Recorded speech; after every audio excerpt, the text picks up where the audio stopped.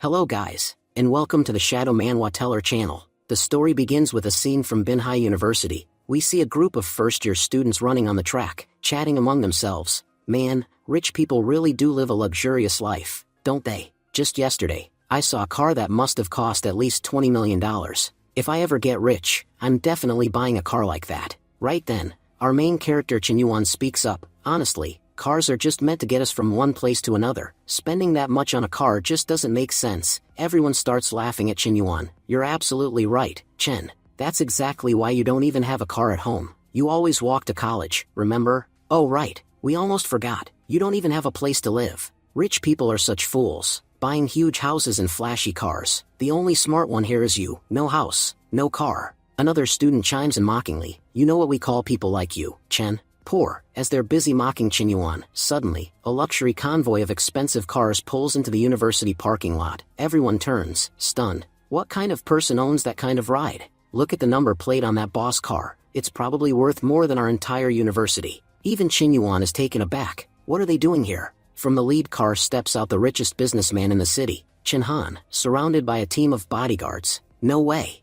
That's the Chin Han, the business tycoon. Why is he at our university? Could it be someone here is from the Chin family? Excited murmurs spread among the girls on campus. If someone from the Chin family actually studies here, I swear, we'll do anything to befriend them. Who wouldn't want to get close to such a powerful family? Meanwhile, Chin Yuan stands off to the side, confused. Why are they walking towards me? Chin Han and his entire group stop in front of Chin Yuan, and then bow deeply to him. Chin Han says with complete reverence, "Master, managing the company without you has become too difficult. Please come back and take charge again. Your brilliant mind is exactly what your loyal servants need." Chin Yuan is stunned. Did he just expose my identity, in front of everyone? All the students around gasp. Wait, what did we just hear? Chin Han, the richest man in the city, just called him his boss. We thought he was just some poor nobody, but he's actually a big shot. They all start panicking. A few minutes ago, we were mocking him about being poor, and now we find out he's that powerful. Suddenly, the same people who were laughing at him just moments ago rush over and say, "Chin Yuan, don't forget,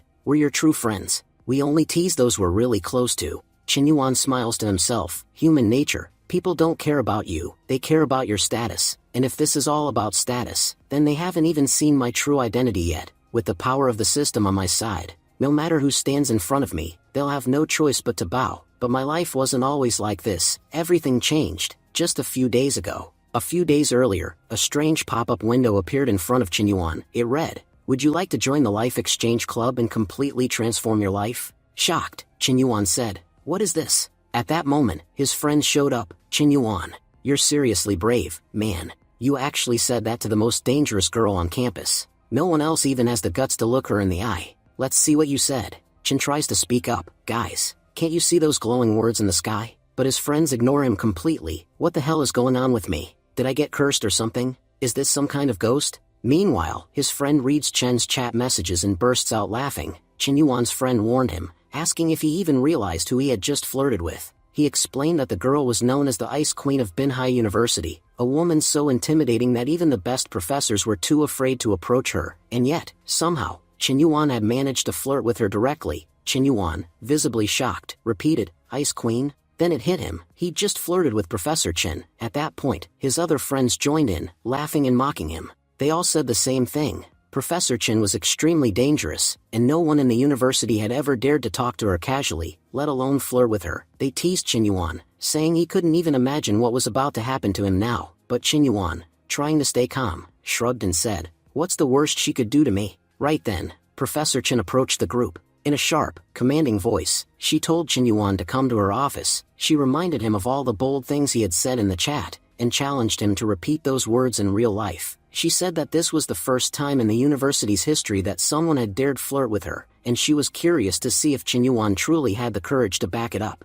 Chin Yuan's friends nudged him, grinning, saying he had caught the professor's attention, and that now was the time to show what he was really made of. Meanwhile, Chin Yuan was internally panicking. He thought to himself that someone had told him she was a first-year student. Had he known she was Professor Chin Yuro, he would never have flirted with her. Suddenly, a window appeared in front of Chin Yuan once again. It displayed the same message. "Would you like to join the Life Exchange Club and change your life?" Chin Yuan thought for a moment. Everything was repeating again. But this time, he felt no hesitation. After all, nothing good was happening in his life anyway. Could it get any worse? He clicked OK. Instantly, he found himself in a completely different place. Stunned, he muttered, "Is this really the Life Exchange Club? Am I dreaming?" A girl suddenly appeared and assured him that he wasn't dreaming. She told him he had officially become a member of the Life Exchange Club, and now had the power to exchange lives with anyone he chose. Chen Yuan, still in disbelief, asked if he could really swap lives with anyone. The girl, who introduced herself as the manager Sue, nodded and explained that the club was filled with all kinds of people, most of them elite models, celebrities, or powerful figures. He could choose anyone whose conditions he liked, and if they agreed, the exchange would happen.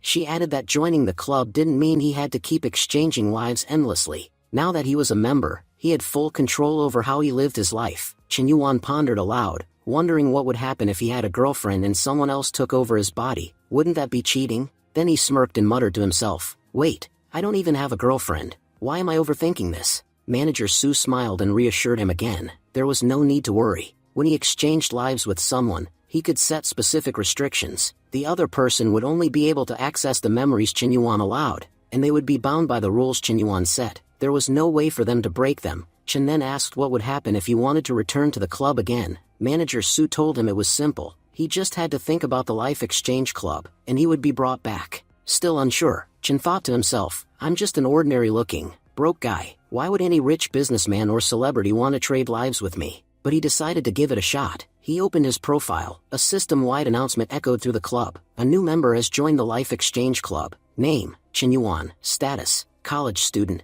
No money, no house. The moment the announcement was made, everyone around turned to stare at him. One by one, people began to approach him with enthusiasm. A man in a suit said, "Brother Chen, would you exchange lives with me? I'm a rich master, your life seems peaceful." Another chimed in, "I'm a global celebrity with 200 million followers. Please, let's switch lives." Chen Yuan stood there, completely baffled. What's going on? Why do these powerful people want my life? Is being ordinary really that special in this club? As he exited the hall, Chen Yuan said to himself that he wasn't going to do anything without first understanding everything fully. Not long after, Chen Yuan encountered a man named Chen Han. Chen Han told him that exchanging lives with him would be quite entertaining. Chen Yuan recognized him instantly. He thought, "That's Chen Han, Binhai City biggest business icon. I can't believe someone like him wants to trade lives with me. But before I agree, I need to ask him something." He asked why so many people were desperate to switch lives with him. Chen Han replied that the more powerful a person was, the more complicated their problems became. The club wasn't just about swapping lives, it was about solving each other's struggles. He explained that the issues faced by a college student were vastly different from those faced by a high-level executive. No matter how big your problems feel to you, they're still much simpler than ours. That's why everyone wanted your life. It may seem small, but to us, it's a peaceful escape. Chen Yuan stood silently as realization hit him. So that's what this means. I'm a loser, and that's why these powerful people want my life. Chen Han explained that solving each other's problems in the Life Exchange Club would earn them life exchange points. Chen Yuan raised an eyebrow and asked what the points were even good for. To him, this all sounded like some strange video game. Chen Han smiled slightly and replied, "That's exactly what it is. A game, but one that can change your real life. Just know this, everything I've achieved so far, all of it is because of those points. The more you earn, the higher your status becomes in the real world." Chen Yuan thought to himself that he didn't care about status or points. He wasn't here to solve anyone's problems. He had only one goal, to trade lives with a company chairman and finally live the high life.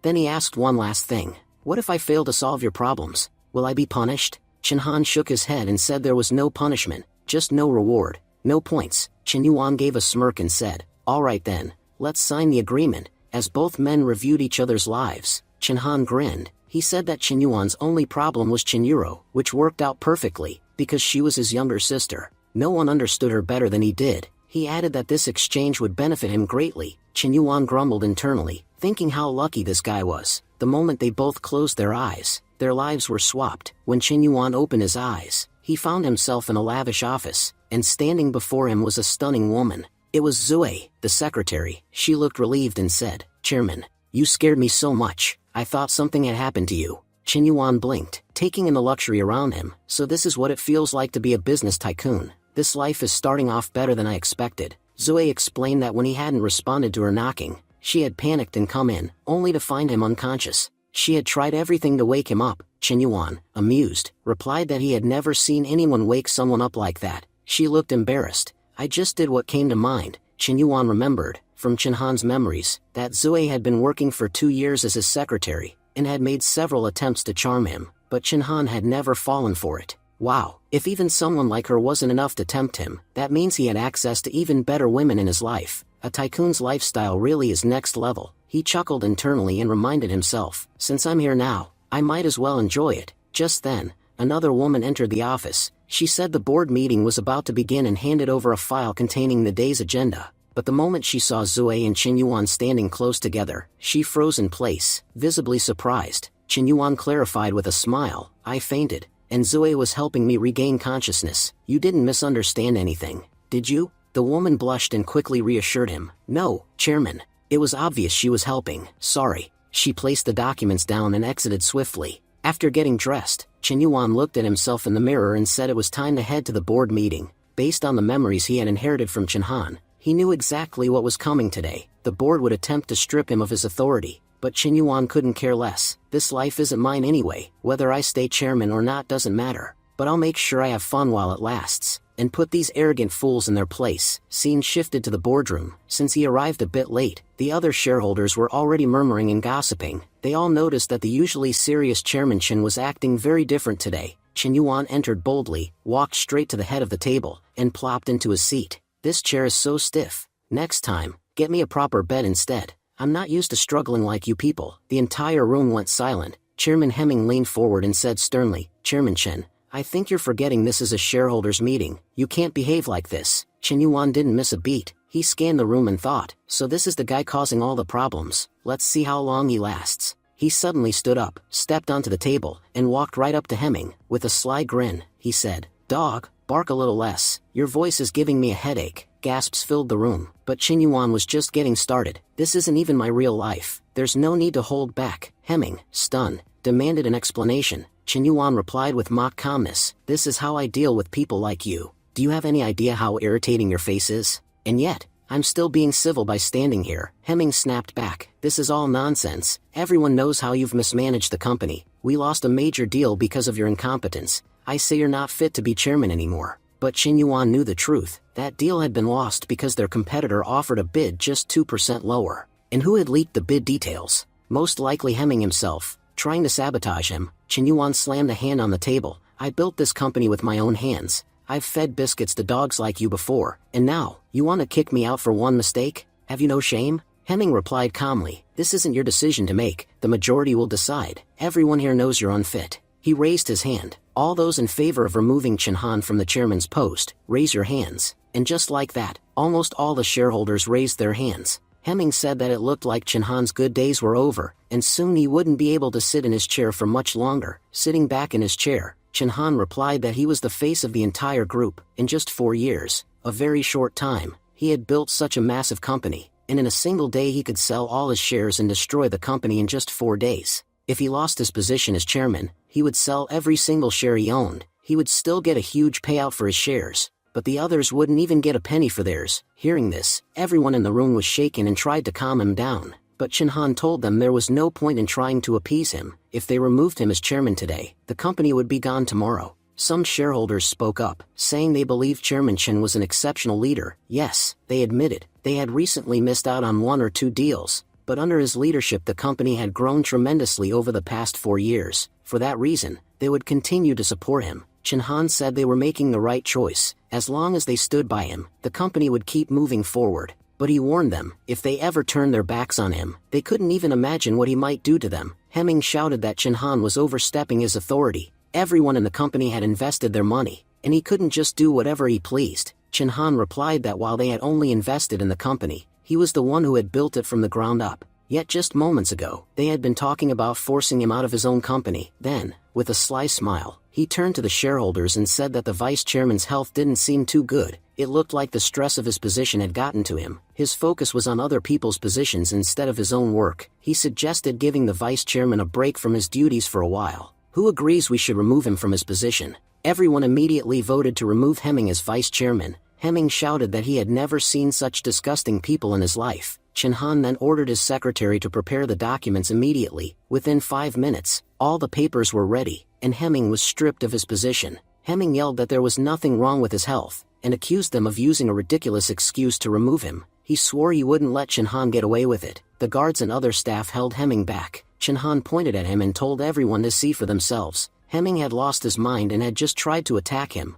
Who knew who he might attack next? That was why Chinhan had removed him from his position, to let him rest at home. Hemming shouted that he wasn't crazy, he was perfectly fine. But Chinhan smiled and told the others that their vice chairman was leaving, and asked if they wouldn't even say goodbye properly. The shareholders, smirking, told Hemming to take care of his health, and even offered to give him a doctor's number if he needed one. Seeing their hypocrisy, Hemming began coughing up blood. Chinhan then remarked sarcastically that Hemming was the most dedicated man he had ever seen. His health was so bad he was coughing blood, and yet he still wanted to keep working instead of resting. But all the shareholders were thinking the same thing, that Hemming's illness wasn't because of the company, but because of Chinhan himself. By now, everyone in the Han Jian group had learned one thing: Chairman Chen was a monster. If anyone went against him, he would destroy them completely. The secretary informed Chinhan that the vice chairman's position was now vacant. Chinhan said it would remain empty until they found the right person. Many in the room secretly began thinking this could be a big opportunity for them.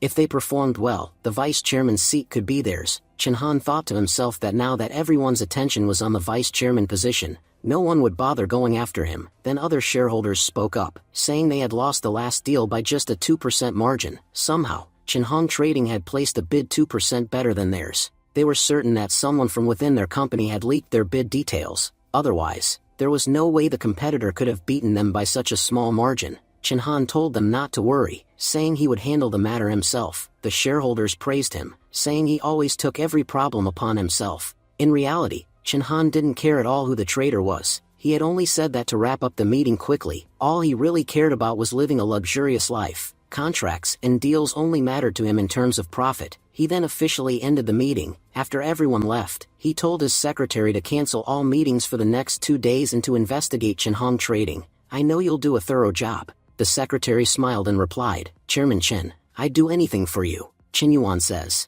"I had some work today, that's why I'm heading out. Later, I'll definitely check what you can do for me." At the same time, Chen Yuan was thinking, honestly, this secretary is amazing. "Chinhan, I'm sorry, but using your body, I'm going to do something a little wrong." The scene shifts. Chen Yuan arrives at the Binhai International Hotel. "It's always been my dream to come here, but because of my poverty, I could never afford it. Today, I'll finally see how amazing this hotel is from the inside." As soon as he reaches the gate, attendants open it for him. Chen Yuan thought, if I had such an incredible life, I'd never want to exchange it with anyone. Inside, a waitress approaches. "Will your order be the same as always?" Chen Yuan replies, "No, I'm going to order something different today." Before he can continue, Chen Yuro appears. "Brother, what are you doing here?" Chen Yuan's mind races. What are they doing here? Aloud, he says, "Yuro, I just came here to eat. But what about you?" At that moment, Chinhan steps forward and shakes hands. Yuro was surprised. "I never thought anyone from our university would have the confidence to talk so casually to my brother, the city's top business icon."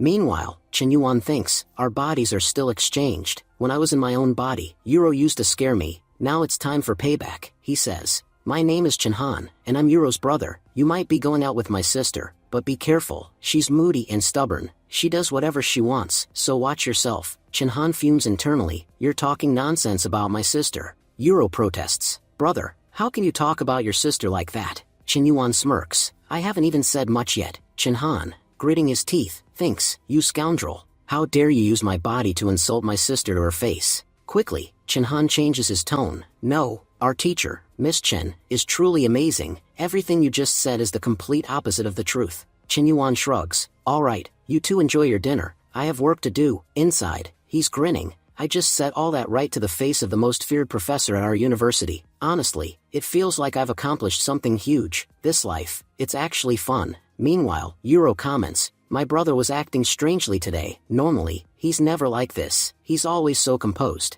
Chinhan explains, "You still don't understand your brother. Everything he said about you wasn't really about you. It was about me, in his own way. He was warning me to take care of you." Yuro smiles. "Oh, is that so? You're really smart." Chen Yuan, "You understood what my brother meant better than I did. And I'm his sister." In her thoughts, she adds, "Honestly, most people at university like me, but he's the first guy I've actually liked. His personality is so much like my brother's." Inside the dining hall, Chen Yuan finishes his meal. "I'm full. Now, the two of you dance for me. The happier you make me, the more money you'll get." Watching them, he thinks, the life of rich people is incredible. I wonder how my 3 roommates are doing right now. They can't imagine how much I'm enjoying myself here. Actually, my classmates have always mocked my poverty. It's time to show off a little. The scene shifts to the present. Qinyuan smirks. Just because of this body exchange, Chinhan is bowing to me. But these fools have no idea. After today, none of them will ever dare to talk nonsense to me again. Yuro wonders, who exactly is this Qinyuan?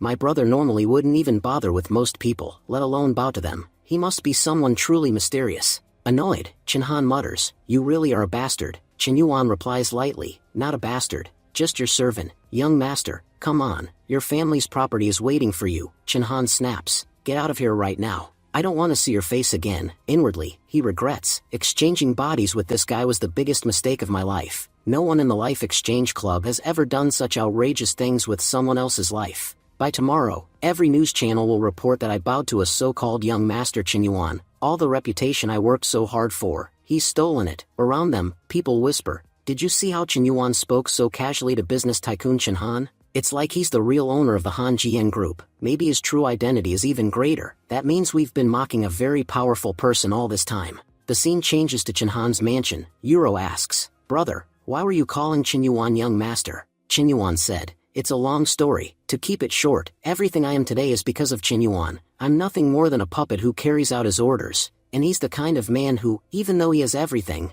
doesn't want anything for himself. Yuro listened silently, her thoughts spinning. I always believed my brother was the most extraordinary person, but now I see the truth. The mastermind behind the Han Zian group isn't him, it's Qinyuan. No wonder their speaking styles are so similar. My brother must have learned everything from him, and Qinyuan, he's only 19. He founded the company 4 years ago. Could a 15-year-old really have the brains to build such a massive business? If so, this Qinyuan will go very far. Leaning forward, she said, brother, I want to know more about Qinyuan. Yuan smiled faintly and waved it off. I'd love to tell you, but I'm on my way to a charity dinner. No time for long stories right now. Without missing a beat, Yuro replied, then I'll come with you. You can tell me everything on the way. But Yuan quickly made an excuse and slipped away. Inwardly, he muttered, we met in a club. How am I supposed to explain that to her? Soon after, Qinyuan left for the charity dinner with his secretary. She looked pleased. Honestly, I never thought you'd take me to an event like this. Yuan gave her a knowing glance. You were right.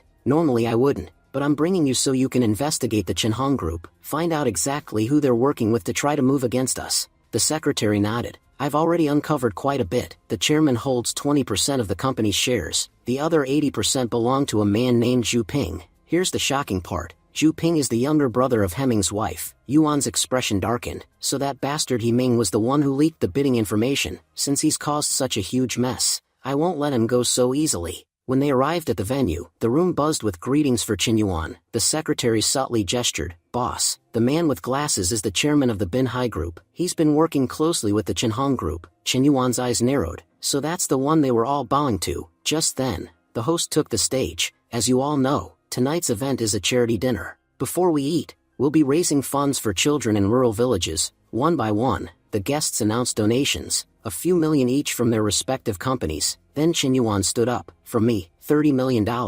A stunned silence fell over the room. Did we hear that right? 30 million? That's more than all of us combined. Qinyuan remained calm. Write it down as a donation from Chinhan, on behalf of his boss, Qinyuan.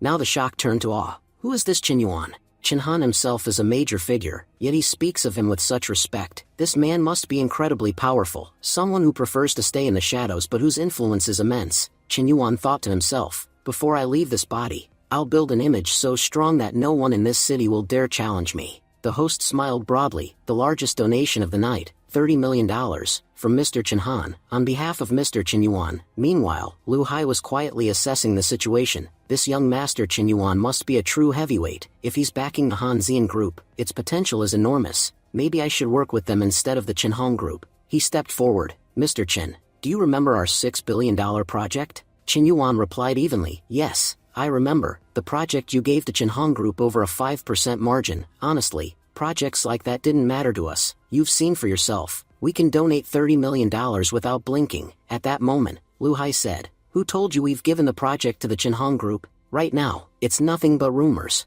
We haven't signed any contract yet. Just then, Qinyuan spoke up. You know, my young master always says, a person's worth isn't measured by money but by their character, and those who cheat for just 5%? You can never trust such people, Lu Hai thought to himself. Sounds like he's talking about Hemming. That fool was the one who deceived them here. It seems Mr. Chen Yuan already knows everything about it. Good thing I came to this charity dinner today. I've learned how powerful the young master Chen Yuan truly is. Better to switch sides while there's still time. Meanwhile, Chen Yuan was thinking, I'm just talking nonsense here. No idea what this guy is even understanding from me. Lu Hai then said, Mr. Chen, please forgive us for the misunderstanding. After some thought, we believe Hanxian Group is indeed the better choice for our project. Would you be interested in taking on our $6 billion deal? Chen Yuan replied, but we're not going to change our price. They gave you 5% better pricing, but ours will remain the same. Lu Hai countered, Mr. Chen, what are you saying? That 5% difference amounts to $30 million, and I've seen you donate that much without batting an eye. A man who doesn't care about money is truly remarkable. So, take 5% extra from us. Just please sign the contract with us. Chen Yuan thought, Chen Han, you'll thank me later for coming into this body. I've landed you a huge project and even saved you $30 million.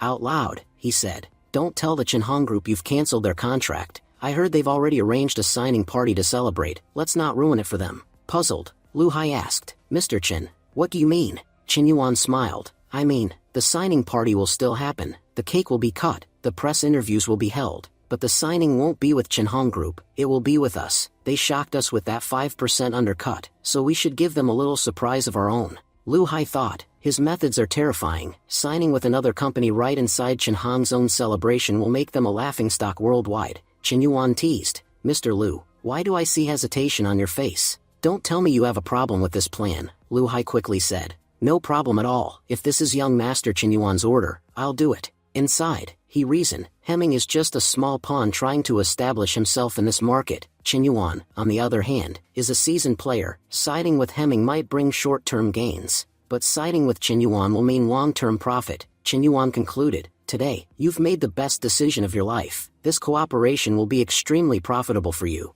Nearby, the secretary thought, if our chairman is this capable, then how incredible must Chen Yuan be, someone who can command him so easily. Just then, Mr. Hari stepped forward and said, I'm the owner of the Hari Group and organizer of this charity dinner. Today, we've witnessed the largest donation in our history, $30 million from Mr. Chen Yuan. I'd like to invite him to dinner to thank him personally. Chen Yuan replied, our young master is extremely busy right now, so unfortunately he won't be able to attend your dinner. People whispered among themselves, Chen Han is truly smart. He doesn't let Mr. Chen Yuan meet just anyone. Meanwhile, elsewhere, Hemming was fuming, that bastard Chen Han. I won't let him go. I worked so hard to convince everyone to remove him from the chairman's seat, but at the last moment, he flipped the entire game. Xu Ping tried to calm him, brother-in-law, why insist on becoming Hanxian Group's chairman? We can just pull all their projects into the Chen Han Group, and you can become our chairman instead. Hemming shook his head, this is a matter of pride. Xu Ping smirked, the day after tomorrow is the signing ceremony.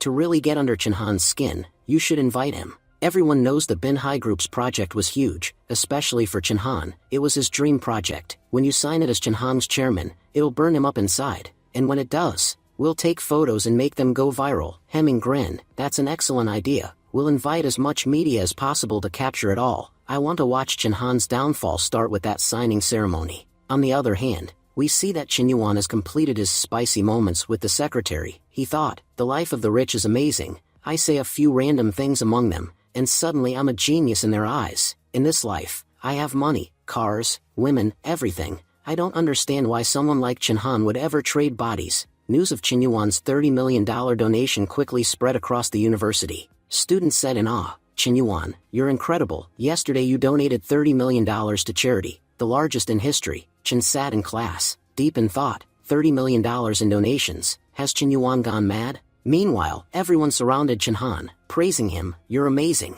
Such a huge donation, and you didn't even come to the party yesterday. Honestly, from now on, you're our idol. Chen Han, however, thought to himself, 30 million? I wouldn't donate that much even in my dreams. If I were being generous, I'd maybe donate 5 million, not 30 millions. Just then, the teacher entered the classroom. Chen Yuan, you've done a great deed. Would you like to inspire the others by telling them how you did it? Embarrassed, Chen Han replied, I didn't do much. I only did what I felt was right. As human beings, it's our responsibility to help others. The professor smiled warmly. Chen Yuan, I've never seen a student like you. Even with wealth, you have no arrogance, only kindness and humanity. I hope the rest of the class learns from you. Chen Han thought, I've been in this club for 4 years. I've met all kinds of people, but I've never seen anyone like Chen Yuan. Who knows what this scoundrel will do before this body switch ends? Euro, on the other hand, was thinking, Chen Yuan is even better than my brother. My brother once donated $5 million, but because of Chen Yuan, he donated 30 million. Chen Han clenched his fists inwardly. No, this can't happen.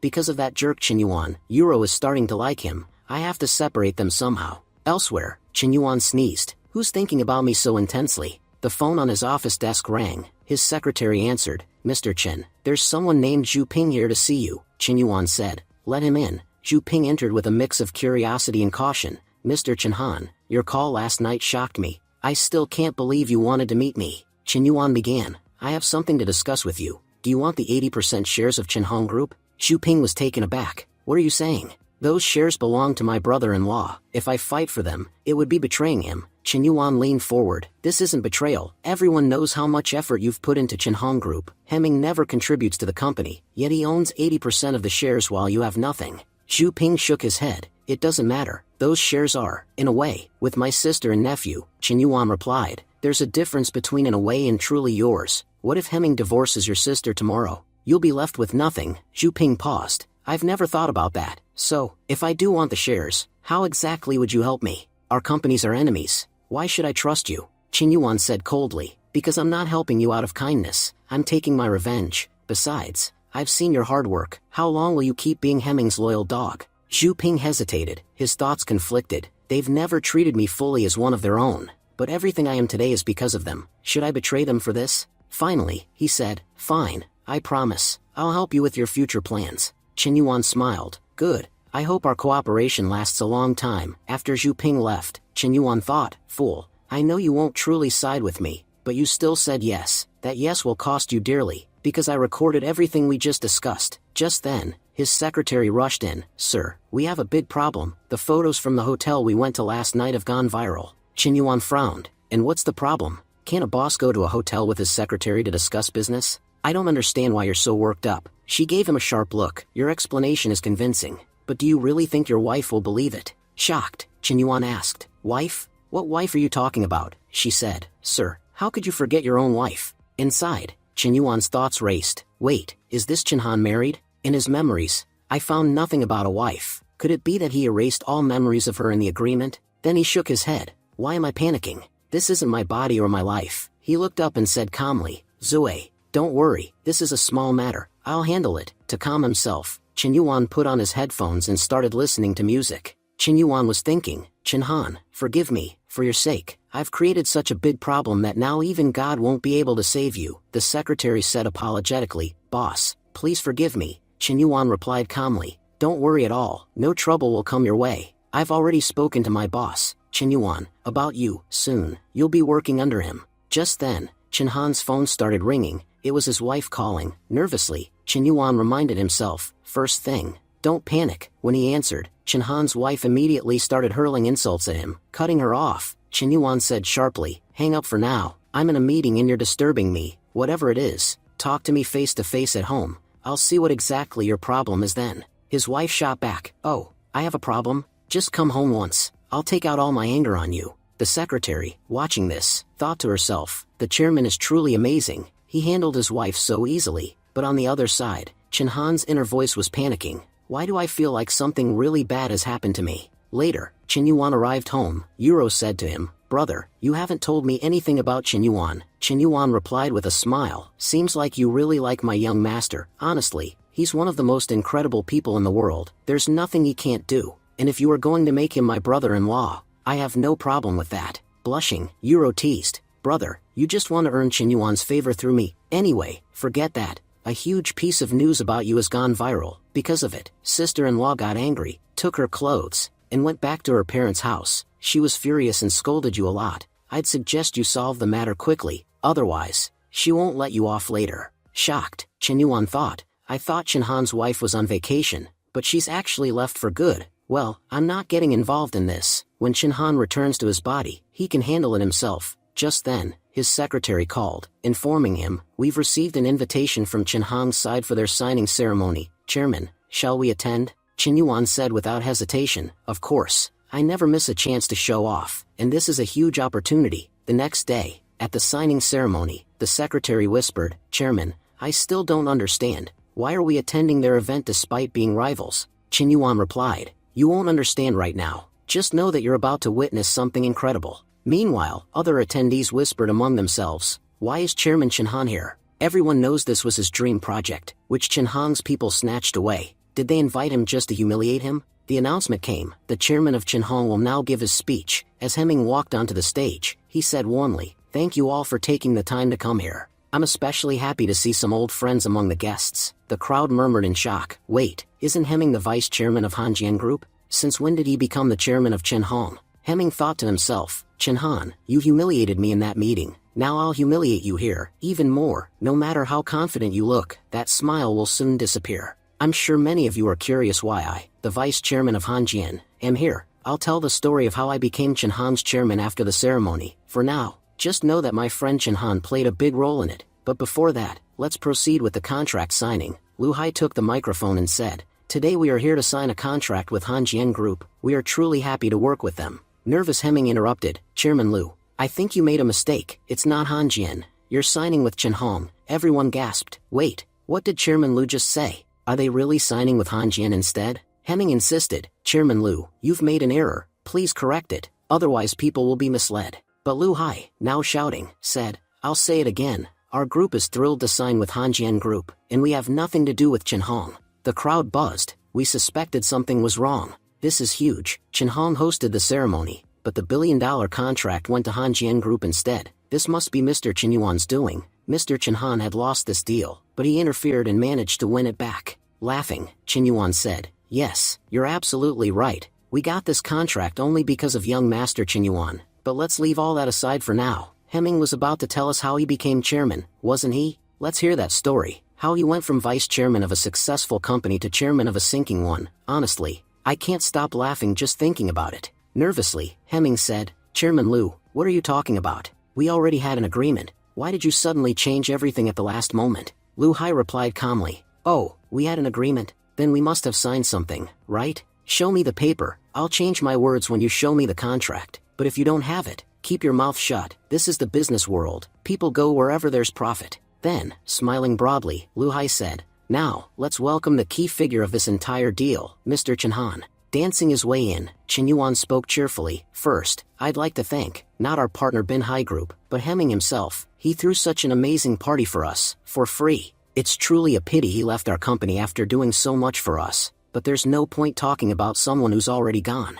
Instead, let's talk about young Master Chen Yuan. To be honest, I had already lost this contract with my own hands, but young Master Chen Yuan insisted that we win it, and let's face it, whatever he wants, happens. He even told me personally that he'll put his full focus on Hanjian Group, and pay less attention to his other billion-dollar companies. Just imagine, when all his resources are poured into our company, how far we'll go. He also said that any rivals who stand against us will be crushed. So, invest your money carefully." The businessmen around him murmured in excitement. This is huge news. If young Master Chen Yuan can secure a $6 billion project without even appearing in person, there's nothing he can't do. If he's shifting his full attention to Hanjian, then we should invest everything there. We need to earn his favor, and, most importantly, cut all ties with Chen Hong Group. If we stay linked to them, young Master Chen Yuan might turn against us. Hemming snapped angrily, "Chen Han, you're talking nonsense. You're simply trying to destroy our company." Chen Yuan retorted, "Destroy? Was it me, or was it you?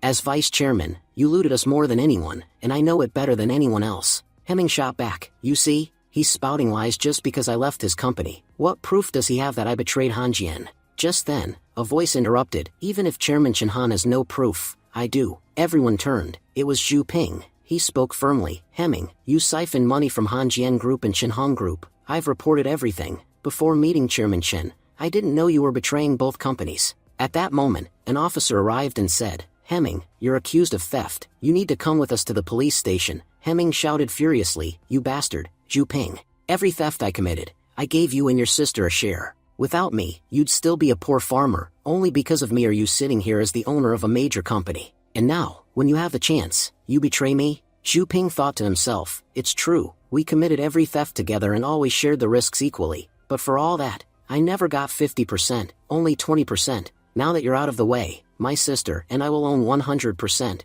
Why should I give you anything?"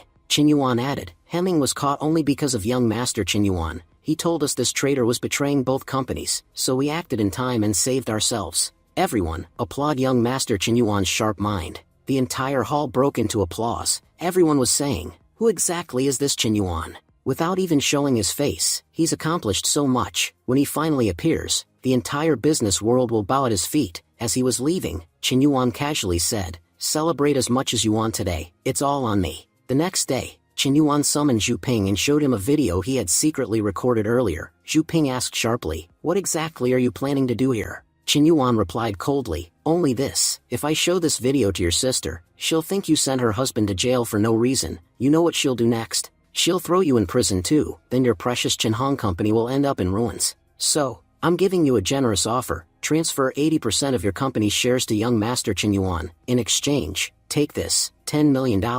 The last 6 digits of this card is the password to access it. That should be enough for you to live very comfortably. Zhu Ping hesitated, but I'll need my sister to sign the papers. After father passed away, all shares were transferred to her. And you're giving me the money up front. Aren't you worried I might just run off with it? Qin Yuan's eyes glinted. If it were my money, I'd be worried. But these are young Master Qin Yuan's funds. The last person who tried to run with his money hasn't been seen since. If you enjoy disappearing permanently, feel free to try. Inside, Qin Yuan thought with satisfaction, using Qinhan's money, I've just secured an entire company in my own name. Tomorrow I'll fully take it over. Anyway, the day after tomorrow, our bodies will switch back. The following morning, Qin Yuan arrived at Qinhong Group with his secretary. From now on, you'll serve as secretary to Qinhong's chairman, not to Han Jian. Soon, your real boss, young Master Qin Yuan, will visit personally, obey his every word. Blushing, the secretary thought to herself, I'll obey him more than anyone. Chairman Qinhan is just a pawn. My real goal is young Master Qin Yuan. Scene shifts to the Qinhong Group meeting room. Without asking permission, Qin Yuan strode inside. The general manager snapped, Mr. Qin, you must be lost. This is Qinhong Group, not your playground. You're not welcome here. We're busy. Leave. Qin Yuan smiled calmly. No need to worry. From today, you'll be completely free of responsibility. He signaled to his aide, bring the documents. Handing them over, he said, read carefully. These prove that Qinhong Group now belongs to young Master Qin Yuan. He's asked me to manage it on his behalf. Shocked voices filled the room. What? Young Master Qin Yuan bought our company? This man is dangerous. Qin Yuan announced, General Manager, you're relieved of duty effective immediately. From now on, Chairman Zui will lead this company. I expect full cooperation. As he left, Qin Yuan added with a smirk, this is the last time you'll see me. Young Master himself will visit soon. Make sure you don't embarrass me in front of him. Just as Qin Yuan was stepping out, his phone rang. It was Qinhan's wife. I'm coming back tomorrow. When I land, I expect you on your knees, apologizing and explaining everything. Qin Yuan replied curtly, do you know who I am? I'm Qinhan, and I kneel to no one. I explain myself only to young Master Qin Yuan, never to you. Get home on your own. I'm not picking you up, and don't call again. I have more important matters. Hanging up, Qin Yuan thought, Brother Qin, I've solved every single problem in your life. I kicked out your company's biggest traitor, made a nice profit for myself, and, best of all, I've secured your dignity as a husband. Your wife will respect you now. When you meet me tomorrow, you'll thank me. The next day, Qin Yuan arrives at the Life Exchange Club, stepping into his own body again. He says with a satisfied smile, it feels great to be back in my own skin. Just then, Qinhan walks in, glaring, you bastard, finally, I've found you. Qin Yuan replies casually, I hope you had a spectacular week. Qinhan sneers, I've swapped lives with plenty of people before, but I've never met someone as devious as you. You look so innocent on the outside, but inside, you're cunning to the core. Qin Yuan chuckles, I'll take that as a compliment, though I'm not used to hearing so much praise. Anyway, let's skip the small talk. I'm new here. Tell me, how many members does this club have, and what exactly goes on here? Qinhan snaps, I don't want to spend even a second near you. Qin Yuan teases him, how ungrateful. After everything I've done for you, you're just running away. At least tell me where you're going. Qinhan retorts, I'm headed to the second floor to check my points. You have no business there. Qin Yuan shrugs, why not? I should have points too. On the second floor, they see rows of rare and valuable items. Qin Yuan whispers to himself, wow, this place is incredible. Qinhan nods, sure, it's impressive, but everything here has a price. You need points to earn these rewards. And since you're just a newbie, you probably don't even have 1 point. Opening his own profile window, Qinhan grins smugly, this is fantastic. I just earned 5 points from your life. In the last 4 years, I've never made this many in a single mission. That brings my total to 9 points now. Chen Yuan, curious, opens his own profile. Oh, so the screen pops up like this when you tap here. Chen Han waves dismissively. Don't waste your time, this was your first mission. You probably earn nothing. Chen Yuan smiles slyly. Looks like you're in for a surprise. Chen Han scoffs. What surprise? If you're lucky, you might have scraped together a single point. Even the top members of this club only earned 1 or 2 points from their first mission. Honestly, I expect you to have 0. But as soon as Chen Yuan's window opens, Chen Han was stunned. What? You're a newbie. How did you earn 10 points in one go? The system announcement explains. Chen Yuan secured a massive project for the Hanjian group, something Chen Han could never have achieved, even in his dreams. He protected Chen Han's position as chairman, which Chen Han himself was incapable of saving. And he exposed and removed the company's most dangerous traitor, whom Chen Han mistakenly believed to be utterly loyal. In short, Chen Yuan transformed a donkey named Chen Han into a thoroughbred horse. Mission reward, 10 points. Furious, Chen Han exclaims, so not only did you earn 10 points, but even the system is calling me a donkey now. You're just a newbie. How did you pull this off? Do you have any idea how hard it is to earn even 1 point? Chen Yuan smirks. Oh, you're absolutely right. Earning points is tough, but for a genius, life is a different game entirely. What you see is your biggest problems.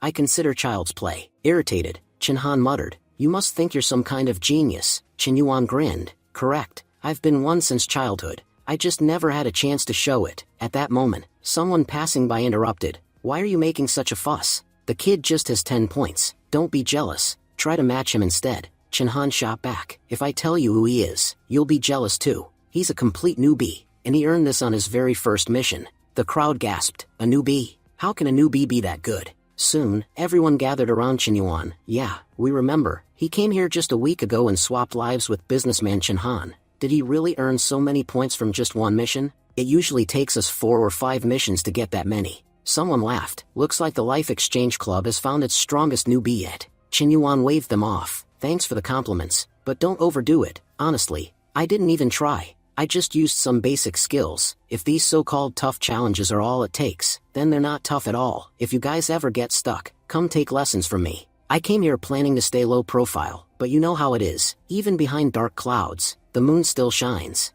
I just can't hide my greatness. Annoyed, Chen Han snapped. Get out of here. I've never met anyone more insufferable than you. Feigning innocence, Chen Yuan replied. I know, ordinary people like you are always jealous of geniuses, but do you think being a genius is easy? It's a lonely life at the top. You meet thousands like yourself, but people like me never meet another of our kind. Even with the pain, we push forward. We work hard too, but our hard work begins when yours ends. Chen Han thought to himself, this guy is so good at acting and bragging. No wonder he earns so many points. As Chen Han walked away, Chen Yuan called after him. Brother Chen Han, where are you going? I still need to ask you about the club, especially what I can buy with these points. Just then, Manager Su approached. You can buy anything you want with points. Chen Yuan greeted. Manager Su, you're here? I heard a very talented newbie appeared, so I came to see for myself. Honestly, I had a feeling it would be you. Chen Yuan chuckled. I've stayed low profile so long that no one ever suspects I'm a genius, but I'd like to know more about the club. Manager Su smiled. In that case, I'll give you a full tour and explain how it works. The first floor is the exchange hall, where people swap their lives. The second floor is the points mall. You can check your balance and buy skills there. The third floor is our dining area. On the fourth floor, you can purchase entertainment. The fifth floor has living quarters for players. The sixth and seventh floors are restricted to staff only. On the second floor, you can rent almost anything. And yes, you can buy anything using points. Each floor has its own staff to assist you. As they reached the fifth floor, someone jeered. Manager Su, you're only in charge of the first floor. Why are you personally escorting this guy around every floor? Manager Su replied casually, because I really like this strong newbie. He joked, but didn't you say you only liked handsome guys? Manager Su smiled. Chen Yuan is both strong and handsome. Chen Yuan took the opportunity to ask, so, how many members does the club have? Manager Su admitted, I'm not sure. People come and go all the time. Personally, I hope you stay here for a long time. Chen Yuan grinned. Don't worry, I'm in it for the long haul. Later, Chen Yuan headed to the Points Mall. I've already taken control of the Chen Han group, so money won't be an issue. What I need now is to work on my physical body. He purchased a body strengthening serum. Even though I've spent 5 points, my body will become much stronger, and I really need that strength, because once Chen Han finds out what I did with his life, he definitely won't let me off. I need power to handle his anger. Scene shifted to Chen Han. He was muttering to himself, it's been an entire week. I still haven't spoken to my wife. I should call her and ask her to come back home. but when he reaches for his phone, he notices something shocking. His wife's number has been deleted. Chin-han frowns, thinking, why would that scoundrel Chin Yuan delete my wife's number? Did he do something to her? No, at least I still remember her number. I can still call her. He dials, and the moment his wife picks up, she explodes in anger. Chin-han, looks like you've grown bold. First you block me, now you dare to call me? I thought you'd erased my number completely. This whole week you've been unbearable, and I'm still furious. Tomorrow I'm coming home, and I'll use every bit of my martial arts training on you. Be ready, I'm breaking your legs. She hangs up abruptly. Chin-han stares at his phone, muttering, that bastard Chin Yuan. Why would he block my wife's number? That man is truly bizarre. Just then, Euro enters the room. Brother, what's wrong? Why are you yelling in the middle of the night? Chin-han groans. Tell me honestly, Euro, what have I done in the past week to make your sister-in-law so angry? Euro shrugs. Nothing major, brother. Chin-han sighs in relief. Well, that's good to hear, but Euro adds dryly, you didn't do anything small either. You did something so big she might actually break your legs. Chin-han stiffens. Euro, stop joking. Just tell me what I did. Euro crosses her arms. Brother, you forget things too quickly. I'm sure you've forgotten that secretary you took to the hotel. Your photos went viral. Sister-in-law saw them. I told you this the very same day, but instead of explaining, you arrogantly said, I'm Chin-han. I don't need to explain myself to anyone. Do you really think she wouldn't be angry after that? Chin-han clenches his fists, fuming. Chin Yuan, you bastard.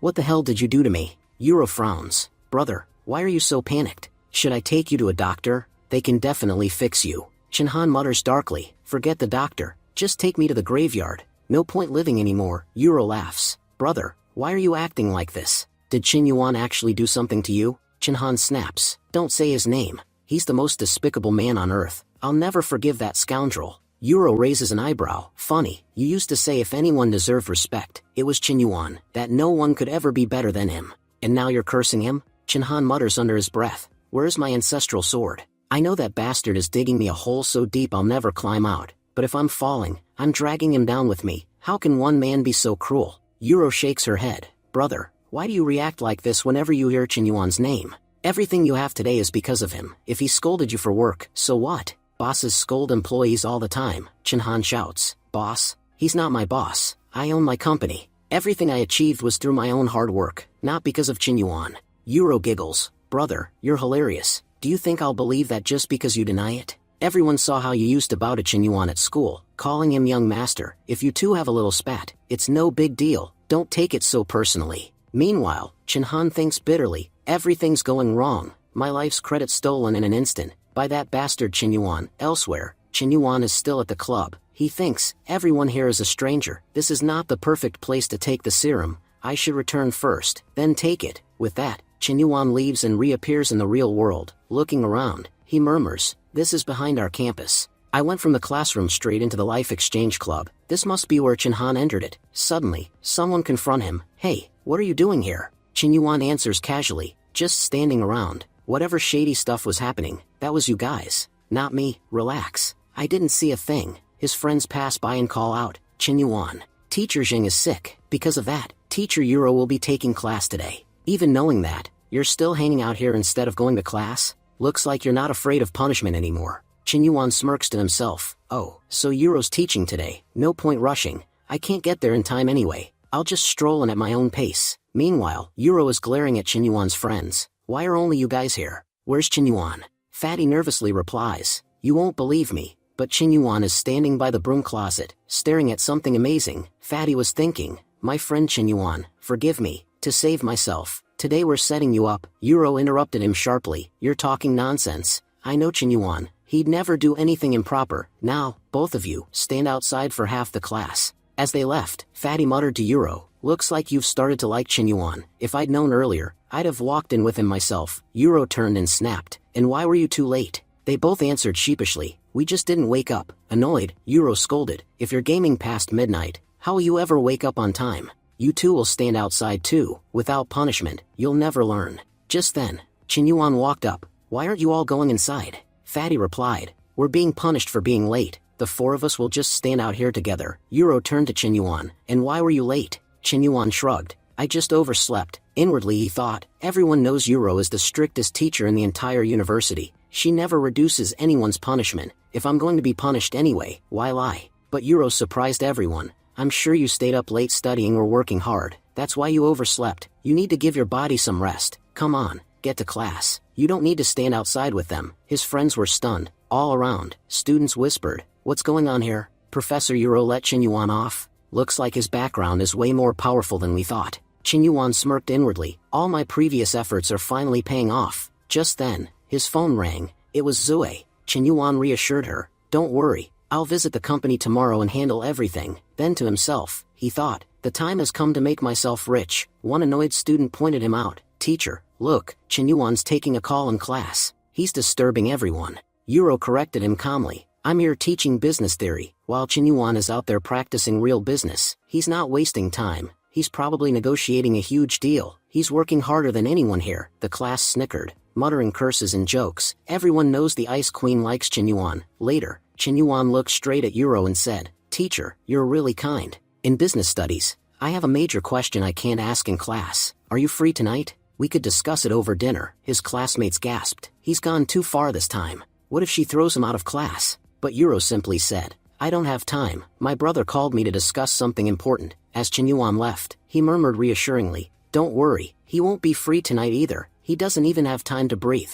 A moment later, Euro changed her mind and nodded yes. She even let Qinyuan's 3 friends back into class. His friends beamed. "Brother Chen, if we've ever done one good thing in life, it's becoming your friends. That Ice Queen who ignores even the principal agrees with your every word. Honestly, we're jealous, but so proud you're our brother." Scene shifted to Chenhan at the office. Chenhan muttered to himself, "I hope that Qinyuan hasn't caused any trouble in my room." Looking around the office, he thought, everything seems normal. As he entered, the secretary greeted him. "Lu, what are you doing here? Where's Secretary Zoe?" Inwardly, he thought, if Zoe is missing, Qinyuan must have stirred up serious trouble. "I'll have to create a cover story with her and tell the same story to my wife. That way, her anger will cool down, and everything will be fine." But Lu replied, "Chairman Chen, Zoe has left the company, and she took several of our staff with her." "But why are you asking? You approved it yourself." Chenhan froze. "Where did she go?" He thought bitterly. "I knew it. If he caused problems in my personal life, why wouldn't he sabotage my company too?"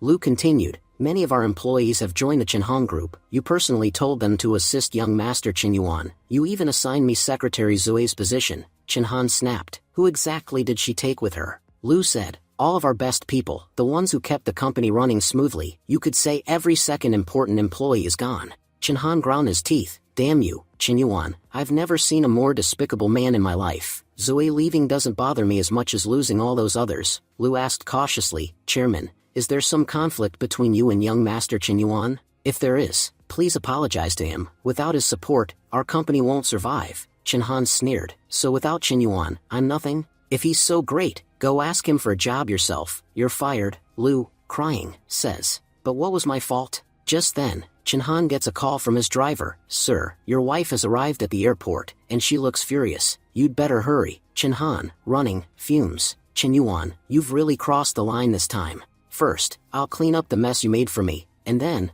I'll destroy you. No enemy could treat me worse than you just did." The scene shifts to the Chenhan Group headquarters. Secretary Zoe and the staff are waiting for young Master Qinyuan. Everyone is gossiping excitedly. "I've heard he's got such an impressive personality. I bet he'll arrive in an insanely expensive car, maybe even something none of us have ever seen before. Or maybe he'll fly in by helicopter." Right then, Qinyuan makes his grand entrance in a taxi. He thinks smugly, "Look at them all, lined up to welcome me. Now I finally know what it feels like to be the boss." But the staff are stunned, whispering to each other. They try to make sense of it. "Looks like our young master prefers a simple life. Otherwise, he could have arrived on an elephant if he wanted. But he chose to come in a taxi instead." Zoe steps forward. "Young Master Chen, I'm Zoe. I've been managing the company in your absence." Later, in his office, Zoe asks politely, "Would you like to review the company's documents first?" Qinyuan waves it off. "Forget the documents. Go buy a huge house, and a good car too, both in the company's name." Zoe nods quickly. "No problem. I'll make sure everything matches your status." Feigning nonchalance, Chen adds, "You know, my family has a rule. We can't own property until we're 20. Luckily, I just turned 20 yesterday, so now I can buy whatever I want." He thinks to himself, "If I seem too eager to spend money right now, she'll get suspicious. Better pretend I have personal reasons for all this." Zoe comments with admiration, "So until now, you weren't even using your full family power. You built that massive company entirely on your own intelligence. People like you, you're really different from the rest of us." While ordinary families dream of working in big companies, you people are busy building them. Well, we'll need that power now. Chinhong is facing a serious crisis. Chinhan asks, what kind of crisis? Zui replies gravely, the kind that could destroy us completely. Chairman Han has suddenly cut all ties with us. Every project we had came from him, and now he's even using his own company's power to crush Chinhong. Chen Yuan thinks, so, this Chinhan really is capable. No wonder he built such a massive empire in just 4 years. Zui shakes her head. I just don't understand why Chairman Han turned against us. Our entire business depends on him. If this continues, surviving will be almost impossible. Chen Yuan smirks. Impossible? If I weren't here. Don't worry, nothing's too hard for me to handle. By the way, we still have enough cash for a house and car, right? Zui reassures him. Oh yes, we're still in profit this month. Losses will only start showing from next month. Good, transfer $1 million into my account. I'm meeting some friends to fix this problem. I'll have to use my connections. Inside, Chen Yuan was thrilled. A house, a car, and $1 million in cash. What more could I want? I'll handle the company's crisis my way. Zui, watching him leave, thinks in awe. He's meeting powerful people over dinner to save the company. What an incredible boss to serve. The scene shifts to Chinhan, waiting for his wife at the airport. If I apologize like this, she's sure to forgive me. But when Jean Roy arrives, she's fuming. After everything you said, you still dared to show up here to pick me up? I thought you never wanted to see my face again. Chinhan pleads. I only said those things in anger. Let me explain everything. Jean Roy snaps. Oh, I'm angry too, and lands a brutal kick straight to his neck. The onlookers gasp as Chinhan staggers. She warns coldly, looks like you forgot I'm a black belt in Taekwondo. Be glad I held back, otherwise your chapter would have ended right here. Bystanders record videos, whispering gleefully, the city's biggest chairman is getting beaten up by his wife. This will go viral if we post it. Jean Roy turns to Chinhan. Come home with me, you're getting a kick for every single word you say. As she drags him away, Chinhan cedes inside. Chen Yuan, I swear you're my worst enemy. If I don't bankrupt you, my name isn't Chinhan. Meanwhile, we see Chen Yuan having dinner with Euro. Euro says, you were absolutely right. Brother called me later and said he was very busy today. Chen Yuan smiles. See, I told you, I'm never wrong. Wanting to impress her, Chen Yuan orders everything Euro likes. Surprised, she asks, how do you know all my favorites? He chuckles. Honestly, these are all my favorites too. Looks like we have similar tastes.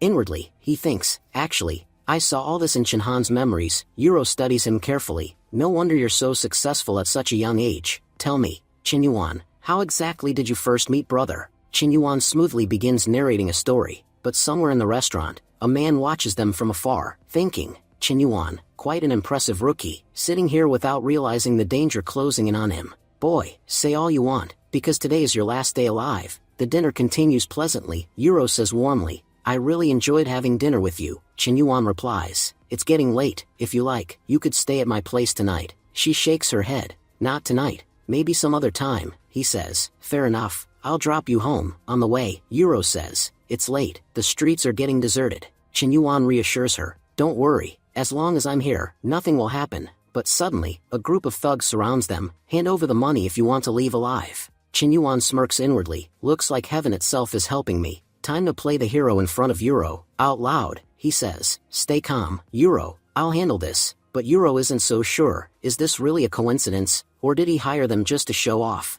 The thugs grow impatient. You're taking too long. No one's escaping now. As one lunges forward, Chen Yuan dodges and knocks him out cold with a single vicious kick. The others panic. Did we just mess with a martial artist? But before they can flee, Chen Yuan pummels another one. The last thug tries to run, stunned. He looked like a normal high school kid, but he's insanely strong. Chen Yuan catches him easily. Euro, watching in awe, thinks, he's beating them so badly. Hired thugs never take hits like this. She asks, Chen Yuan, are you okay? He grins. Worry about them, not me. I hit them hard enough they won't forget this beating. Grabbing one thug by the collar, Chen Yuan growls, talk. Who sent you? Another thug, hiding nearby, watches nervously. I thought he was just a rookie, but he's a real monster. Chen Yuan threatens, open your mouth before I crack your skull open. The thug slashes at him with a knife, forcing Chen Yuan to step back, tears streaming down his face. The thug screams, get away from me. My body, it's moving on its own. Chen Yuan knocks him out cold. Spectators whisper, is that guy fighting all alone? Look at how many men he took down.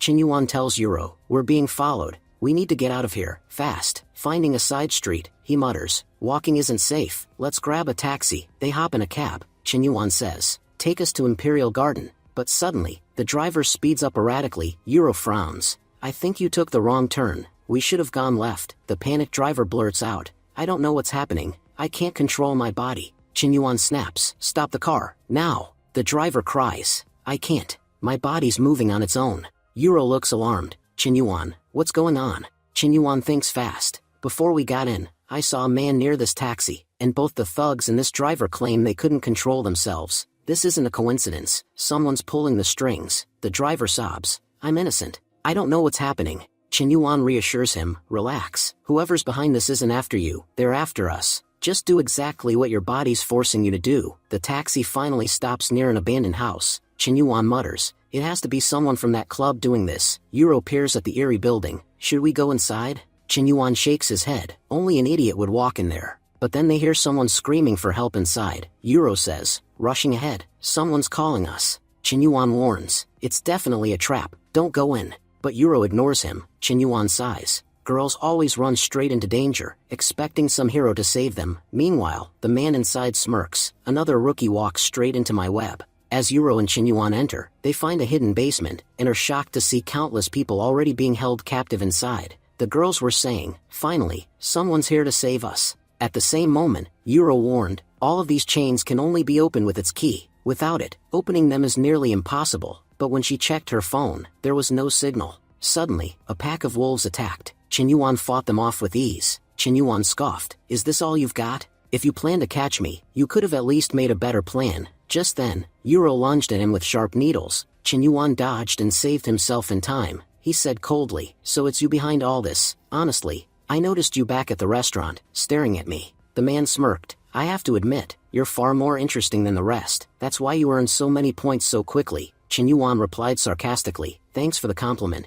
But did you drag me here just to flatter me? If you only wanted to talk, we're done. Let me go. The man shook his head. No, I said you're clever, but don't think I'm a fool either. Next month, the club is hosting a month-long point competition. Players can trade or steal points from each other. I'm an old player. No matter how strong you are, you can't stop me. I'll take every single point you've earned. Chinyuan dodged another barrage of needle attacks with ease. You really think you can beat me with these cheap tricks? The man grinned darkly. No, I can't beat the strongest newbie. But that girl with you, she's easy to control. I'm going to give her something that will kill her in seconds. By the time Chinyuan turned around, it was too late. Yuro had already drunk the entire bottle. The man taunted. So, Chinyuan, what will you do? Watch your girlfriend die in front of you, or become my servant. I treat my servants very well, you know. Chinyuan snarled. I don't care about the others, but you're not leaving alive tonight. Even if I die, I'll take you with me. The man attacked again, but Chinyuan slipped past every needle and closed the distance instantly. Shocked, the man thought, how can he be this fast?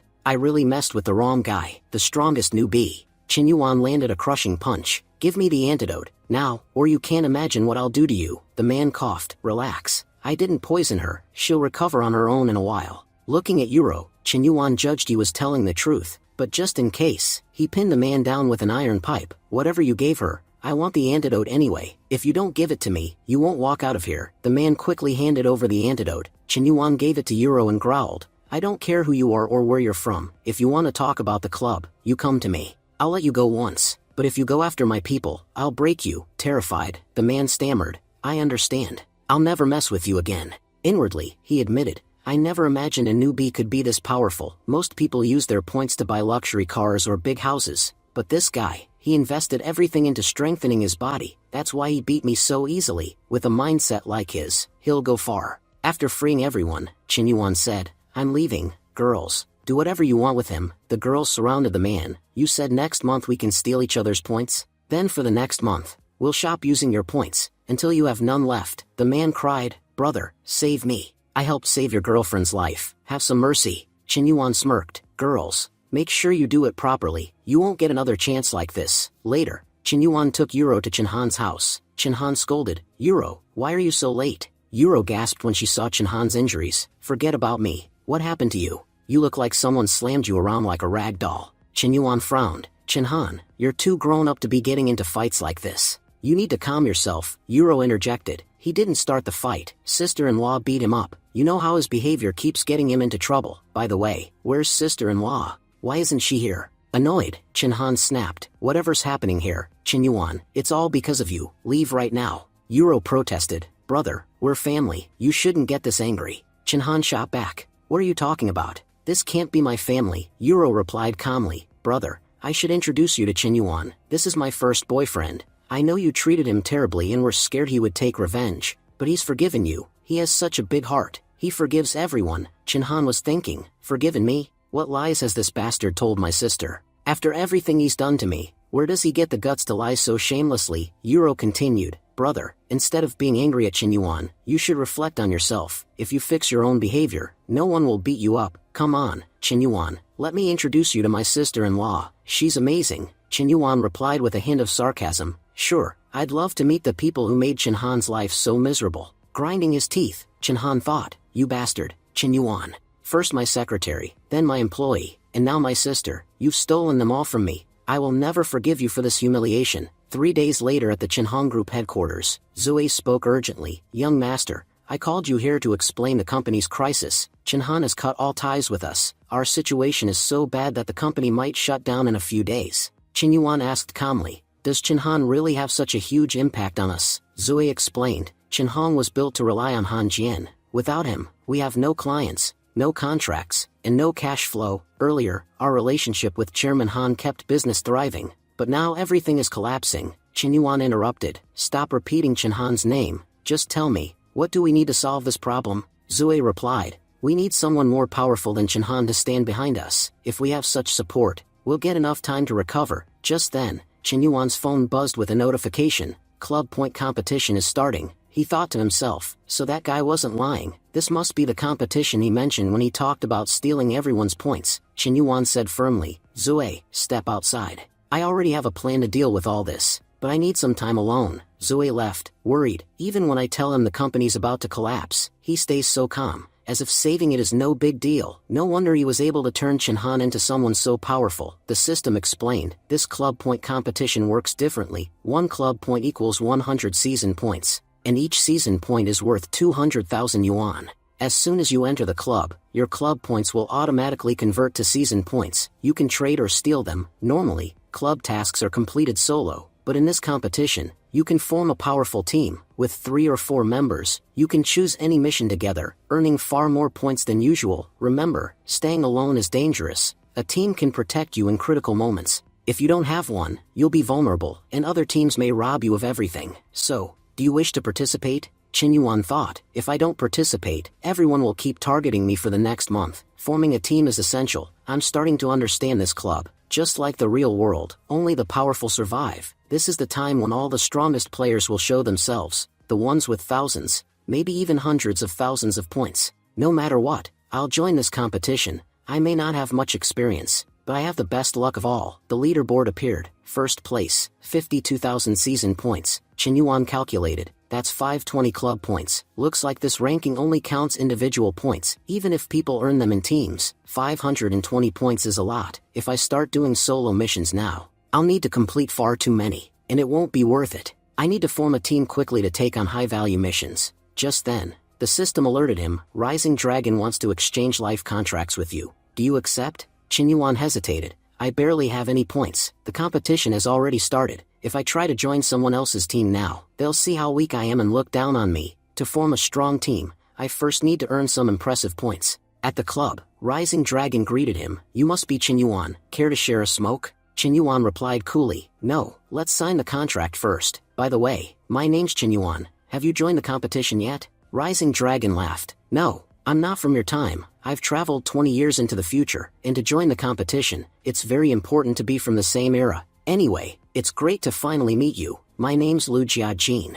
Chinyuan, visibly shocked, asked, did you really join the club 20 years ago? If Chinhan became such a big shot in just 4 years, then you must be some kind of heavyweight. Why have I never heard of you? Rising Dragon replied, to tell you the truth, even though I'm already in the club, my fate is sealed. Manager Su told me that if I don't earn enough points soon, I won't live long. That's why I rushed here. Chinyuan thought to himself, this guy's life is in real danger, and judging by his face, he's under tremendous pressure. His problems might turn into my opportunities. Chinyuan then asked aloud, I'm really curious, why did you choose me? If your life is on the line, shouldn't you have gone after someone more powerful? Rising Dragon explained, that's exactly why I chose you. Manager Su said you have the highest potential out of everyone in the club. If they're donkeys, you're a thoroughbred. That's why I'm betting everything on you. Plus, earning points through you will be easier. Don't forget, I told you, if I run out of points, I'll die soon. A college student's life is nothing compared to mine, Chen Yuan mused. So being a loser in the club is a really big deal. Half an hour later,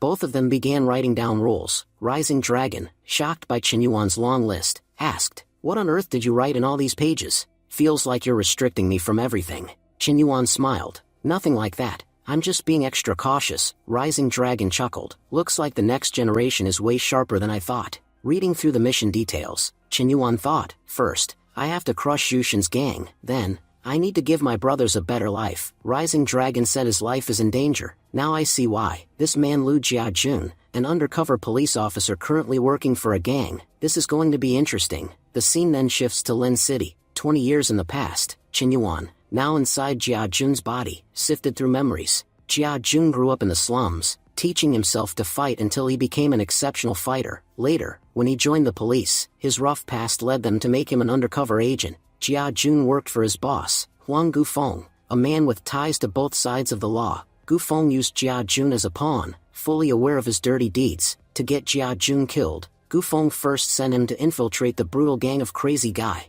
But Jiajun turned the tables, bringing Crazy Guy down. When that failed, Gufeng assigned Jiajun an even deadlier mission: infiltrate the gang of the city's most powerful boss, Jushin. They say even 10 men like Crazy Guy couldn't stand against Jushin's cunning and wealth. Jiajun and his 4 sworn brothers had been working under Jushin for a month, yet they hadn't met him in person. After absorbing all this, Chen Yuan thought, this mission is insanely dangerous. First, I have to stay off my own boss's radar. Second, I need to spy on Jushin while convincing both him and Gufeng I'm loyal to them. And while doing that, I need to secure a better life for my 4 brothers. Never thought my second mission would be this intense. Just then, Jia Jun's brother Li entered the room. "Brother Jun, Boss Jushin wants to see you." Chen Yuan grinned. "Finally, after a whole month, I get to meet him." As he stepped outside, Chen Yuan said, "Brother Jushin, I've been working for you for a month and finally we meet. You know what happened with our old boss, so I hope you'll keep me and my brothers safe under your wing." Jushin replied warmly, "You were Crazy Guy's right-hand man. Everyone here knows your name. If I don't value you, who will?" After Guy's arrest, fear spread through the whole community. "That's why I stayed out of sight." "Nothing personal," Chen Yuan responded. "Tell me what to do, Brother Jushin. You know we street guys can't sit idle for long." Jushin smirked. "Don't worry, I've got a big job for you. But first, take a look at this photo. This lady is Huawan King, daughter of the richest man in Lin City. She's sitting on assets worth millions of dollars." Chen Yuan remarked that it seemed to be Brother Shin's new target, while simultaneously thinking that he needed to report this to his boss. Just then, Jushin said aloud, "Who told you this is my target? Just say you're out of work. Here, take this job from me. Go catch Wan King. This mission will be handled only by you and your men, and if you pull it off, be ready to become my right-hand man. A very bright future is waiting for you." Chen Yuan thought, "So, this guy's testing my loyalty. Well, that was bound to happen. Crazy Guy was our boss, and he got caught. If the boss falls while the men stay free, who's going to trust us?"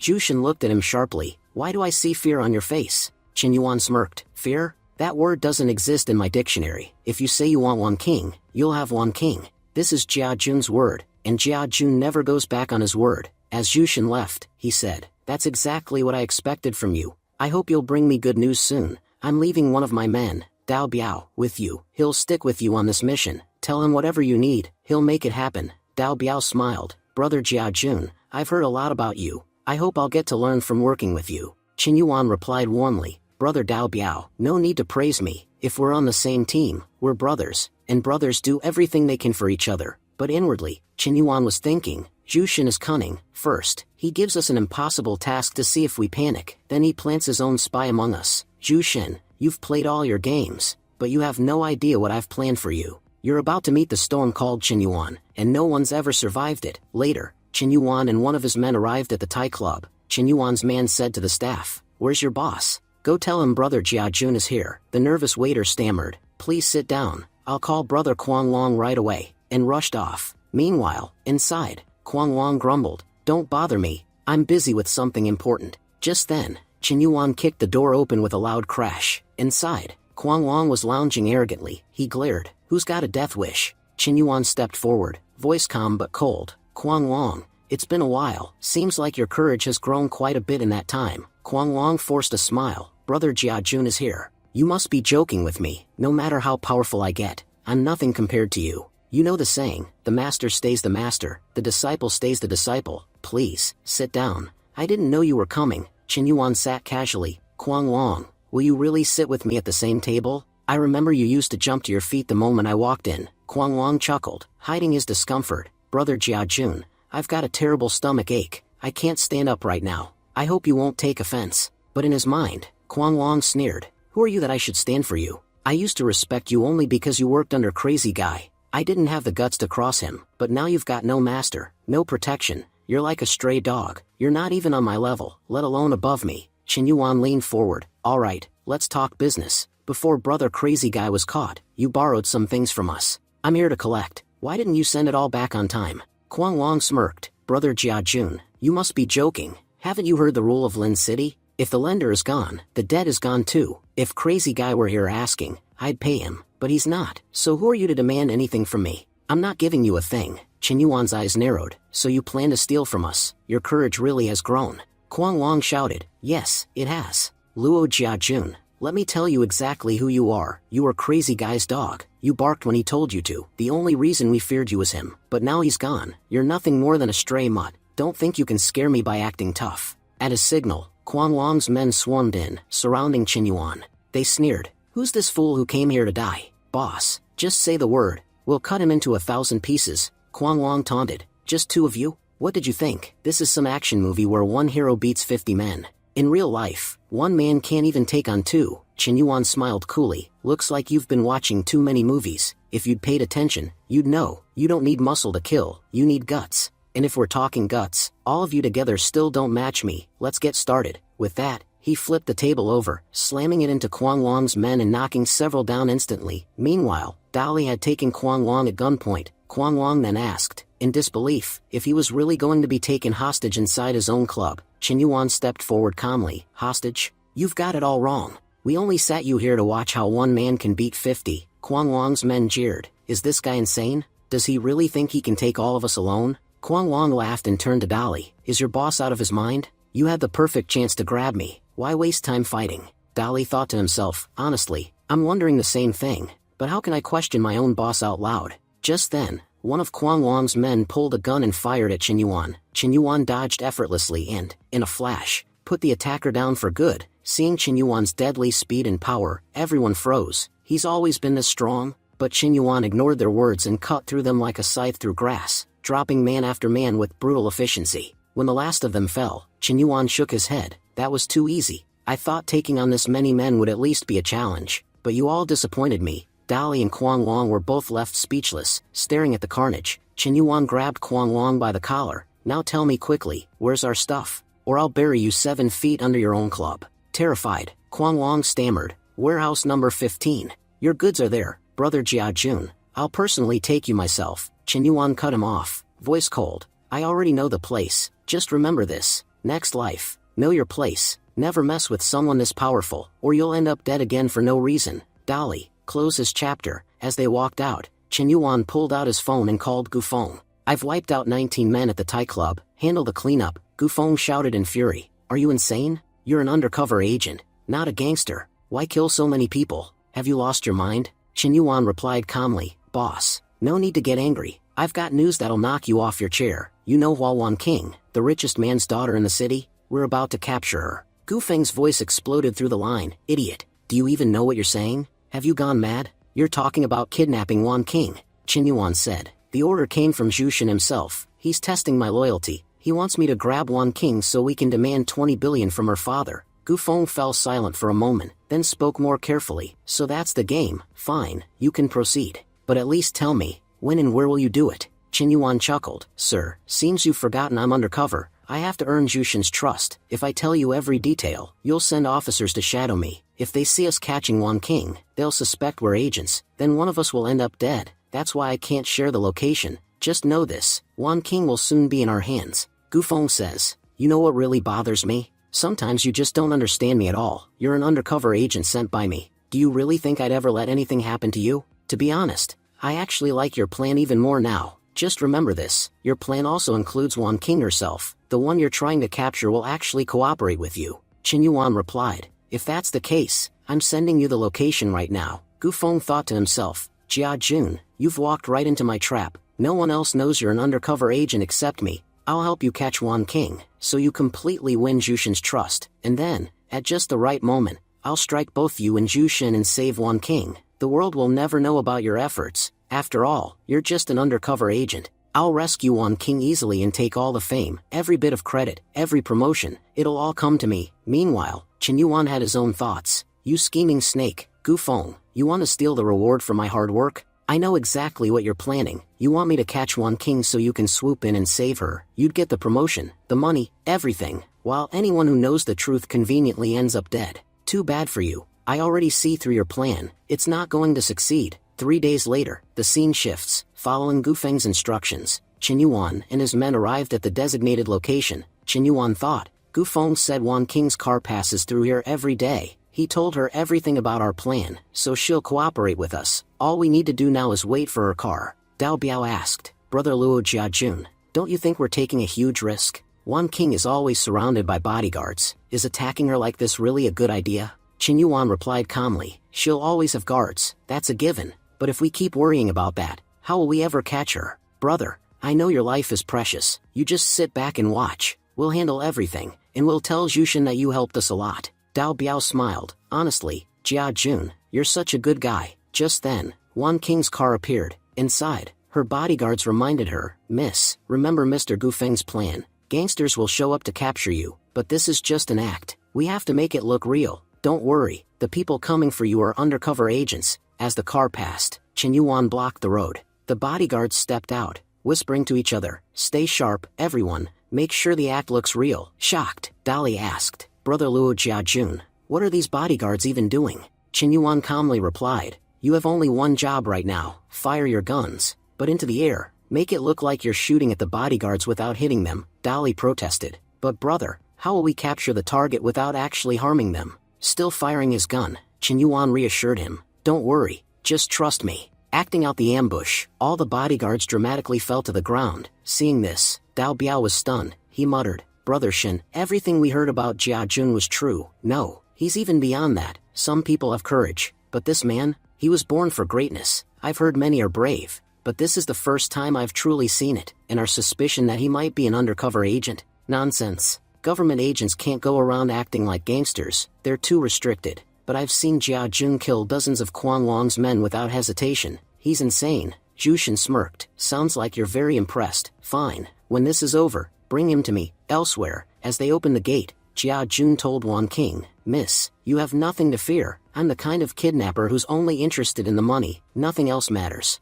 Wan King replied calmly, Mr. Undercover, I know everything about you. I even know your real name, Luo Jia Jun. Your boss, Huang Gufan, told us everything. In fact, I was the one meant to handle this deal. Hearing this, Jia Jun thought, she knows my entire background. If I don't take her to Jushin, I'll be in trouble. But if she opens her mouth, I'm finished. What do I do? Wan King gave him a choice. You have two options. Cooperate with me, or I'll expose your identity. Qin Yuan replied, All right, I'll cooperate, but not here. This isn't the place for that discussion. Then, without warning, he taped her mouth shut, thinking, I hope this girl turns out to be a blessing, not a curse. Compared to my last life, this one is far more complicated and interesting. An undercover agent dealing with both cops and criminals. The cops don't really trust me, and the underworld certainly doesn't. And now this girl knows everything about me. Despite being the most powerful woman in the city, she's willing to risk capture just to strike a deal. Fine, this isn't my life anyway, so I'll live it with a king's mentality.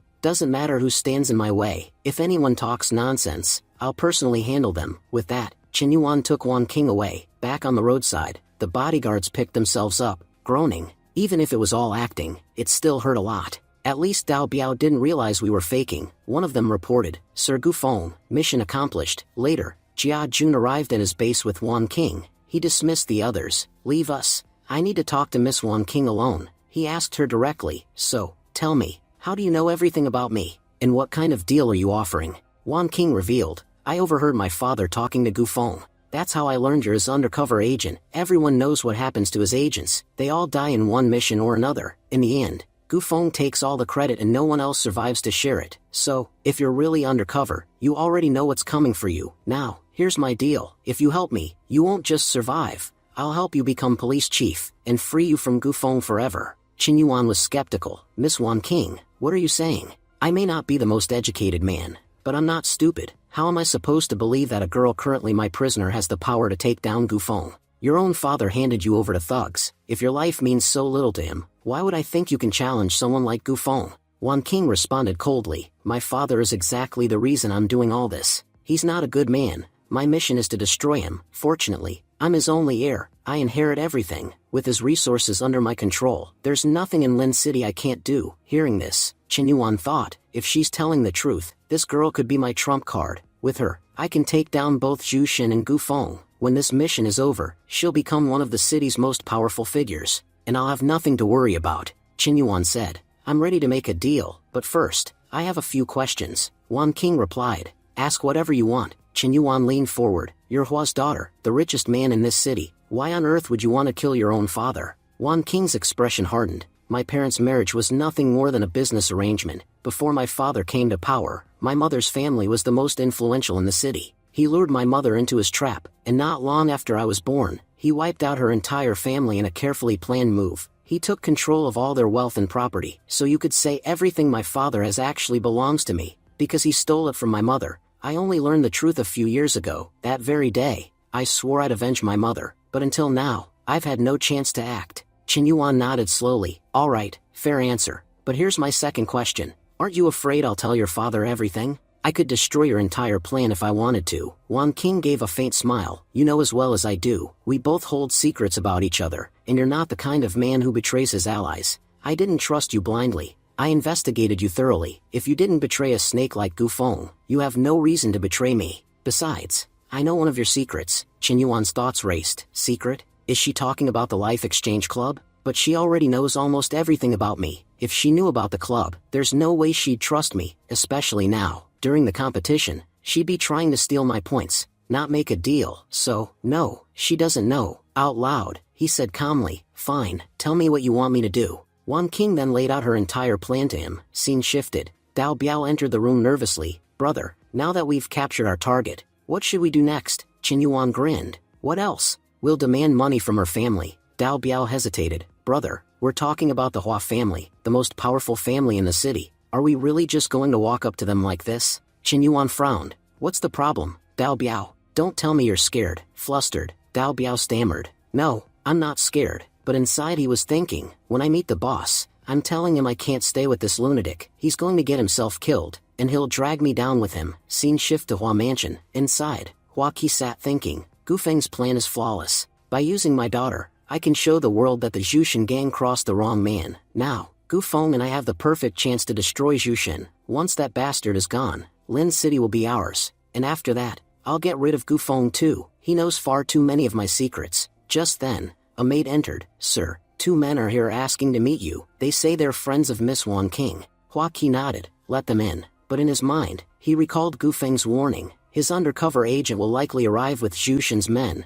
I need to be very careful. Trapping this agent would destroy the entire plan. When the visitors arrived, Hua Qi said, I know all of Wan King's friends, but I've never seen either of you before. Luo Jiajun stepped forward with a polite smile. My name is Luo Jiajun. Wan King is a close friend of ours. She owes us some money. We figured we'd settle the debt with her father. Hua Qi raised an eyebrow. Oh, my daughter borrowed money? How much are we talking about? Qin Yuan said casually. Not much, just 50 billion. Hua Qi shot up from his seat. What? 50 billion? Are you insane? Hua Qi thought to himself. Gufeng told me his agent would only demand 20 billion, and with some bargaining he'd settle for 5. But this man is asking for 50? Qin Yuan spoke coldly. Do I look like I'm joking? Transfer 30 billion into our account immediately, and give us the remaining 20 in cash. If you value your only daughter's life, you have 5 hours to make it happen. After that, I can't guarantee my men will control themselves. Hua Qi scowled. Gathering 20 billion in cash in 5 hours is impossible. Qin Yuan smirked. Fine, I'll give you a discount. Give us 15 billion in cash now, and transfer 20 billion to our account. That'll be enough. For now, Hua Qi growled. First, I need to see Wan King. Qin Yuan shrugged. See her? You can even talk to her if you want. A short while later, Hua Qi called for his butler. bring them every bit of cash we have, and transfer 20 billion immediately. The butler hesitated. Sir, you're about to give them everything you own, Hua Qi snapped. Don't question me, just do it, now. Chen Yuan turned to Dao Biao. Brother, you should go with them, the butler is old and slow. Make sure the transaction goes smoothly. Dao Biao nodded quickly.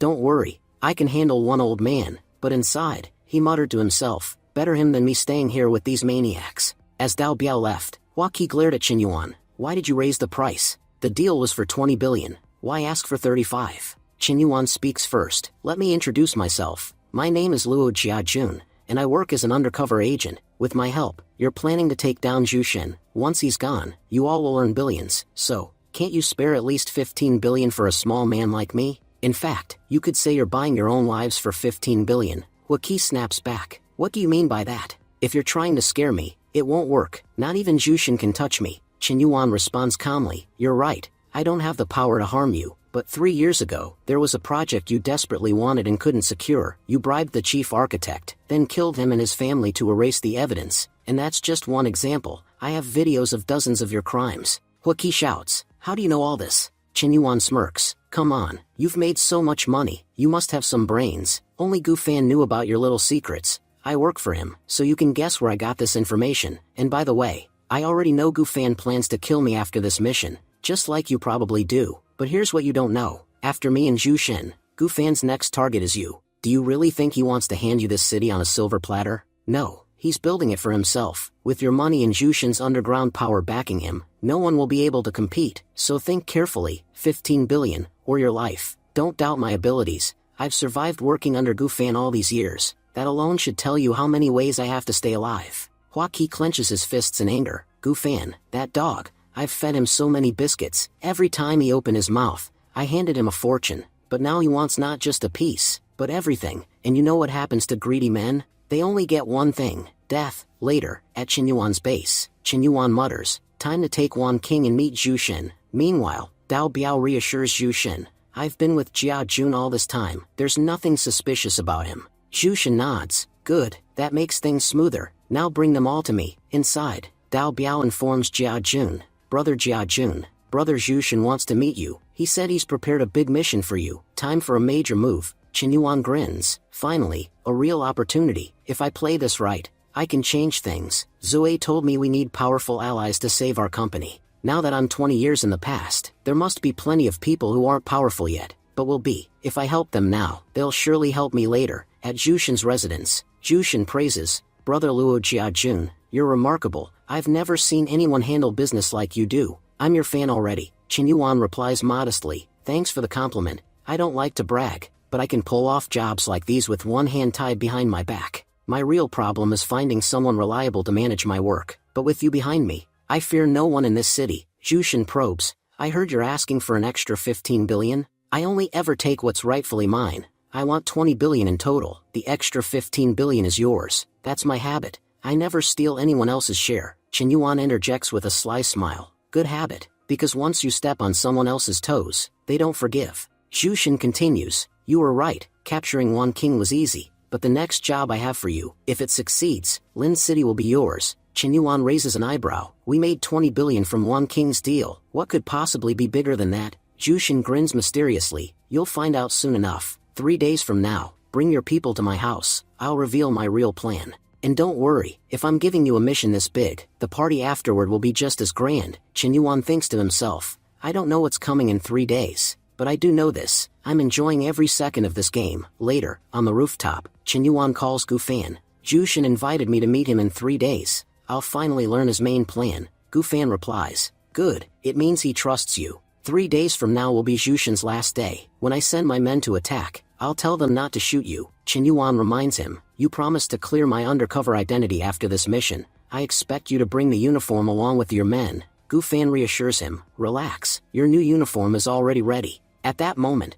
while ending the call, Gu Fan was thinking that his own men would be the first to open fire, and their first target would be him. He wondered if all the work done as an undercover agent would ever come to light. His dream of wearing a police uniform would remain just a dream. In fact, he suspected that his hard work would only lead to someone else receiving spectacular promotions. Meanwhile, Chen Yuan was having his own thoughts. He was certain Gu Fan believed he was fooling him, but Chen Yuan knew exactly what was going on. He could read Gufan's entire plan, and it amused him to no end. Just then, Dali arrived, announcing that he had hired the men Jia Jun had requested. Chen Yuan asked if they could really trust those men. Dali assured him that they had been paid so well they would never even dream of betrayal. Money bought loyalty, and plenty of it. Chen Yuan replied, "Good, distribute the payment among yourselves. From now on, none of you need to bother with petty tasks. I want you all to live a good life. This will be our gang's final mission." At the same time, Chen Yuan was thinking that the time had come to solve his personal problems. He knew he would need help 20 years in the future to handle his company's crises,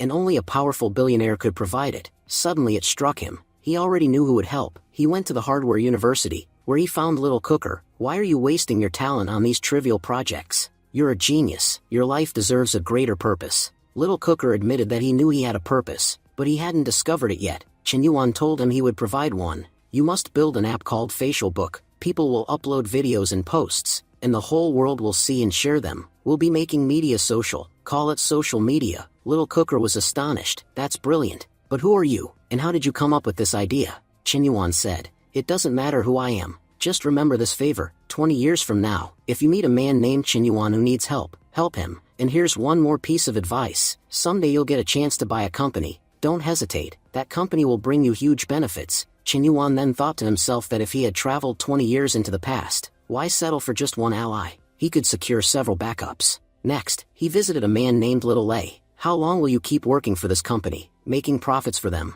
I know you love building phones. You should make your own, and call it You and Me." Lei was skeptical, but there are already huge brands. Most people use Nokia phones. Why would they ever use mine? Chen Yuan told him, "Don't rush. Right now people are using button phones. But a revolution is coming. Let's just say that a half-bitten apple will change the entire industry." Lei narrowed his eyes. "Do you think I'm stupid? How could you possibly know the future?" Chen Yuan said with a mysterious smile, "You'll see for yourself, and if you ever feel like thanking me, 20 years from now, find a man named Chen Yuan and help him if he needs it." After that, Chen Yuan met Mr. Mob. "You want to do something big? Why not build a phone without any buttons? Just a full touch-screen device?" Mr. Mob was stunned. "That would be revolutionary. How did you come up with such an idea?" Chen Yuan replied, "Who I am isn't important. Just take care of your health. You'll face some serious medical issues soon. Get regular checkups." Mr. Mob asked in alarm, "Am I really going to fall sick?" Chen Yuan said, "That you'll find out after a checkup. But if my warning saves you, remember me 20 years from now. If you meet Chen Yuan, help him." Finally, Chen Yuan approached Mr. Tusk. "I believe you should invest in electric cars. Your investment could make you the richest man in the world." Mr. Tusk admitted, "That's an incredible plan. I never thought about it before. Can you tell me anything else about the future?" Chen Yuan said, "You'll fail many times trying to reach space. But don't give up. On your last attempt, you will succeed. And if you ever feel grateful, find Chen Yuan 20 years from now." As Chen Yuan walked away, he thought, "I've spoken with everyone who will become a big shot in the future. Now it's time to finish Zhu Shen's mission." 3 days later, Chen Yuan met Zhu Shen. Zhu Shen declared to his men, "We embark on our biggest mission ever. Let me explain what we must do. We're going to steal a metal worth 200 million per gram. With it, we can put all of Lin City at our feet." Dali gasped, "This metal is unbelievably expensive. Are we going to sell it?" Zhu Shen replied, "No, we've already negotiated with a powerful organization. If we hand it over, they'll make sure Lin City belongs to us. Trust me, they're so influential they could take over this city, or even the whole country. And no one will suspect us. I've already spread word to the police that unless they deliver 10 billion within 2 hours, we'll kill Wan King. Every officer is now searching for her, leaving our path completely clear." Chen Yuan was thinking, "It must have happened when I was away. Someone took Wan King from us. I was the one who caught Wan King, and if anything happens to her, the entire blame will fall on me. That bastard must have planned to frame me from the very start." Zhu Shen said, "Brother Luo Jiajun, please forgive me. I know this risk is falling squarely on your shoulders, but this is our line of work. We're used to danger. Don't worry, once this job is done, I'll make sure you're safe. When the whole city belongs to us, who will dare touch us? 7 of us will enter the bank to steal what we need, while Dao Biao stays outside as backup. For personal security, I've brought along 2 top-tier fighters. Relax, even if we get caught, the punishment won't be serious." Inside the bank, 2 guards chat idly. "There's some incredibly expensive metal stored here. What if thieves come?" Another man said, "Don't stress, it's only here for 1 day. By tomorrow it'll be moved again." Suddenly, Dali and his crew storm in, overwhelming the guards in seconds. Meanwhile, officer in Gufan's team, "Sir, should we take action now?" Gufan said, "No, not yet. let them finish the robbery and come out, then we'll kill them all, officer replied. But Jia Jun is with them. If we attack recklessly, he could die too, Gufan said. Jia Jun has changed. He's no longer one of us. We'll eliminate him along with the rest. Inside the vault, as the group cracks open the lock, Jushin thinks to himself, Jia Jun is impressive. I never imagined this heist would be so easy, but someone this skilled is dangerous. If he gains real power, he could dethrone me. That's why I brought the city's strongest fighters, to make sure Jia Jun and his team never leave alive. When Jushin enters, he warns his men, you know what to do, none of them can leave alive. The two elite fighters immediately point their guns at Dali and Qinyuan's men, but Qinyuan intervenes in time, saving them. The attackers are stunned. How is he this fast? He even evaded our sneak attack. We underestimated him badly. Qinyuan confronting Jushin. I knew you'd betray us, but to kill me, you hired only 2 men? I'm offended. No one has ever underestimated me so badly. The assassins open fire, but Qinyuan evades every shot effortlessly. First fighter admitted, you're faster than I'd heard, but don't forget, we're the most famous fighters in the city. Guns may fail, but no one survives a Morgan brothers attack. Both brothers charge, and Qinyuan realizes their strength. These two are no joke. He asks, are you 2 members of some club? The Morgans scoff. What club? Is there a new one in town? The second brother snaps, forget talking, just kill him. The first brother lunges again, but Qinyuan defeats him with ease. The second rushes forward, shouting, you killed my brother. That was a big mistake. Qinyuan drops him with a single punch as well. Qinyuan orders, finish them off. If even one of these pests survives, they'll cause us serious trouble. Meanwhile, Jushin retrieves the precious metal from the vault, grinning, Morgan brothers, did you take care of those pests? I'm so pleased, I'll give you an extra 100 million. But then he finds them dead, and freezes in shock. Qinyuan steps forward. What's wrong? Scared now? Hand over the metal immediately, or you'll end up like the Morgans. Jushin laughs bitterly. I'm the most powerful gang boss in this city. Do you think taking anything from me is that easy? Qinyuan cuts in, stopping Jushin's attack. You have some skills, sure, but only enough to scare a child. To fight me, you'd need at least 100 years of training. With that, Qinyuan lands a devastating blow, dropping Jushin. This metal belongs to me now. I know you have information on every major figure in this city. I want evidence of their crimes, and tell me where you've hidden one king. Do this, and I'll spare your life. Jushin gasps, why should I trust you? Qinyuan replies with a smirk, good point. You can't trust anyone in this world. Dali, start beating him. After taking a heavy beating, Jushin finally breaks. Alright, I'll tell you everything. In my office, there's a vase. Inside, you'll find a flash drive with dirt on every powerful person in this city. And Wan King? He's locked up on my yacht. Yacht number 3. Qinyuan says calmly, you've revealed everything. That's why I'm letting you go. Jushin replies, surprised. So you really are a good man after all. They break through a wall and escape. Qinyuan orders, you drive. I don't trust your dog Dao Biao at the wheel. Jushin remarks, looks like you had everything planned from the start. Qinyuan smirks, you think I didn't know your intentions? I used to work under Crazy Guy. He was far worse than you, but in the end, he got destroyed. Not me. Meanwhile, Gufeng, watching from a distance, wonders aloud, why have the explosions stopped? Something's wrong. Let's finish them off now. When the police arrive, Dao Biao tries to flee but is immediately taken down. As Gufeng attempts to storm the building, he's shocked to see that Qinyuan has already escaped through another wall. Damn it, they slipped out first. Hurry up, if we're late, we'll lose everything. Gufeng's men begin searching and switching vehicles. Qinyuan instructs, after the next right turn, stop the car. Jushin protests, the police are on our tail. Qinyuan cuts him off. Just do as I say. They stop the car. Qinyuan steps out. We'll hold them off. You leave now. You won't get such a perfect chance again. Jushin thanks him. Thank you, Jia Jun. You're truly a good man. Qinyuan mutters as Jushin drives off. You're praising me for nothing. Do you really think I'd help you out of kindness? Soon, police cars surround Jushin. Exiting his car, he shouts, I'm ready to surrender. Gufeng calls out, Jia Jun, come out now. I know you and your men are inside that car. We've got you surrounded. There's no escape. But at that moment, Jia Jun detonates the vehicle, furious. Gufeng orders, what's going on in there? Check how many bodies are inside. A police officer reports, only Jushin came out. No one was inside. We've checked thoroughly. Gufeng growls, that bastard tricked us. But at least he hasn't left the city yet. Lock down every exit. Nobody gets out. Search every building. I want Jia Jun alive. I'll kill him with my own hands. Scene shifts to yacht number 3's hideout. Wan King's captors mutter nervously, we haven't had any new orders from the boss. He told us if 2 hours pass, we should kill her, and it's almost time. Another thug grins wickedly, She's such a pretty girl. If we have to kill her, why not have a little fun first? Boss never said we couldn't. The first man nods. You're right. They move toward her. One of them calls to Brother Sun. Why are you just standing there? No need to be shy. But to his shock, Brother Sun is already lying dead, killed by Qinyuan. Before the thug can react, Qinyuan takes him out as well. Wan King, trembling, asks, "Where is Zhu Shen?" "I heard him say he'd frame you for everything and attack your people," Qinyuan says. "Miss Wan King, I'm sorry you had to go through this because of me, but don't worry, Zhu Shen is exactly where he belongs. I've erased that disease from this world. As for Gu Feng and your father, they'll soon meet the same fate." Wan King nods slowly. "Looks like everything is going according to plan."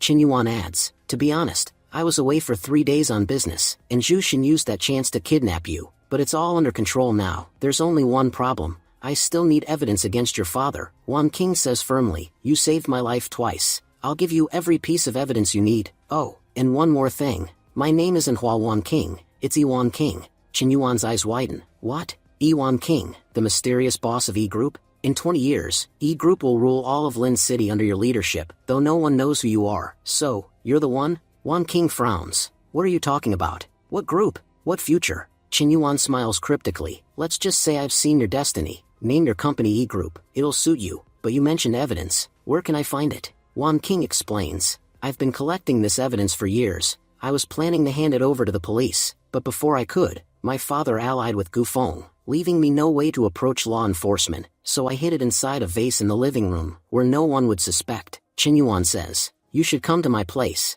My men will protect you there. Once I teach that bastard Gu Feng a lesson, I'll help you take your revenge for sure." Later, our scene shifts to Qinyuan arriving at the Ho mansion, looking shocked. Waki exclaims, "They're searching for you all over the city. What are you doing here?" Qinyuan replies calmly, "I had some business." As he speaks, he smashes a vase and pulls out a hidden pen drive. Waki frowns. "What's this?" Qinyuan answers casually, "Nothing much, just evidence of all your dirty dealings, enough to put you behind bars for life. But, if you help me destroy Gu Feng, I can destroy this drive instead. Otherwise, I'll destroy you." Waki agrees quickly. "If it's about Gu Feng, I'll help." Inwardly, he thinks, Zhu Shen's problem is already solved. Now only that bastard Gu Feng remains. I was planning to get rid of him eventually, and now I've got an ally to do it with. Qinyuan continues, "I'm not finished. This drive only gets destroyed when Gu Feng is completely out of the picture, and when I've become the next police chief of this city." Waki hesitates. "It's not that I don't want to help you. The Ho family name carries weight here, but reputation alone can't make you chief. If you just wanted to become an officer, that would be different." Qinyuan replies, "I know you're not the only one with power. That's why I've gathered evidence against some very powerful officials. Your money plus their influence will do the trick. Help me become chief, Mr. Waki, and I'll put this entire city at your feet." Waki smiles. "I like your plan, and thanks for handing me the drive." Qinyuan thinks privately, "I've still got that metal piece for the organization. Once I deliver it, I'll become the city's true underworld king. With all this evidence, I'm about to become police chief, and when I help Wan King, I'll have his full support too. When Jia Jun gets back to his body, he'll be shocked to see how much power I've put in his hands." The next scene shows Qinyuan meeting members of the organization. They greet him warmly. "We don't care who did the job, whoever got it done. We'll make him the boss of this city. Don't worry, Jia Jun. We've got your back now. If you ever face trouble you can't handle, just call us. We'll solve everything." Qinyuan asks, "By the way, what exactly is this organization?" One man replies, "The organization is like an abyss. If you try to peer inside, it will destroy you, but if you work for it from the outside, it's like a vault that always pays off." "You're a smart man. You know what I mean." Qinyuan thinks to himself, "This man's aura is dangerous. Could he have connections to the Life Exchange Club? Anyway, my time in this life is almost up. I won't create extra problems for Jia Jun. First, I need to eliminate that bastard Gu Feng." The scene shifts again to Gu Feng visiting Director Lin. Gu Feng pleads, "Director Lin, why won't you understand? Jia Jun is no longer our undercover agent. He's betrayed us, and you stopped us from hunting him down.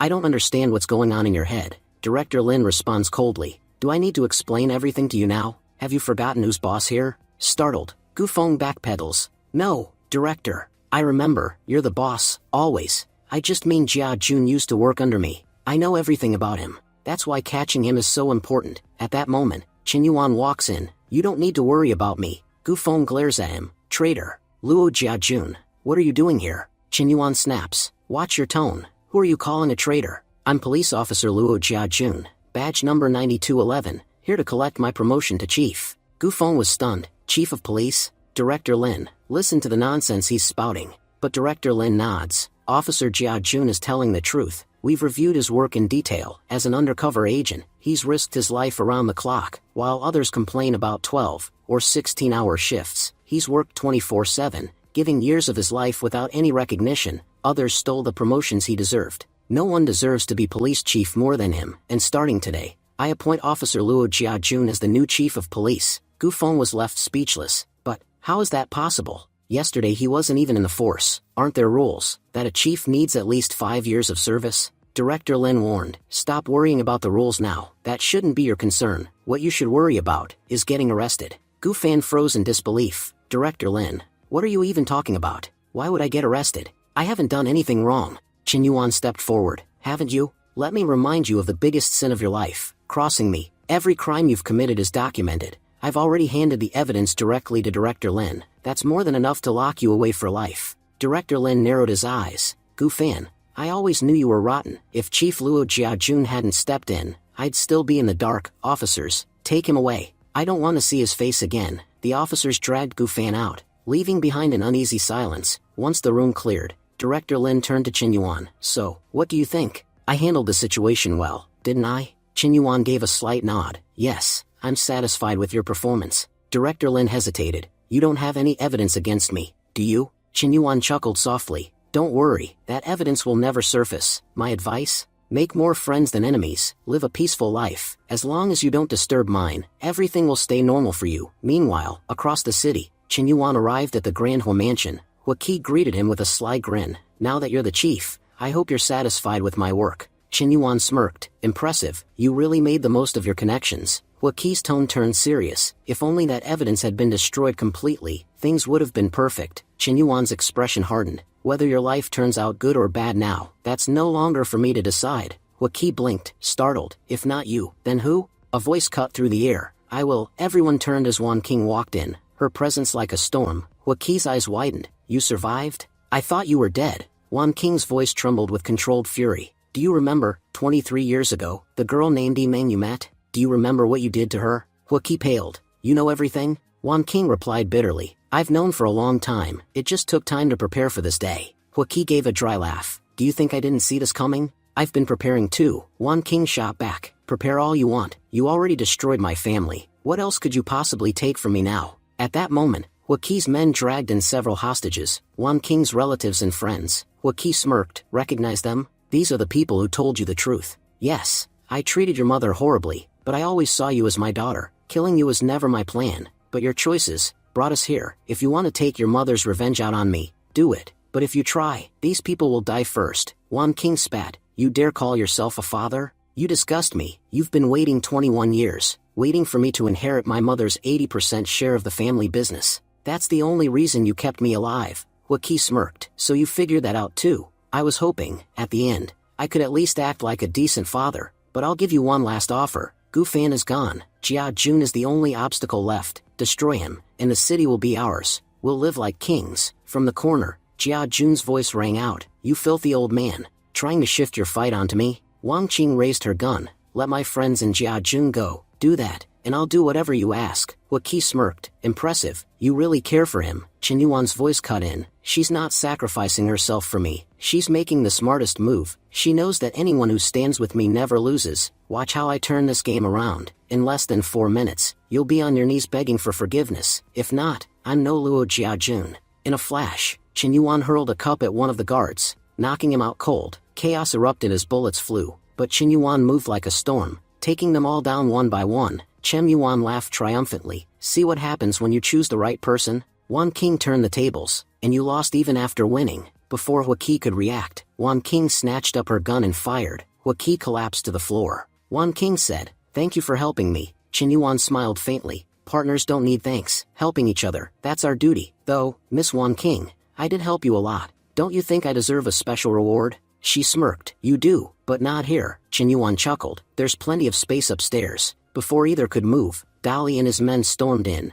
Brother Luo, we're officers now. Don't worry, we'll handle everything here. Later, Qin Yuan and Wan King's spicy moment is over. Qin Yuan said, it's time for me to go. Remember, what you see now isn't the real me. This body may belong to Jia Jun, but the soul inside is Qin Yuan. My name is Qin Yuan, and I came from 20 years in the future. Wan King frowned. What are you talking about? Future missions? Are you telling me a movie story or something? Qin Yuan replied calmly. Just remember one thing. My name is Qin Yuan. Got it? I have to go now. Wan King, still stunned, muttered. So, you were a member of some club? At that moment, Qin Yuan and Jia Jun both appeared inside the club. Qin Yuan said with relief, finally, back in my own body again. Jia Jun added, Mr. Qin, that mission was incredibly tough. You didn't run into any trouble, did you? Qin Yuan smirked. We'll only know once we get to the second floor. Let's see who earned how many points. Jia Jun's face darkened. I've got some bad news for you. Your company is about to go bankrupt. Qin Yuan shot back. And you didn't put in any effort to save it.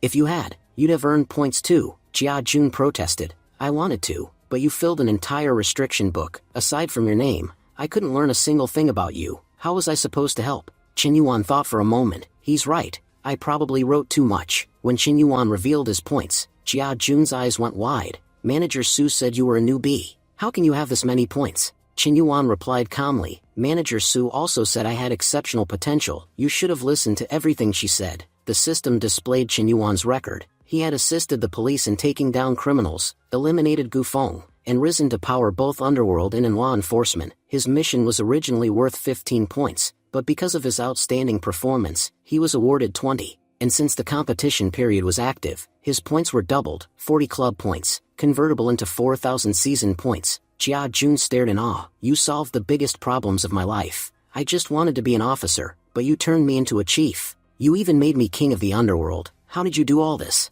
I could never dream of it. Qin Yuan smiled faintly. No need to stress. But remember, the rules say since I earn more points, you have to transfer yours to me. Jia Jun sighed. Fine. I only had 21 points anyway. At least now I might survive. If I make it through, and you ever need help, come to me. I won't forget your kindness. Qin Yuan replied with a grin. Don't worry. I always collect my favors. I'll come looking for you. Qin Yuan, watching silently, weighed his options. If I spend my points, I'll fall behind in the competition. But if I don't strengthen my body, I'll face trouble later. Last time, I hesitated over just 5 points. Look where that got me. I shouldn't overthink this. He purchased a body enhancer for 25 points and returned to real life. Qin Yuan reflected. This mission was much better than the last one with Chen Han. Next time, I won't write down unnecessary details, so whoever occupies my body can earn points freely. Back on campus, his chubby friend came running. Brother Qin Yuan, where have you been?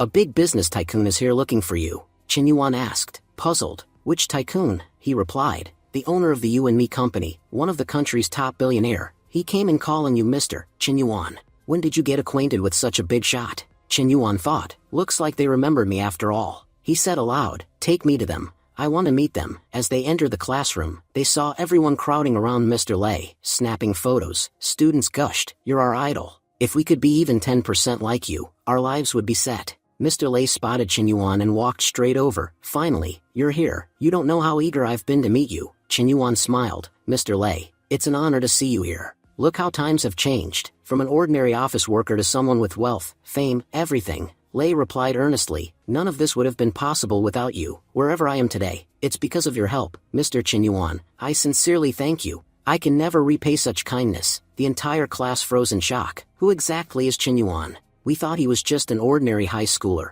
but even people we read about in books bow to him. Just then, another figure entered. Which one of you is Mr. Qin Yuan? Gasps filled the room. That's Mr. Cooker, the CEO of Facial Book. He's here too. Qin Yuan stepped forward. That would be me. Mr. Cooker bowed deeply. Mr. Qin Yuan, thank you. Everything I am today is because of you. You don't know how many years I've waited to say this. Everyone around looked shocked. What on earth is happening here? Is this Qin Yuan really that extraordinary? Look at these powerful CEOs bowing before him. The main character of any story isn't usually this remarkable, but Qin Yuan's life is something else entirely. At that moment, Mr. Mob entered, glancing around. Which one of you is Mr. Qin Yuan? Then spotted him. Finally, Mr. Qin Yuan, I've been looking for you. People say thanks all the time, but I'm here to make a promise. As long as I'm standing, no trouble will ever reach you. And if you ever need help, you just ask. Qin Yuan glanced around the crowded classroom. Too many people here, let's talk outside. As they walked out, one of his friends muttered, what on earth has Qin Yuan been hiding from us? Is this really the same guy who used to borrow money for snacks, and wear cheap shoes to class? Another sighed, feels like reality is slapping us today. When Qin Yuan used to see us jumping around bragging, how must he have felt? He could have bought our 7 generations without a second thought. A third added quietly, I used to mock him for being poor. Now, standing next to him, I feel lower than a beggar. Chen Yuan led the 3 of them to a private office. I called you here because I'm facing a problem, and I hope you'll help me solve it. All 3 spoke at once. Mr. Chen Yuan, with us here, no problem will ever touch you. Point it out. We'll handle it. After their talk, Chen Yuan returned to his company. Inside, Zoe was in tears. I tried everything, but day by day our company's value is falling. If this continues, we'll go bankrupt within a month. Young master, you trusted me, but I've failed. Since you left, things have only gotten worse. We can't compete with Han Jian Group. Chen Yuan said calmly. Why panic? We'll handle it. Just then, Chen Han stormed in. Handle it? You can't handle anything. Young master Chen Yuan, such a great name. Can't even deal with a small rival company? This is what real power looks like. Remember how you ruined my life? My own wife treated me like a dog because of you. How does it feel now, watching your empire crumble? Chen Yuan said lightly. Brother-in-law, why so angry? We're family. Chen Han barked. Family? Who said we're family? I'm only here to enjoy your downfall. And Zoe, don't think I'll let you find work anywhere again. Chen Yuan smiled faintly. Are you also competing in the club competition? Want to team up? Chen Han laughed mockingly. Team up? With a newbie? Do I look insane? I'm here to crush you. Chen Yuan replied. Then I'm afraid I'll have to disappoint you. You came to watch me fall, but the truth is, one simple message can save a sinking company. Chen Han snapped. Stop bluffing. Even if your company survives, it would take at least 10 to 15 billion in investment, and the biggest big shot you know, well, that's me, Chen Yuan said. Seems I'll have to clear up that misunderstanding. Typing a message. Alright, you 3, start your work. Chen Han scoffed. Who are these 3? Your college classmates? Your company can't be saved with 50 or $100. Just then, an assistant rushed in. Young master Chen Yuan. Major news. You and me, Facial Book, and Half-Bitten Apple all have announced they're investing in our company. Not a small sum, full 100 billion. Chen Han and Zoe stood frozen in shock. What did you say? Chen Yuan says. Why are you acting as if this is some huge news? Friends help each other. As soon as mine heard I was in trouble, they invested. Chen Han barked. Stay in your lane. You're just a student. I own a huge company and can't reach these giants. Yet you claim they're your friends? You're a good actor, and you've taught your employees to act well too, but you won't fool me. Chen Yuan replied evenly. Believe it or not, I know bigger players than you can imagine, and honestly, why would I bother showing off to someone like you? Chen Han challenged. Fine, prove it. Call one of these so-called big shots here, right now. If anyone of my level shows up at your invitation, I'll admit you're the real deal. At that moment, Wan King walked in. I'm here for Chen Yuan. Will you count me as a big shot? Chen Han's face went pale. Miss Wan King? The richest businesswoman in the city? One of the country's most influential people, someone whose single call can shake parliament, and you're here for him? Wan King smiled warmly. Young master Chen Yuan, it's been a long time. Chen Yuan grinned. Wan King,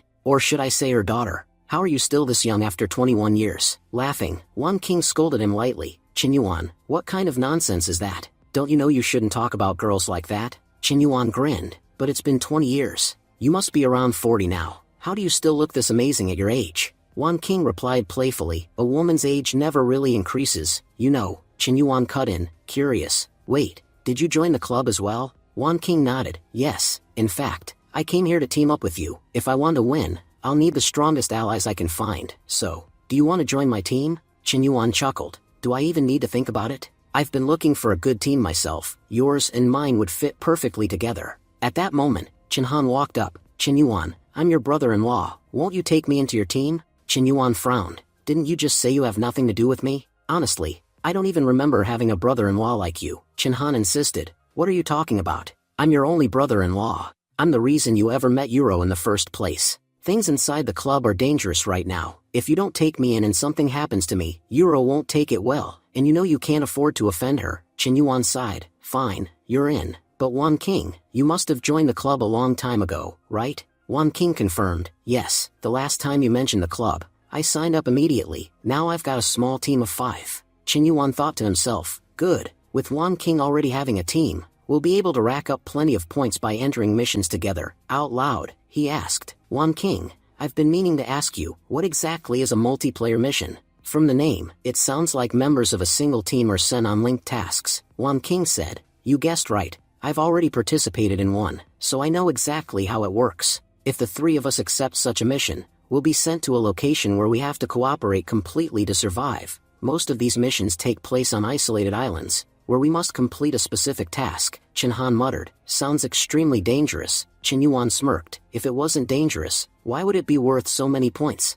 Wan King explained further. Usually, 10 to 12 players enter each mission. It's also a great opportunity to steal points from other teams. With a single mission, we could walk out with thousands of points, but there's always the risk of losing our lives. Chinhan hesitated. Shouldn't we at least think this through before entering? But Qin Yuan and Wan King had already accepted the mission. Qin Yuan said casually, I don't think before I act. Chinhan sighed to himself. Great, I've joined the wrong team. The mission begins on a remote island. Qin Yuan finds himself transformed into a girl. Wait, I never signed any agreement. Does this mean multiplayer missions are completely different from regular ones? Why didn't the club warn me? And why does my body feel so heavy, like I'm carrying basketballs on my chest? Looking at his reflection, Qin Yuan was shocked to realize he had become a young woman named Lin Hongyi, age 21, who had entered a death match to pay off her family's massive debts. There were 12 participants, and only one goal, stay alive. Qin Yuan's assigned codename, Rabbit, another battle royale on an island. This feels like playing Free Fire without guns. Still, this body is incredible, strong, agile, and, well, I have to admit, I'm kind of adorable. Just as he was getting used to the situation, the wall in front of him began to crack and crumble. As Qin Yuan stepped outside, he thought to himself that something was definitely about to happen here. This was a survival game. Someone was surely coming to attack him. But without fully understanding how the game worked, he decided not to make any reckless moves. Just then, Tiger burst through the wall and entered the room. Player Rabbit is fast. She jumped away just in time. Qin Yuan noted how physically strong the attacker was, and realized that everyone in this survival game must be equally powerful. His decision to avoid fighting seemed completely justified. As he moved forward, he noticed a large group of people gathering. Qin Yuan thought, only elite players were supposed to be here. What are so many people doing in this place? From across the area, a girl sitting on a chair called out, someone's watching us. Catch them, now! Instantly, the crowd rushed after Qin Yuan. He wondered bitterly, whose life have I stumbled into?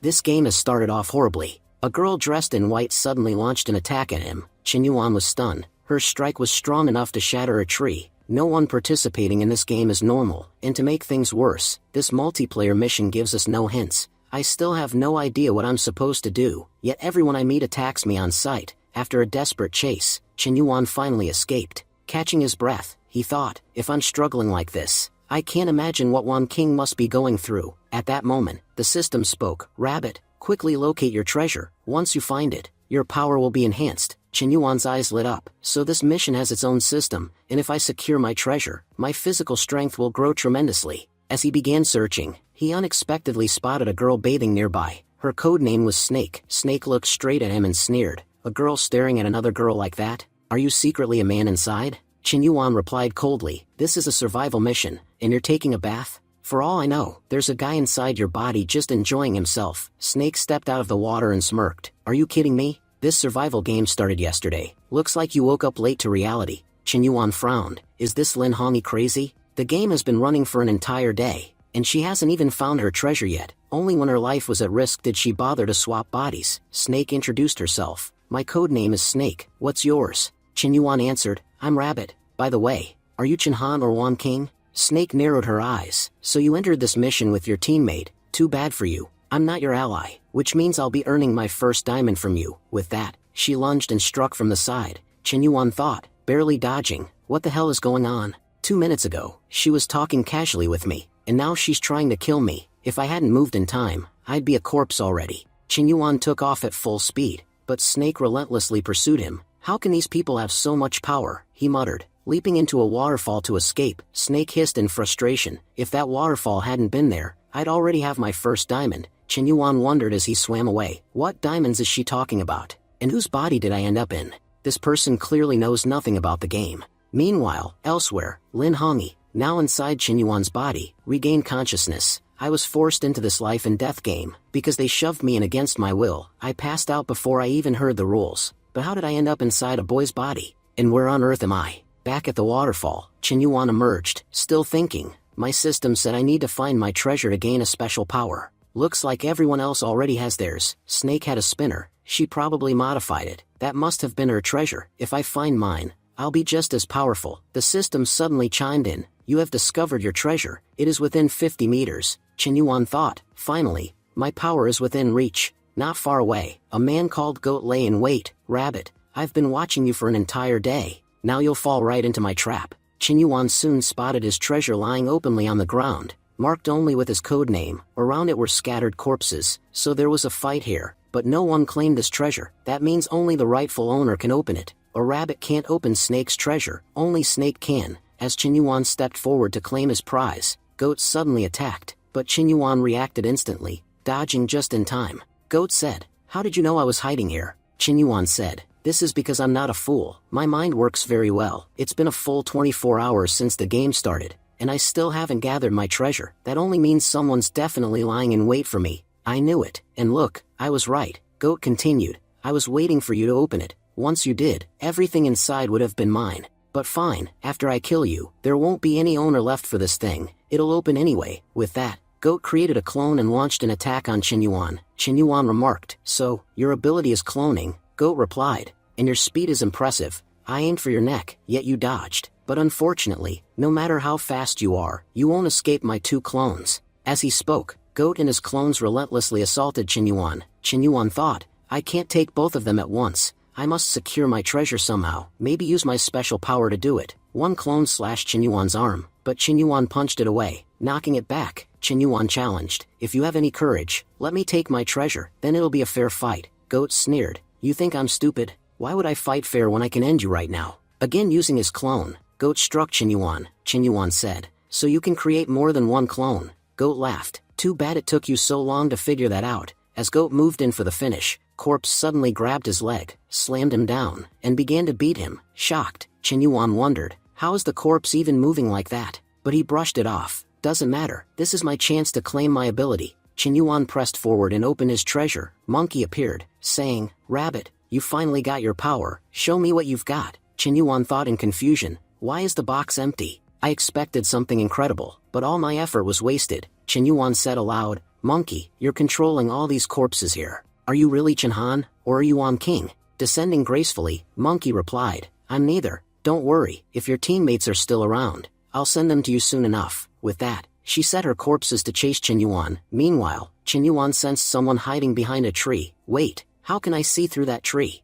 Was my treasure X-ray vision? And I can hear distant sounds too. Even my sense of smell is sharper. Looks like my main power is sensory enhancement. My treasure has boosted all of my senses." Monkey, startled, thought, "How does this rabbit know I hid someone there?" As Qinyuan ran, he analyzed. Monkey has at least 3 corpses. First, the tiger that attacked me. Second, that guy with the bull helmet hiding behind the tree. Third, the one with cloning powers. If I want to survive, I need to stay far from her. Facing her head-on would be foolish. Still, these sensory powers will help me track all players on this island. It's not that large. I can see what they're all up to. Qinyuan climbed a mountain, thinking, "My X-ray vision is just like Superman's. I can stand here and clearly see distant things." Suddenly, he spotted 2 figures in the forest. "I have a feeling it's definitely Chenhan and Wan King." The scene then shifts, revealing Chenhan, who has inhabited the body of a child. Chenhan asked, "Sister, can I touch your body?" Wan King smirked, "Try it, then I'll tear your body into little pieces." Chenhan retorted,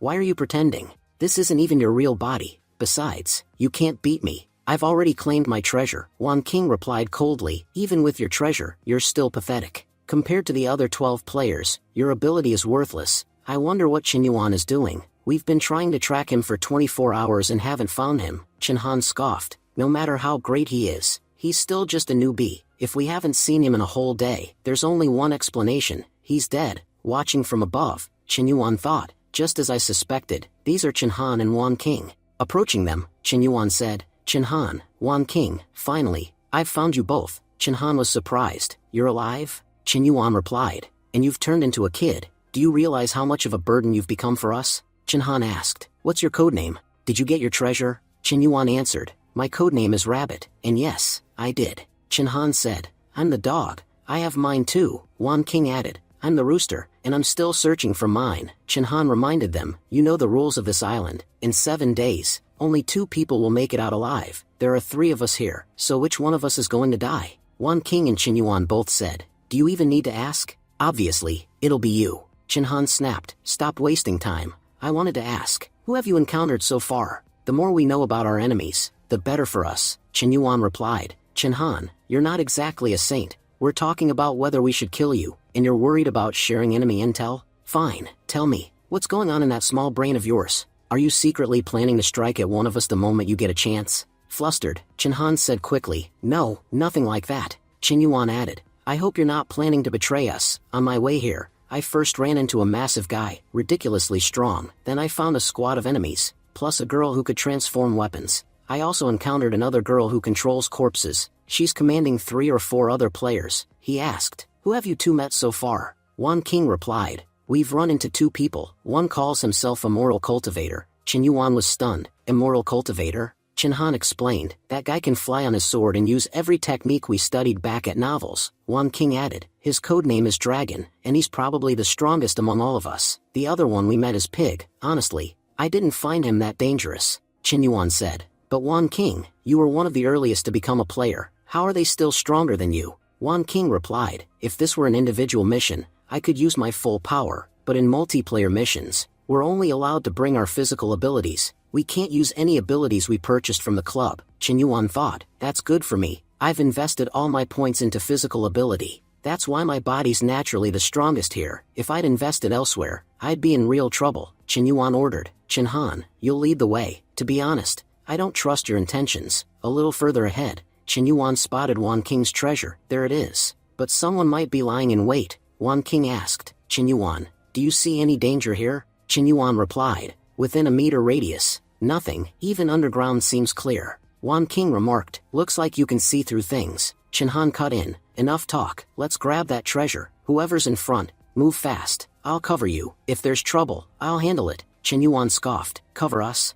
You're the front man. With that, he shoved Chinhan straight toward the treasure. Chinhan yelled, Qinyuan, how can you be such a jerk? You almost got me killed. Qinyuan barked, stop whining and check the area. See if there's any danger. Chinhan grumbled, can't you see there's nothing here? All the other players have cleared out. Who'd be sitting here waiting for treasure? As Qinyuan and Wan King moved forward, Qinyuan suddenly sensed something underground. He grabbed Wan King and leapt aside just as a volley of iron arrows shot up from below. Thanks to his reflexes, Chinhan transformed to protect himself and dodged. Wan King, startled, asked, how did this attack happen? You said there was no enemy nearby. Qinyuan replied, looks like they're underground. I can't see there. The only way to get you that treasure is the same way I threw Chinhan. This time, I'll throw you. Whether you make it out alive depends on your luck. If you gain a good ability, you'll escape easily. If not, who knows what'll happen. Wan King said calmly, as a player, I've learned to trust my luck. Don't worry, everything will be fine. Qinyuan hurled Wan King straight onto the treasure, smashing through all obstacles. She reached it and opened the chest. Inside was a single pill. Swallowing it, Wan King murmured,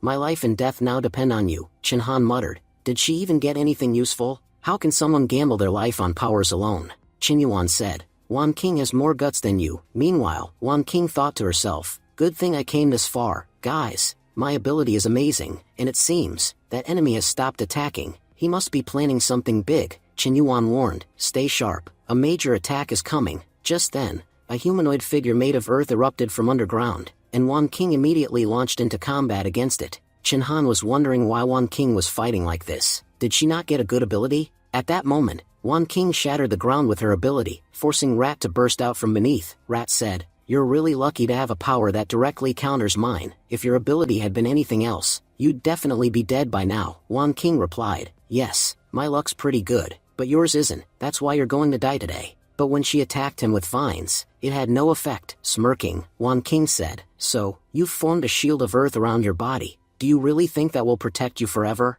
Qinyuan said, even if we can't break his defense, there's still a way to kill him. His ability only works when he's touching the ground. If we cut him off from it, he's finished. Wan King, you've already got him suspended in the air. If we just set those vines below him on fire, he'll roast alive. Chinhan added, good thing I've still got my lighter. Rat shouted, are you people monsters? How can you even think of something so cruel? Fine, I give up. Just let me go. Qinyuan said coldly, giving up won't help you. In the end, only 2 players will survive. Keeping you alive would only create more competition, nothing else. Rat yelled, wait, I know a huge secret. I have a way to defeat the immoral cultivator dragon, one of the strongest among us. If we can't beat him, he'll kill us all anyway. Everyone was shocked. Does he really know how to kill the dragon? Qinyuan glared at him, you look like a scumbag. Why should I believe a word you say? Rat protested, don't judge me by my face, my heart's pure. There's a special treasure hidden somewhere on this island. If you get it, you can ask the witch for help. She's the only one who can kill the immortal cultivator.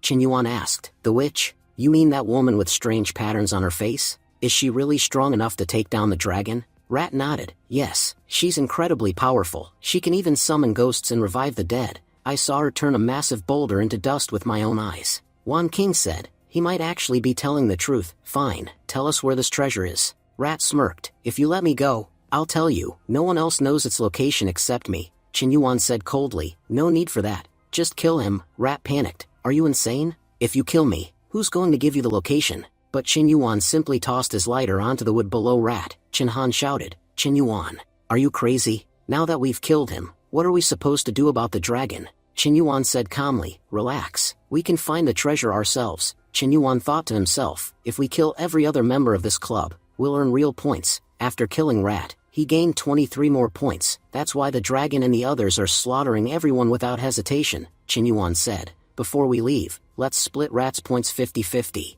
But Wan King shook her head. No, you're the one who killed him. You keep the points. I want to make this clear. In our team, whoever does the work earns the points. That way, there'll be no disputes later. After clearing away the ashes, Chen Yuan finds the diamond. So this is the diamond that girl was talking about. But do you guys even know what these diamonds are for? And where they are inside our bodies? Chen Han said. Chen Yuan, have you been asleep for the last 24 hours? How do you not know the rules here? It's true that only 2 players survive in the end, but the real rule is that the person with the most diamonds will be the one who survives. Wan King confirmed. He's right. Normally, diamonds are inside our hearts. When a diamond is removed, the player dies. But if you kill someone and don't take their diamond out, they might revive. Chen Han said. Forget all that. I just want to know where that treasure is. Chen Yuan said. I can sense a different kind of power. My 5 sense ability has grown stronger, so I can detect things around me. I couldn't feel any energy from the other players' treasures, but I can feel it from this one, and after what that guy said, I'm sure anyone can claim it. Their group started moving forward. Suddenly Chen Yuan stopped. Something's coming toward us. Wan King, hide us in the trees, quickly. I can feel danger approaching. As they climbed into the trees, they saw dinosaurs running past. Chen Yuan said, Are there really monsters like this here? Chen Han replied, To be honest, I used to think your ability was useless, but I have to admit, it's actually amazing. Chen Yuan answered calmly, No ability is useless, only the person using it can be useless. Wan King added, Did you notice how terrified Dinosaur looked? It seemed like something was chasing him. Just then, they saw a dragon appear behind the dinosaur and kill it instantly with a single strike. Chen Yuan thought, he killed a dinosaur with just one attack. His power is far greater than the other players. Dragon called out, Hiding in trees won't help, come down at once. I can already see all of you. Chen Yuan realized, his eyesight is on par with mine. Chen Han thought urgently, What are you waiting for? Run. Even the 3 of us together can't handle him. But Dragon laughed, Where do you think you can run? With that, he destroyed all the surrounding trees. Chen Yuan shouted, Follow me. I know a way to escape. Wan King said, He's chasing us too fast. If this keeps up, he'll catch us soon. I have an idea to delay him, but I'm not sure it'll work, so keep running no matter what. She summoned a wall of vines in front of Dragon, but he slashed through them effortlessly and continued forward. Chen Yuan said, This guy's power is insane. How is it even fair for one player to be this strong? I have sensory abilities. Chen Han has a powerful body, and you control plants, but this guy seems to have everything. He controls swords, knows multiple spatial techniques, has incredible physical strength, can fly, and his senses are as sharp as mine. It's like he was placed here just to win this game. Chen Han snapped, Are you going to keep praising him, or are you going to find a way to save us? At that moment, Chen Yuan shouted, On my count of 3, everyone jump. As soon as Dragon attacked, the 3 of them leapt aside, and the strike hit Pig instead, who blocked it effortlessly. Dragon was shocked. How did this brute block my attack? Dragon said aloud, My name is Dragon, what's yours? If someone can stop my sword, he's a worthy fighter. Pig replied, I'm Pig, wanna team up with me? Wan King said in disbelief, I thought this big guy was useless. I never imagined he could block Dragon's attack. Chen Yuan agreed, Neither did I. But hey, his presence just saved us. Wan King wondered, Do you think they'll actually team up? If they do, it'll be big trouble for us. Chen Yuan said, If Dragon had any sense, he'd definitely agree. He has absolute offense, and Pig has absolute defense. But Dragon's pride is enormous. He'll see Pig's offer as an insult and won't stop until he kills him. Sure enough, Dragon attacked Pig again, but his strike had no effect. Dragon said, It seems I can't damage your body. Looks like I'll have to use my thunder power. He unleashed a lightning strike. but it also failed to hurt Pig. Dragon thought grimly, this brute's defense is incredible, even I'll struggle to break through it. I'd be better off hunting those 3 weaklings. If I hadn't wasted time fighting him, I'd already have 3 diamonds by now. With that, he sped off to chase Qinyuan and the others again. As they moved ahead, a swarm of dinosaurs suddenly attacked Dragon. Climbing a tree, Dragon snarled, those 3 little rats. They didn't just leave Pig to slow me down, they also sicked these monsters on me to buy themselves more time. But was it all just a plan, or do they already have some ability that could actually threaten me? Qinhan said to Qinyuan, honestly, I always thought your ability was the worst among all the 12 players. It doesn't grant you any physical power or special skill, but the way you've used it, you've turned it into something incredible. Qinyuan replied calmly, there must be a reason why people call me the strongest newbie. Don't be jealous, try to match me. Actually, wait a second, you can't even do that. Then Qinyuan suddenly added, hold on, if Rat knew about this location, there must be others who know as well, and Rat was a real scumbag. If he's telling us about some place, you can bet his intentions aren't good. First, we hide and watch what's going on here. Moving in right now wouldn't be wise. Look, we're a full kilometer away, but thanks to my sensory ability, I can hear and see everything clearly. If there's any danger, we can retreat easily. Meanwhile, near the treasure, 4 players had already arrived. 2 of them under Monkey's control, standing against Snake and Tiger. Snake muttered, I hope this spinner gives me something amazing. The spinner stopped and handed her weapon number 6. Delighted, Snake exclaimed, looks like luck's on my side today. I got the Demon Blade, the most powerful weapon from my spinner. With this, I can handle anyone who stands in my way. Tiger stepped forward and said, Snake, I'll handle the ox, you take care of the other one. Snake grinned, with this blade, I could even defeat Dragon himself. These guys are nothing but insects. Tiger thought to himself, I have incredible strength. No matter how powerful this ox is, he can't be stronger than me. But the moment Tiger launched an attack, Ox vanished from sight and reappeared behind him, striking at his neck. Tiger narrowly blocked and thought, he's insanely fast. His ability isn't strength, it's speed. If I'd hesitated for even a second, he'd have taken my head off. Elsewhere, Wan King asked Qinyuan, what's happening over there? Qinyuan explained the situation in detail and said, there's no need to rush. We'll move in at the very end to claim the treasure. Let them fight it out first. Back at the battle, Tiger was struggling. He yelled, Snake, you said you could easily beat Dragon. What's taking you so long? I'm having a hard time with this ox. Hurry up. Snake smirked. Just give me 2 seconds. She swiftly finished off her opponent, but his clone ability let him reappear right behind her. Snake realized, I'll have to destroy his clone too, otherwise, he won't die completely. Tiger shouted, we can't win this fight. The smart move is to retreat now. But the clone grabbed Tiger's leg. Monkey, perched above, taunted, what did you think, that you could just run away and I'd sit here watching? Tiger slashed ferociously at the clone, but because it was already dead, his attacks had no effect. Tiger cursed himself, I should have taken his head off in one strike, since he's already dead. No matter how powerful my blows are, they won't work on him. The clone counterattacked, cutting Tiger down. At that moment, Qinyuan said, it's time to move in. Qinhan questioned him, what did you see that makes you so sure? Don't drag us into some trap for no reason. Meanwhile, Snake thought, Tiger's dead. Before Monkey controls Tiger as well, I need to get out of here. Monkey grinned, trying to run?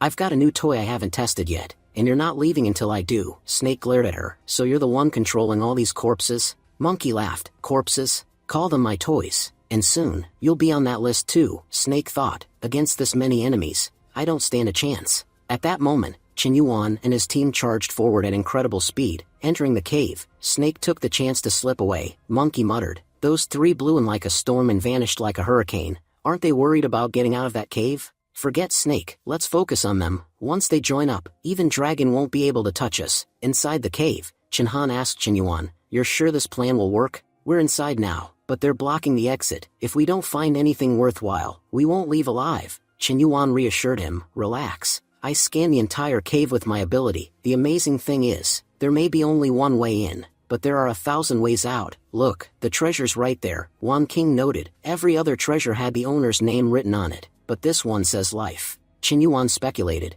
it might be connected to our server, no matter how many abilities you have. Without this, you can't leave. Qinhan moved forward. We'll only know for sure once we claim it. Wan King snapped, I knew that bastard would betray us. He wants to claim the treasure all for himself. Qinyuan, why aren't you doing anything? Why are you letting him go? Qinyuan replied calmly, if getting this treasure were really that easy, plenty of people would have taken it already. You've heard the saying, haven't you? Brain over brawn. Well, you're about to see it in real life. Up ahead, Han triggered a trap. A barrage of arrows shot out and pierced his body, dropping him to the ground. Yuan remarked coldly, "Our friend Han just absorbed every trap for us. Now we can move forward easily." But as soon as he lifted the chest, Ox and the others appeared. Monkey whispered, "He hasn't opened the chest yet. We still have a chance to seize the treasure. Remember, no one must escape alive." When Yuan tried to open the chest, he noticed it was locked with a password. He muttered, "This isn't going to be easy." Han snapped, "Didn't you say you had a plan?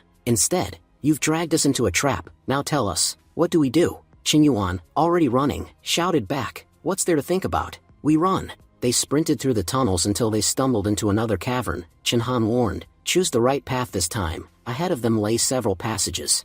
Yuan said calmly, "This is where we can escape. I'm using my sensory ability. I can see through these caves, and I know which path leads outside." By the time Monkey and the others arrived, Yuan had already slipped away. Monkey hissed, "Those rats are lucky. If I'd caught them, they wouldn't have left alive."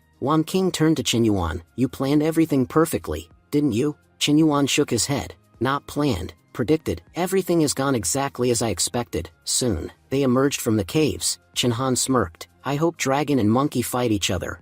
King replied, "You're absolutely right. They're evenly matched. If they clash, they'll weaken each other, and we can take advantage." Yuan frowned. "Don't count on it. They're not stupid enough to fight unless it's the very end. If they join forces, we're in serious trouble, because only two people can survive this game. If they put aside their pride and team up, they'll be unstoppable. We can't face either one of them alone, let alone both together." Han calculated aloud, "You'll need to try at least 10 passwords to unlock this chest." Yuan said, "Relax, I've studied its structure. I already have an idea of the code." Within 5 minutes, Yuan cracked the lock. Han leaned in, "Let's see what's inside." But Yuan stopped him. "Do you think I'm stupid? You can't steal my treasure right in front of me." Han protested. "No, I'm just concerned. I wanted to check if it's dangerous. What if it's poisoned? I could test it first." Yuan shot back, "And if it contains a special power that you end up taking? That would waste it."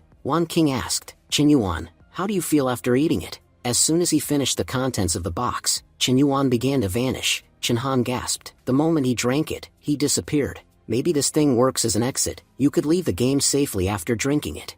King shook her head. "No, cultivators and warriors trusted their own power, but they still wanted this item. That means it's not an exit, it's a type of power." Yuan thought to himself, "So it grants invisibility for this mission. That's incredible. Even if Dragon stood in front of me, I could handle him easily." Yuan reappeared moments later and reassured them, "Relax, I didn't leave the game. It's just an invisibility potion."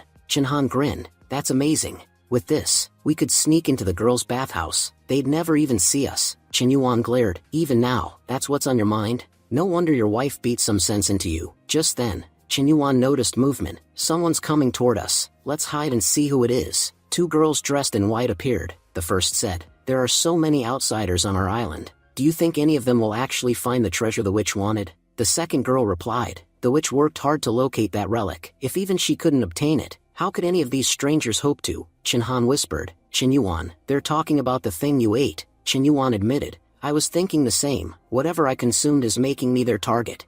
King concluded, "In a way, it's good you ate it. If we'd given that treasure to the witch, what guarantee was there she'd help us? For all we know, she would have killed us before even fighting Dragon." Yuan said, "You're absolutely right. Aside from the 3 of us, I'd say there are 5 others still alive, and all 5 will want to fight and kill each other. No one's going to help anyone." The scene shifts. We see the witch being informed by someone. "Rat has been killed." The witch replied, "Rat went to bring back our treasure, didn't he? If he's dead, then who's going to retrieve it?" The man continued, "Remember the prophecy about Mr. Wu? He said we'd find this special treasure inside the cave. Rat was the first to go after it. But when he didn't return, we went to check. We found Rat dead, and the treasure missing from the cave." At that moment, Wu Ma appeared and said confidently, "No problem, I'll make another prophecy. We'll soon find out where the treasure is now." Using his ability, Wu Ma began sketching. He said, "The girl has already used the treasure." The witch growled in anger, "So she's the one who stole my treasure? Go! All of you, find that girl.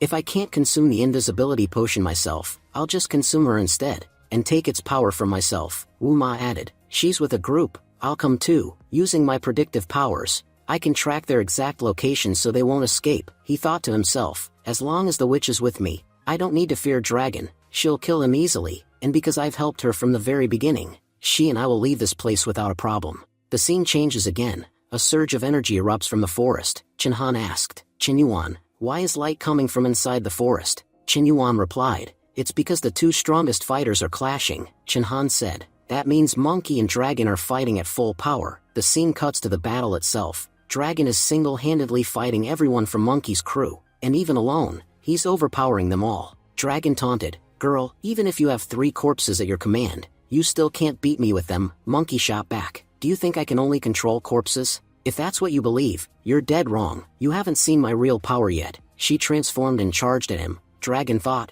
she's physically strong too. Monkey sneered, what's wrong? Shocked by my power. You assumed I'm weak just because I control corpses? Idiot. Did you ever wonder how I killed those corpses in the first place? If I couldn't fight, how could I have taken them down myself? She slammed Dragon with a devastating punch. Dragon admitted, you've really surprised me. I never thought your physical power could be this incredible. Monkey ordered her followers, move in. Kill that bastard. Pulling out his talisman, Dragon growled, do you think killing me is that easy? If you have trump cards, so do I. Activating his talisman, he unleashed a dragon spirit and wiped out all her men with a single attack. Dragon said, you tried hard, but you can't stand against absolute power. You know the saying, no matter how many tricks you have, they're useless before overwhelming strength. The fact that you lasted this long is impressive. You should be proud. But just as Dragon turned to leave, Monkey struck him from behind with another punch. Dragon gasped, I just defeated you, so how are you behind me now? Monkey smirked, the one you killed was only my clone.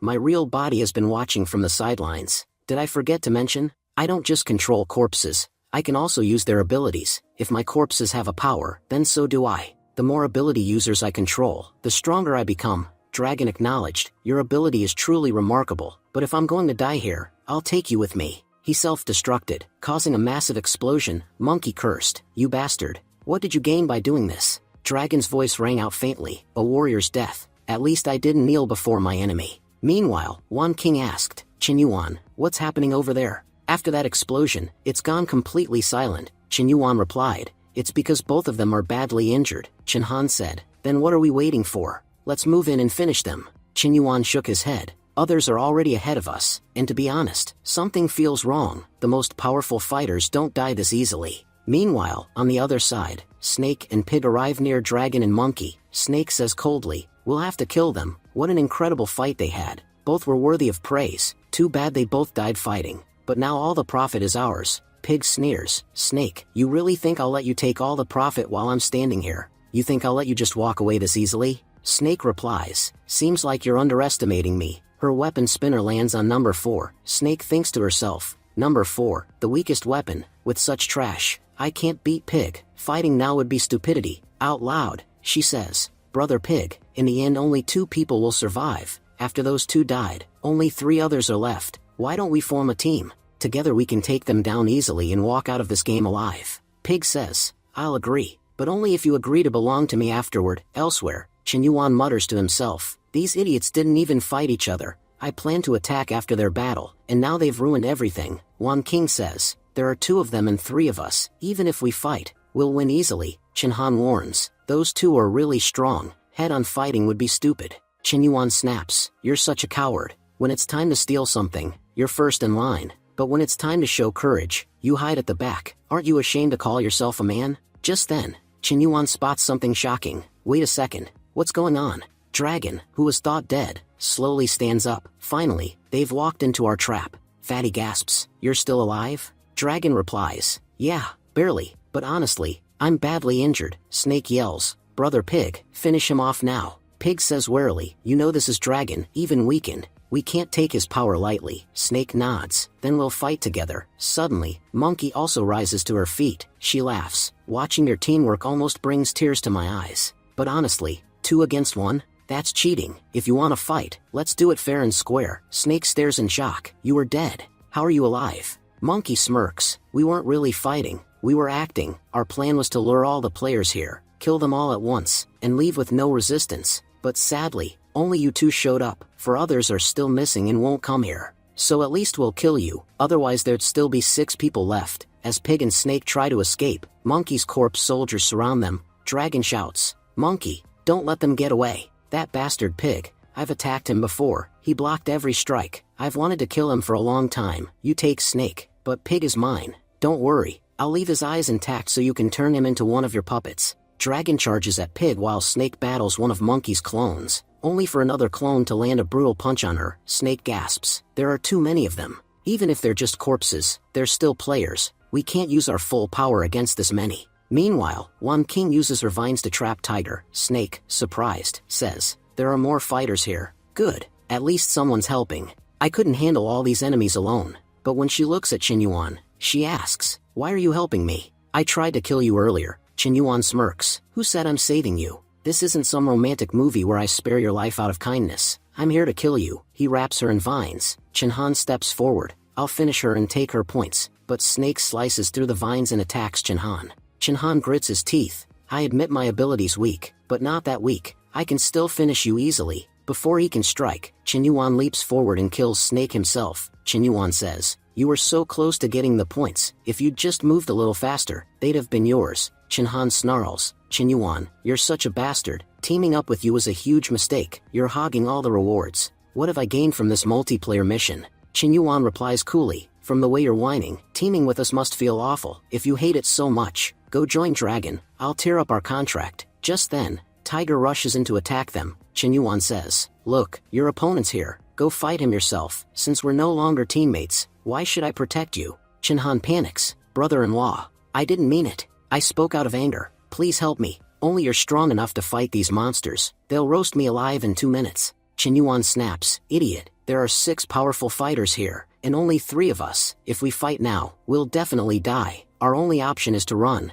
as fast and as far as we can. As they run, Qinyuan shouts to Qinyuan, do you even have a plan? Or did you drag us here blindly like last time? Qinyuan cuts in. I've got a great plan. We're all fighting hard out here while someone's been hiding just to rack up points. We're pushing forward only to expose that guy. If you want any profit, you'll have to fight for it yourself. Qinyuan yells, old man, come out right now, or I'll drag you out myself. Wuma, hiding behind a tree, thinks nervously, how the hell did he see me? I was perfectly hidden, and according to my ability to see the future, this guy should have been dead already. How is he changing his own future? Not just his own, he's even altering the future of the people around him. Those 2 teammates of his should have died long ago, but they're alive only because of his insane luck. Can anyone really be this lucky enough to rewrite fate itself? Monkey grins. Looks like we just got a free bonus. If this old man's their target, taking him down should be no problem. While running, Wuma shouts angrily, you're such a bastard. I was hiding peacefully in the woods, and you dragged me right into their sight. But don't underestimate me because of my age. I'm fast enough to outrun you all and escape. Qinyuan smirks. Thanks for telling us. Otherwise, we have thought you were weak and wouldn't have bothered stopping you. But now that you admit you're fast, stopping you is more important than ever. Just then, Wan King uses her vines to grab Wuma's foot. Wuma growls, you brat, I'm old enough to be your father. At least show some respect for my age. Realizing he's trapped, Wuma thinks, these people aren't going to let me go. Looks like I'll have to call Witch for backup. He fires a signal into the sky, seeing the flare. Witch thinks, looks like he's found all the players, especially the one who can turn invisible. Meanwhile, Qinyuan and his team reach the edge of a cliff. Qinyuan panics. What now? The road ends here. Do we just wait to die? Qinyuan replies calmly, not while I'm here. Don't worry, this is part of my plan. Just close your eyes and jump. Nothing will happen to you. Trusting him, everyone jumps. Monkey watches from afar, fuming. These 3 are useless. Their abilities are garbage, yet they still keep slipping away. If I could control them, I could even take down Dragon easily. That girl rabbit must have some incredible ability. He keeps sensing danger in advance and escaping every trap. Qinyuan and his team swim to a nearby cave. Qinyuan says, we'll need to stay here a while. It's too dangerous to go up right now. That flare the old man fired will bring Witch here. With Dragon, Witch, and Monkey, 3 powerful players in one place. Facing them right now means digging your own grave. We'll attack them later, and we'll make it a deadly attack, but only when we find their weakest point. Qinyuan said, you're really amazing when it comes to planning. Qinyuan replied, talking about it now won't help. Honestly, I don't even know what's going to happen next. The best case scenario is if they fight and eliminate each other. If they accidentally team up, we'll be in big trouble. On the other side, we see Dragon saying, old man, your senses are impressive. Even at your age, you're dodging my attacks so easily. Monkey added, Dragon, I'll take care of him. Taking out a weakling like this won't benefit you. Then she sent Tiger and Ox to attack Wuma. Wuma thought, why hasn't the witch arrived yet? If she delays, I won't survive. Goat rushed forward and landed a devastating punch on Wuma. While Tiger prepared to launch a fire attack, Wuma realized, depending on the witch was a huge mistake. She won't reach me in time. But just then, the witch appeared and saved Wu Ma. From inside the pit, Chen Yuan and his team were watching everything. Chen Yuan said, I told you there's a way out through this cave, the witch demanded. Where's the one who has the power of invisibility? Wu Ma assured her, don't worry, my lord, I've already tracked his location. Chen Yuan thought, why do I feel like they're talking about me? After all, I'm the only one who can turn invisible, the witch said. There's no point wasting time with these fools, let's move. Wu Ma thought, dragon and monkey won't let me leave. When they try to stop me, she'll fight back. That way, my chances of surviving this competition will increase. As they blocked him, Dragon said, girl, you're truly powerful. Honestly, I've never had to use my full strength against anyone until now. You feel like a worthy opponent, the witch replied,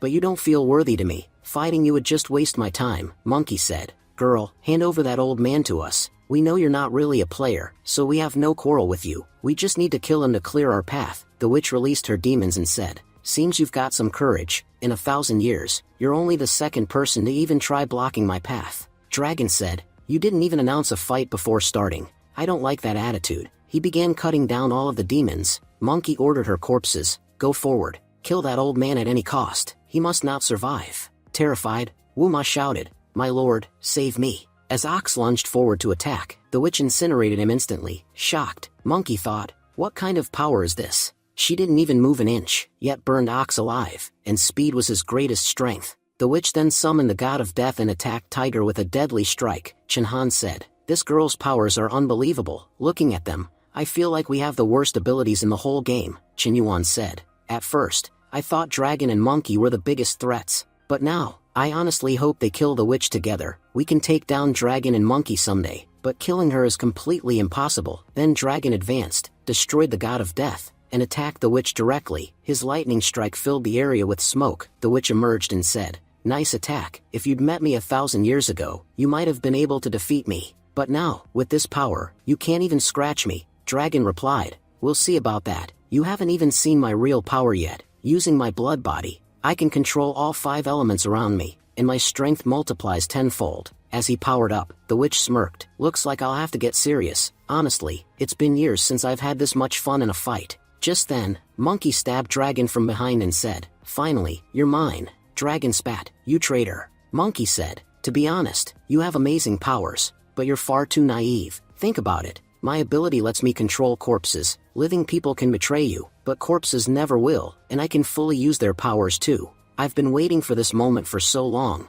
How could I ever let it slip by now? Chen Han, feeling pleased, said, that was awesome. Dragon was the strongest one here, and now that he's dead, those two will fight each other. One will die, and the other will be badly weakened. Chen Yuan, your plan was brilliant. We're about to gain so many benefits, Chen Yuan said. To be honest, I've got a really bad feeling about this. It seems like something terrible is about to happen to us. Monkey said, old man, that girl is standing with you in support, and as you can see, I have puppets as strong as Dragon. If we fight each other, someone else will definitely take advantage of it. Besides, only 2 people can survive in this tournament. Why not make sure those 2 are you and me? Apart from us, only 3 weaklings are left. We can crush them anytime we want, so why bother fighting among ourselves? You can see the future and track people, right? Quickly tell me where those 3 are hiding. Once we take them out, this game will be over for us. Wu Ma replied, fine, I have no problem with that. In fact, those 3 are hiding right there behind the bushes, watching us. Chen Yuan whispered, run now. As they ran, Chen Han said,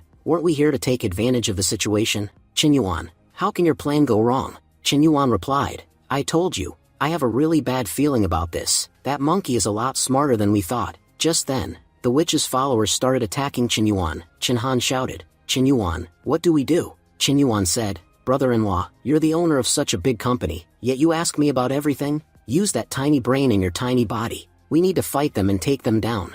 The only ones we can't handle here are the witch and monkey. Everyone else we can deal with. Saying this, they fought off the attackers and pushed forward. Meanwhile, Wu Ma, chasing them, said, don't worry, no matter how far they go, I can track them. But suddenly, Wu Ma was hit by an invisible attack. Chen Yuan thought, my invisibility power doesn't just hide my body, it hides my energy as well. That's why no one can track me, the system voice said. You've eliminated a club member, you earn 42 club points. Since you're in a multiplayer mission, your reward is doubled. Your total is now 84 points. Chen Yuan thought, wow, that old man had a lot of points. Since I'm here, I might as well take not just his points but his diamonds too. Monkey, watching the attack, thought, an invisible strike. I didn't know any of them had such powers. They can't have gone far. Dragon launch a long-range attack immediately. Dragon's attack hit Qinyuan directly, and the blood exposed his position. Monkey shouted, look, he's over there. Summoning her ghost, she said, don't worry, he won't escape. Qinyuan thought,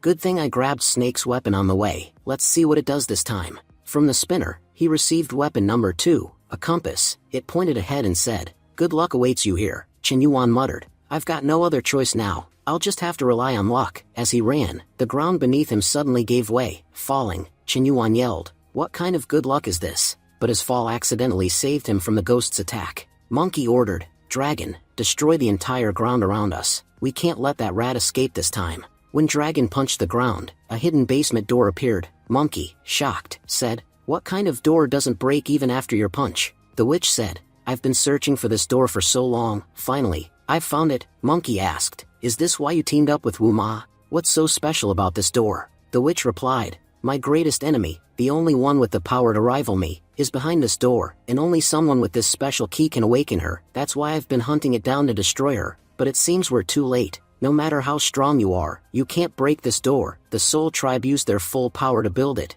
Meanwhile, running away, Wan King said, Qinyuan didn't make it with us. Do you think he's okay? Chen Han said, they say good people die young. Wan King replied, please don't say that. Chen Han smirked, exactly why I'm saying, don't worry. Qinyuan isn't that good of a person. Rotten people live at least 100 years. I guarantee he's not dying anytime soon. We then see Qinyuan fall straight onto a coffin. The impact wakes up the corpse inside. Qinyuan, shocked, said, how did this corpse wake up? The corpse rose and spoke, Prince, thank you so much. You've finally awakened me after all these years. Qinyuan said, go get your eyes checked. Where do I look like a prince? I'm a princess. The corpse replied, my eyes don't make mistakes. I've been waiting 1,000 years for you. Long ago, a prophecy said a prince would come to save me, a prince whose destiny would be the strongest in the world. They say no one can defy the rules of the universe, but this prince will be powerful enough to break any rule. He'll have the ability to manipulate space, time, and reality itself, and only he can help me defeat my greatest enemy, the witch.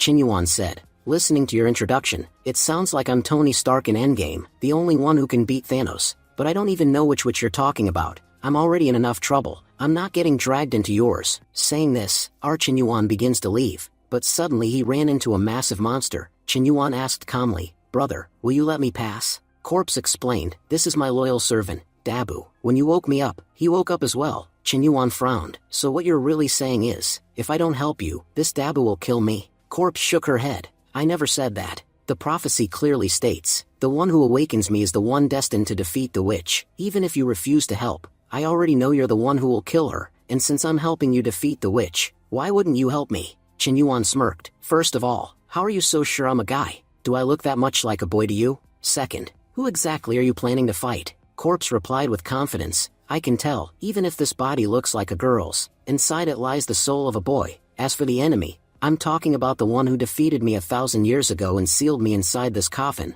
My soul tribe sacrificed themselves to trap me here, just so I could wait until you arrived. She conjured an image of the witch and said, this is who we must fight. Qinyuan nodded, so this is the one. If we share the same enemy, then I'll definitely help you. Corpse smiled faintly, I told you, you would help us. But there's something you need to know. If you try to fight the witch as you are now, you'll face serious trouble. That's why I'm going to give you something very special. Qinyuan looked startled. What are you doing? Even if my soul is male, my body is female. No matter what you want to give me, I can't accept it, and it frustrates me that I can't do anything about it. Corpse reassured him, don't worry, I have my own methods. With a swift gesture, she separated Qinyuan's soul from the body. Stunned, Qinyuan exclaimed, you pulled my soul out of this body. Corpse replied calmly, if you can swap souls, separating them from a body is hardly difficult. By the way, my name is Shasha, the most powerful witch of the Soul Tribe. Qinyuan looked surprised, you just said you've been here for 1,000 years, yet you still know about soul exchange. Does that mean the Life Exchange Club existed even back then?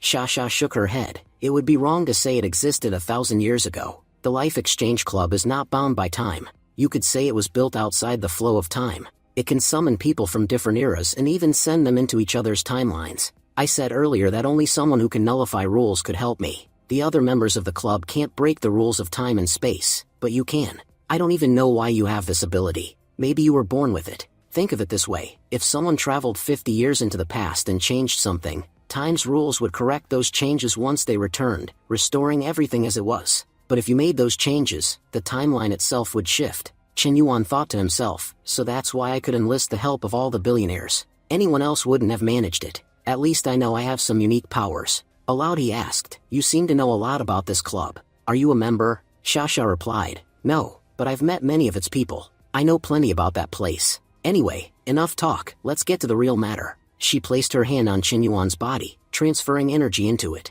This is half of my power. If your mind accepts it, it will become yours. Chen Yuan eyed her suspiciously. You're not lying, are you? This isn't some trick to take over my body? Shasha stepped closer and pressed herself against him. I'm not stupid enough to play games inside your mind. When Chen Yuan opened his eyes again, he was back in the rabbit's body. Shasha continued, I possess a spirit body. For thousands of years, I've stored up energy, and I've just given you half of it. Try using it, you'll notice completely new abilities. Chen Yuan tested it immediately. As he tried to lift some stones, they shot up and hovered in midair. Chen Yuan said, this is telekinesis. Finally, I've got a special power of my own. Shasha asked, is that all you received? Nothing else? Chen Yuan replied, I can also control people's minds, but only those who have weaker special powers than me. Even though I now have 2 special powers, fighting the witch still won't be easy. Shasha nodded, true. During the 1,000 years I was sealed, she kept cultivating, so naturally she's become much stronger. But I do know one weakness, if her forehead is covered, she becomes extremely vulnerable. Chen Yuan thought aloud, maybe with telekinesis, I can pull that off. Shasha warned, just remember, everything I'm telling you is based on information 1,000 years old. Some things may have changed. Chen Yuan said seriously, before we leave, I have one last question. Why is the witch after me? Especially after I gained invisibility, she hasn't stopped chasing me. Shasha explained, that's because my soul tribe placed a condition on entering my tomb. Only someone who can turn invisible is allowed inside. The invisibility power we left behind could only ever fall into the hands of a great prince, no one else. So, the moment you obtain the invisibility box, the witch knew you were the one destined to kill her. That's why she's been hunting you. Also, if we manage to defeat the witch, we'll be able to absorb her power. Chen Yuan grinned. Even better. So what are we waiting for? Let's go finish her. Scene shifted. We see Chen Han saying, Wan King, we need to think of a plan. Wan King shook her head. We don't have any option except to wait. We're already far away from both the witch and monkey. There's no need to keep running.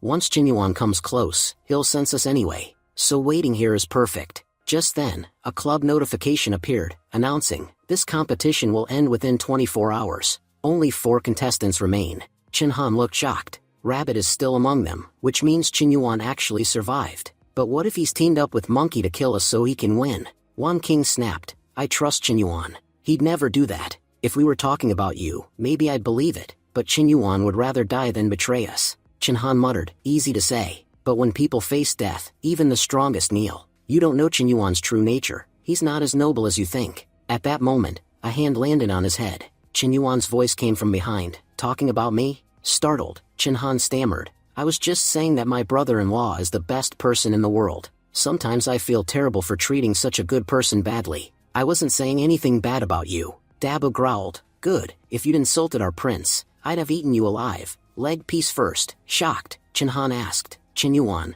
who is this? Chen Yuan smiled, this is Dabu. He's with us, so don't worry about him.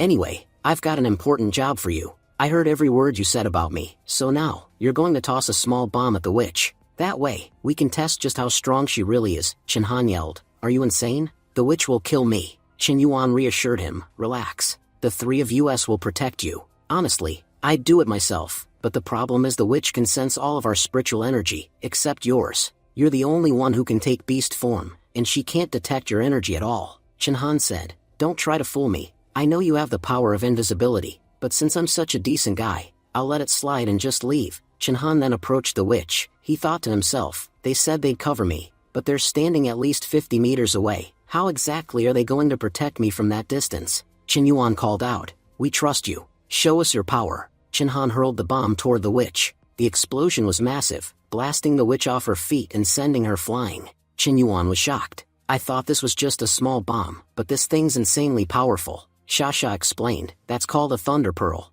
I only had one, and I doubt a single one is enough to finish the witch. The witch snarled, thunder pearl, that means you're back, Shasha. Hiding is pointless, come out and face me. Stepping forward, Sha smirked. Looks like your power has weakened over these 1,000 years. Fighting you won't be as fun as it used to be. The witch replied coldly, I'll admit, this boy's persistence is impressive. Even after all my efforts, he still reached you. Sha glared. Because of you, I've lost my clan in 1,000 years of my life. Today, I'll take revenge for every single one of them. Everyone charged into battle. From the side, Monkey shouted, Witch, you handle those two. I'll take on these 3 by myself. She sent her subordinate goat charging at Chinhan. Meanwhile, Wan King fought Pig, and Dabo clashed with the dragon. Dabo growled, this one's tough. He blocked my strike without any effort. Chen Yuan advanced toward the monkey to attack. Monkey eyed him and said, So, you're their leader? Without you, those 2 are nothing but clowns. Join me, let them die, and afterward, we'll both be winners. Chen Yuan sneered, I've seen how you treat your allies. I have no interest in working with you. He unleashed his mind control ability on her. Monkey winced, clutching her head. What's this pain? What did that brat just do to me? Chen Yuan took advantage of her distraction and attacked, but Monkey used Pig's ability to dodge effortlessly. She countered with a strike of her own. You must have mind-reading powers, that's how you avoided my traps. But no matter, you have no physical strength, so killing you won't be difficult. She created a clone and lunged again, backing off. Chen Yuan analyzed. Monkey controls a lot of corpses at once. Her mental power is incredible. That's why my mind control only gave her a headache instead of working fully. Plus, her corpse skills make her even more dangerous. I do have a way to beat her, if Sha can just stall the witch for a bit. Meanwhile, Sha had already defeated all of the witch's minions. She shouted, Stop sending me these weaklings, face me yourself. The witch stepped forward. Even after 1,000 years, I'm not as weak as you think. I admit, you gave me a tough fight back then.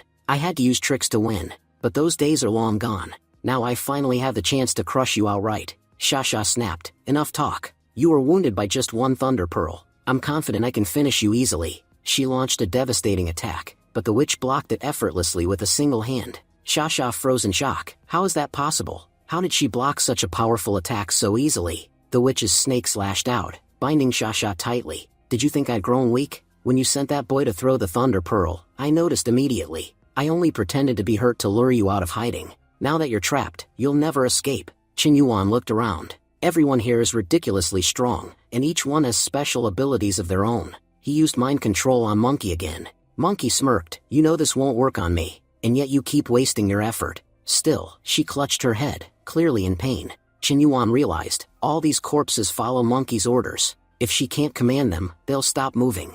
This is the perfect chance to finish them off. He severed Goat's head from his body. If we decapitate the corpses, Monkey won't be able to control them. Monkey screamed, How dare you destroy my corpses? Chen Yuan darted forward with incredible speed toward Pig. Monkey shouted, Wrong target. You can't do anything to him no matter how hard you try. Chen Yuan said, I already know your body is extremely tough. That's why I'm not stupid enough to attack you directly. Fatty, jump off this cliff right now. Because of Chen Yuan's mind control, Fatty immediately leapt off the cliff. Chen Yuan continued, I also know your ability has a limited range. If it didn't, you would have sent your corpses after us already. But since it's limited, you always keep them close to you. Now that Pig is gone, your body isn't invincible anymore. Monkey yelled, You dirty rabbit, you're absolutely vile. Chen Yuan shouted, This is our chance, finish her now. Everyone advanced to attack Monkey. Monkey slashed through the vines below her using her blades. Just then, Chen Yuan hurled Goat straight at her. Chen Yuan remarked, That blade ability you're using, it's Dragon's, isn't it?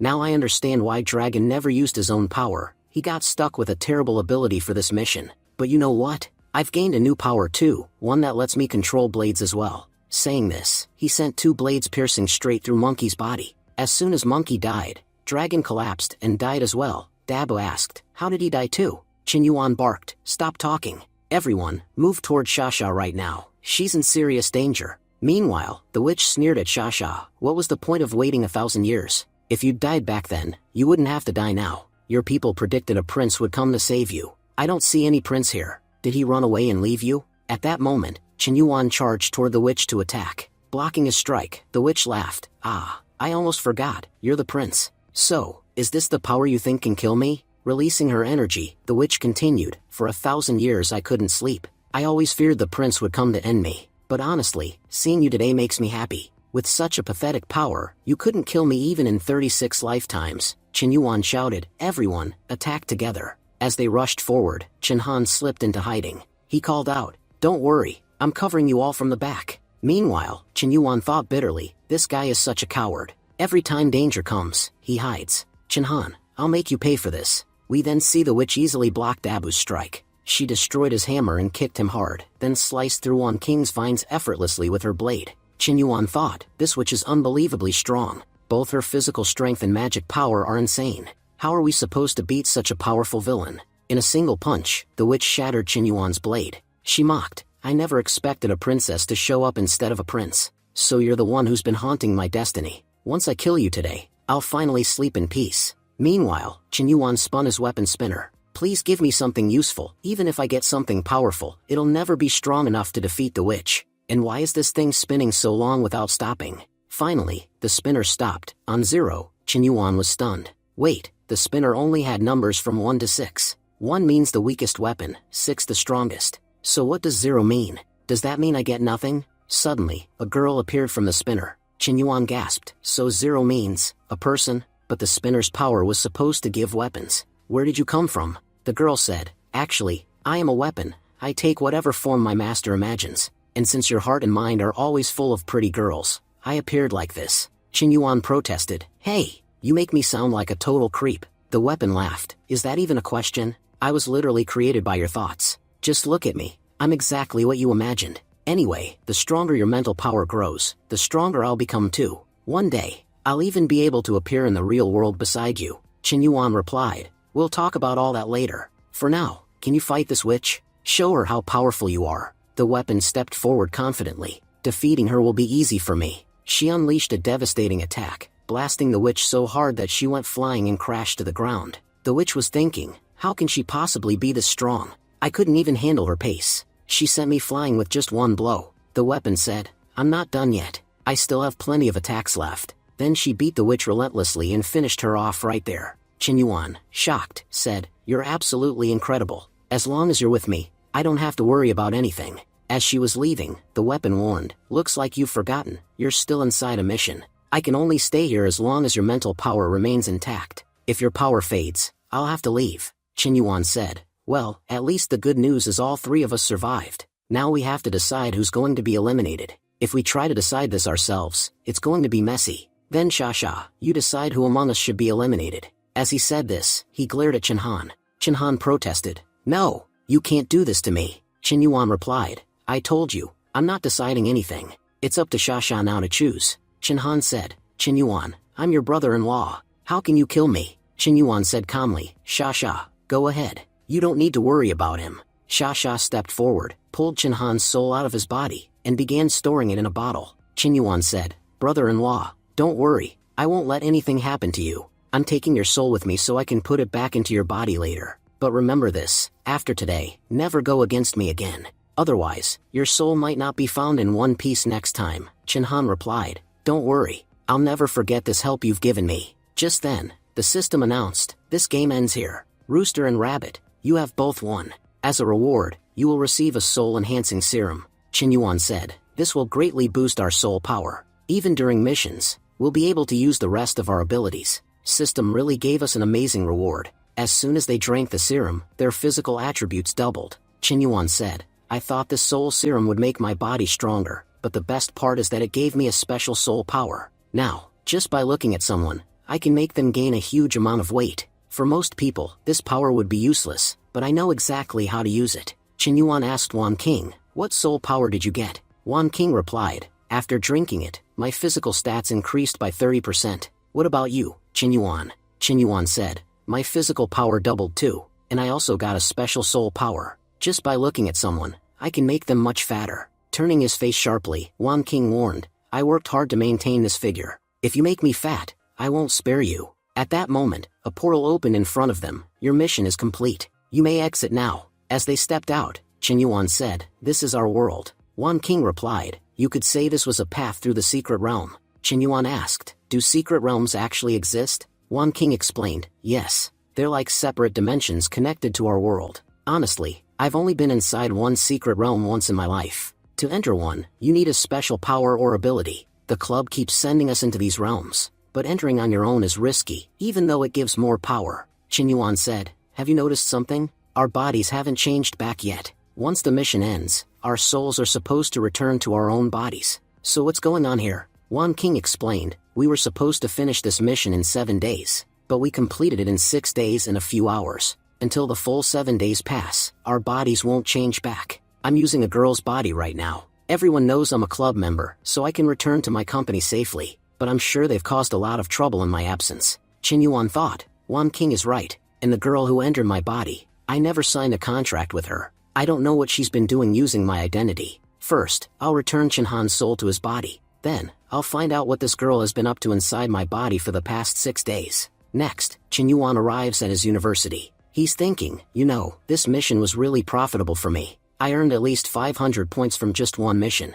On top of that, the powers I gained are incredible. My physical strength has doubled. I've awakened a new soul power. I obtained a weapon that's insanely powerful, and one day, I'm definitely going to summon it. Plus, my 5 senses have gotten way sharper. Now I finally understand why, despite the danger, people still choose multiplayer missions. And the best part is, the person inside my body right now is a girl, so I don't need to worry about Euro at all. As soon as Qin Yuan enters his classroom, he's stunned. He sees Hong Lei, using his body, talking very closely to a guy. Qin Yuan thinks, no way, did she start dating someone using my body? My entire reputation's ruined. Euro will leave me for sure. Shocked, Hong Lei says, wait, you're me, how did you get here? Meanwhile, the guy she's talking to frowns and says, Qin Yuan, how can you talk to this girl like that? If you're into girls, that means you're not into me. You traitor. I'll never speak to you again. Qin Yuan glares at Hong Lei. Tell me the truth. What did you do while using my body? Hong Lei replies,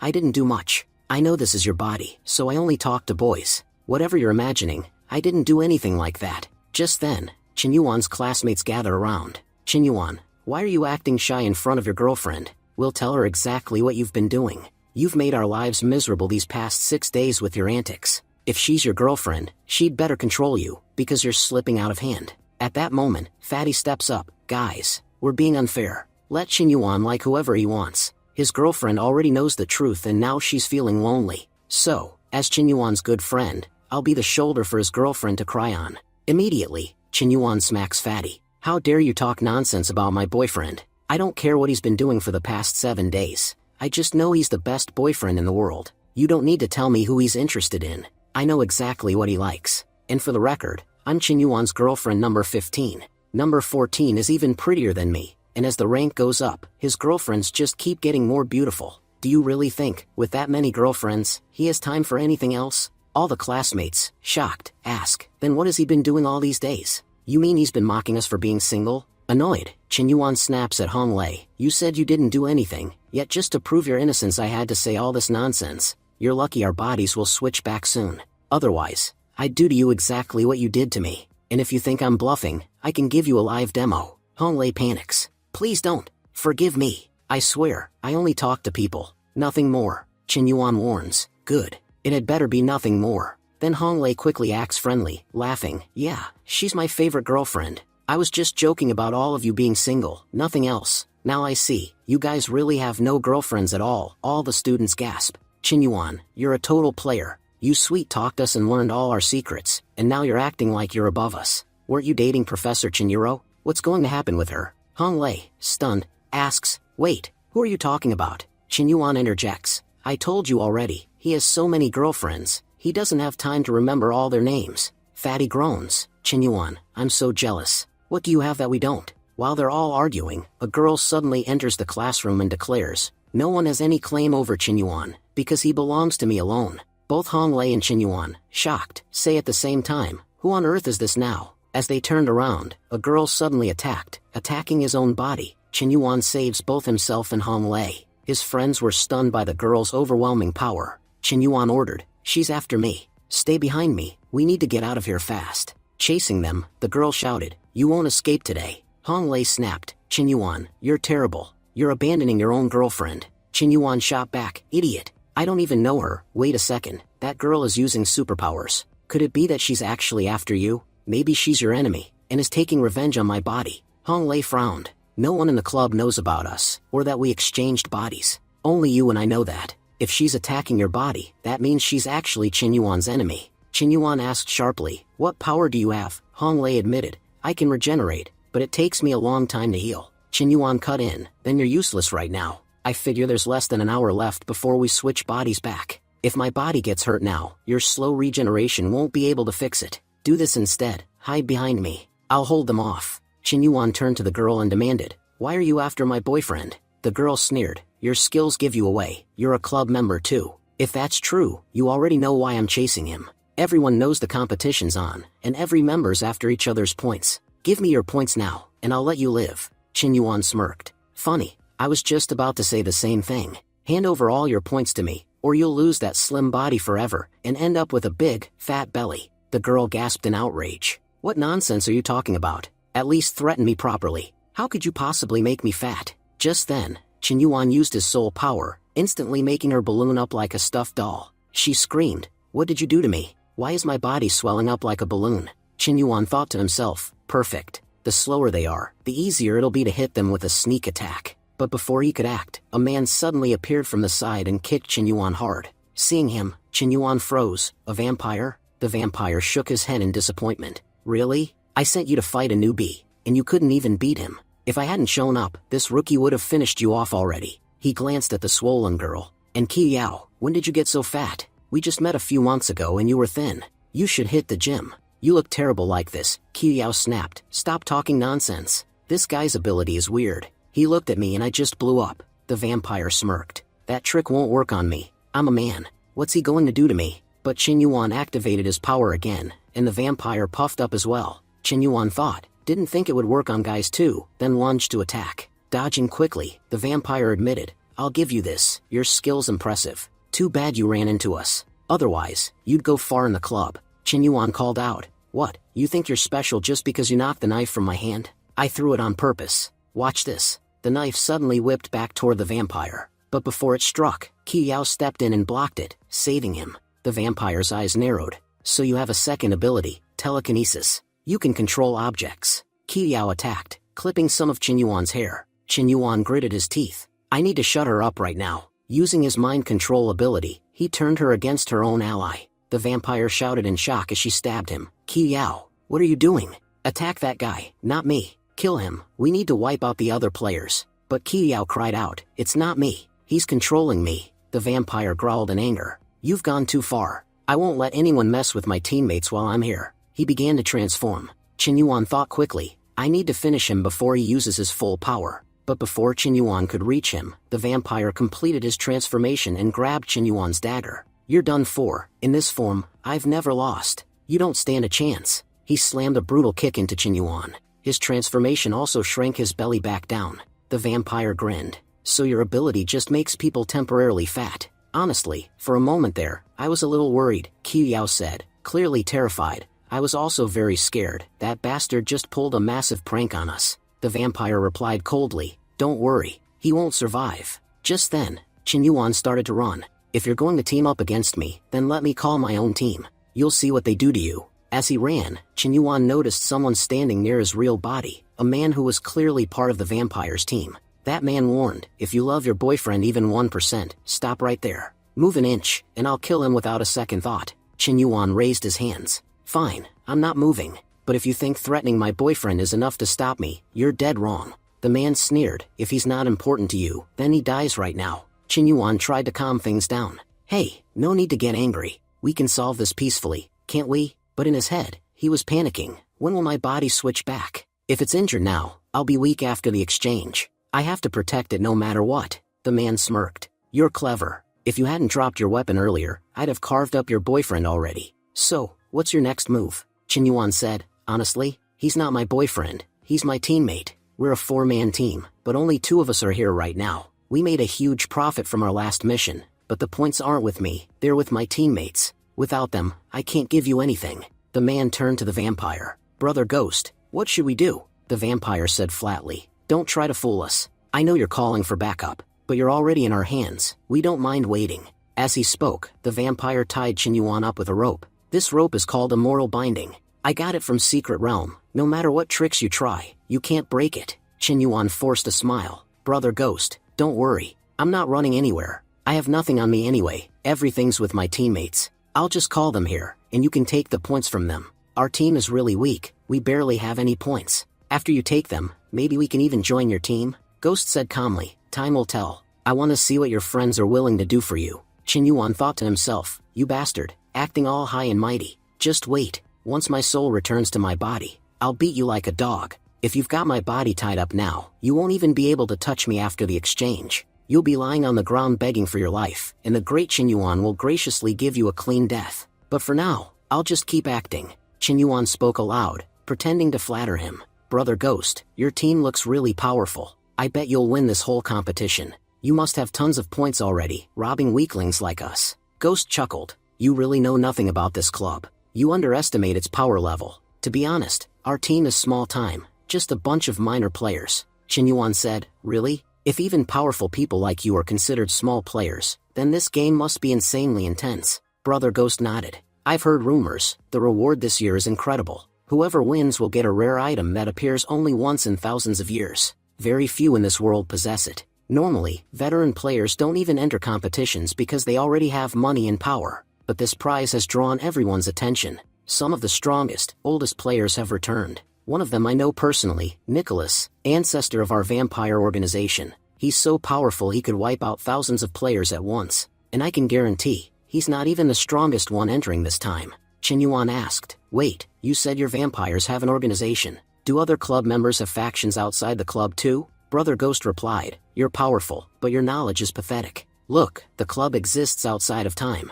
Time and space rules don't apply to it. You could say it connects to every reality. And as for members, their number is infinite. The branch we belong to is just a small division. Across the universe and multiverse, there are countless branches. Even those small divisions compete among themselves to rise higher. Qin Yuan was thinking to himself, from the very start, I kept wondering, why does Manager Su support me so much? Why does she go out of her way to help me become stronger, even selecting missions for me herself? Now I finally understand. She's under pressure from her superiors. They want powerful members in their division so they can outpace the competition. After learning this, one thing has become clear to me, no one ever helps you for free. There's always some hidden profit behind it. Meanwhile, outside the Hanjian group, Qi Yao said sharply, we've walked around this place 3 times. If you're trying to fool us, you're making a huge mistake. If you don't lead us to the right place in the next 5 minutes, we'll kill you. From behind, a man taunted, did you forget about your boyfriend? See this knife? I'll plunge it straight into his body. Qin Yuan replied coldly, a weapon isn't for showing off, it's for using.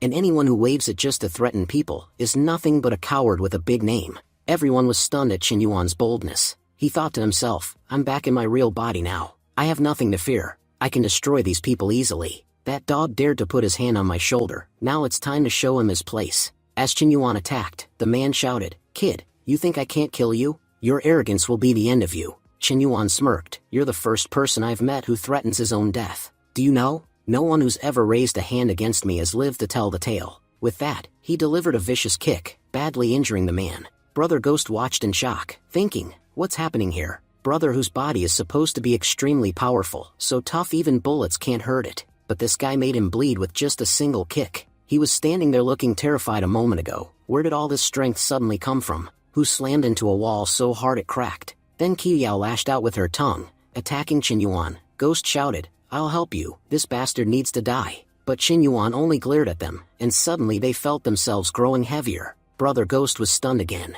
What's going on? That girl used this ability earlier. Does that mean anyone on their team can use it? Qin Yuan kicked Ghost hard, leaving him badly wounded. Ghost gasped, we have to retreat, we messed with the wrong people. As they tried to leave, Qin Yuan opened the bottle and said calmly, my team is coming here. If you leave without meeting them, you'll regret it. Especially, make sure you meet my brother-in-law, because he has already arrived here. Just then, Qin Han leapt down from a building and landed beside Qin Yuan. He said, you have the power to become a werewolf. That means you're my opponent. Brother Ghost stepped forward and growled, you're just an ordinary human. How dare you think you can stand against me? But Qin Han transformed instantly and clashed fists with him. Ghost's eyes widened. You can transform too? Are you a vampire? Qin Han shouted back, I'm no vampire. I'm a hero, the great wolf hero, Wolf Han. I'll bring peace to this world by destroying the evil werewolf wave. Qi Yao, running away, muttered, these guys are tricky. They have backup far stronger than us. We need to escape now. Wan King called after her with a smirk, leaving without even saying hi. You came all this way to catch us. At least greet us before you go. Qi Yao lunged at Wan King with her tongue, but Wan King grabbed it mid-attack. Wan King said coldly, is that all you've got? You can't do anything else? Qi Yao thought in horror, What kind of monsters have we picked a fight with? She's holding my tongue. I can't even move it. Then Wan King slammed Qi Yao hard into a wall. Qi Yao realized, we've made a huge mistake. There's no way we're getting out of here alive. Wan King didn't stop. She lifted Qi Yao and smashed her again and again. You picked the wrong fight today. I'll beat you so badly you'll never forget it. Watching his teammates get brutalized, Shirlao started to panic. These people are monsters. I need to get out of here. Fighting is one thing, but who fights like this? Qin Yuan looked at him and said calmly, feeling bad watching your friends get beaten? Don't worry, your turn is coming. Attacking Qin Yuan, Shirlao said, you think you can kill me? You're barely old enough to match my belt size. I've seen 36 just like you. Using his telekinesis, Qin Yuan blocked Shirlao's attack and hurled a metal board straight at him, slamming him into the ground.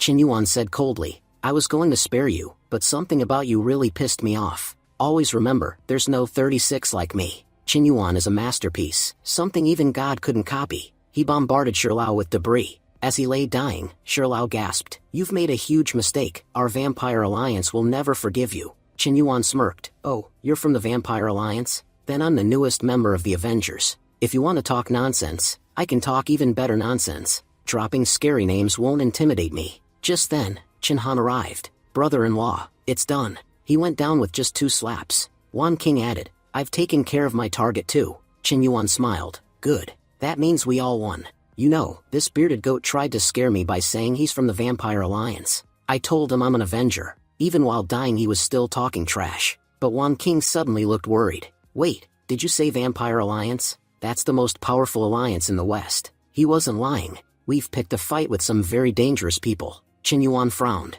Really? I thought he was bluffing. After checking the body, Wan King found a ring in his pocket. This is bad. This guy was a vampire baron. Qin Yuan scoffed. Baron? That's supposed to be impressive? He was weak. How can he be important? If their alliance is full of trash like him, we don't need to be scared. Wan King shook her head. I'm not talking about his strength. I'm talking about his status. Vampires have a nobility system. He didn't get the baron title because he's strong. It's because of his family. His father is probably a viscount, his grandfather a marquis, and the head of their family could even be a vampire duke. Even their servants are incredibly strong. We have to be careful. Qin Yuan sighed. So we've managed to offend the entire vampire society. Qin Han backed away. I don't know about you guys, but I'm leaving. Who wants to fight an entire clan of vampires? Qin Yuan laughed. Brother, where are you going? You're the one who took this guy down in just 2 moves. Qin Han snapped. Qin Yuan, you're nothing but bad luck. Ever since I met you, nothing good has happened. I had 4 amazing years in this club, then I meet you, and in 4 weeks my life's a mess.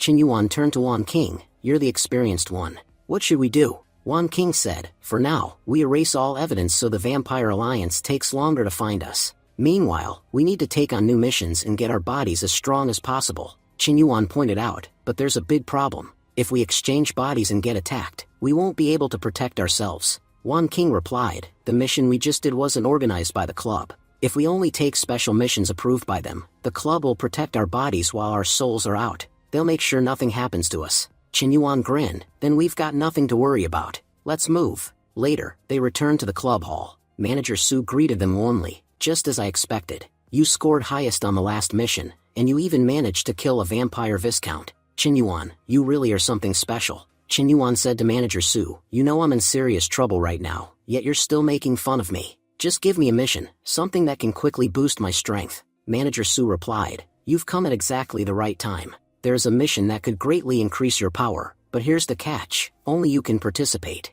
Your 2 teammates can't join you. Wan King added, Qin Yuan, you should take this mission. You'll do fine on your own. Manager Su can assign us something else. Qin Han said, don't worry about me. I'll find something else. Besides, I have no intention of teaming up with you again for another multiplayer mission. Qin Yuan nodded. Fine, I'll take it. The system informs Qin Yuan, you must enter the Vampire Marquis tomb. You have 10 minutes to prepare. Qin Yuan muttered, Manager Su, are you trying to get me killed? I just finished taking down a baron, and now you're sending me after vampires? Manager Su reassured him, don't worry. After your body transformation, no one will know who you really are. But let me warn you, dealing with vampires is extremely dangerous. Entering Marquis tomb is as good as walking straight into death. Qin Yuan frowned. Then why push this mission onto me? Do you want me dead? Manager Su replied firmly, fortune favors the brave. And honestly, if you can't handle this mission, no one in our entire club can. Qin Yuan sighed. I don't have much time. I need to buy some essentials first. He injected himself with an enhancer and purchased a life-saving tattoo.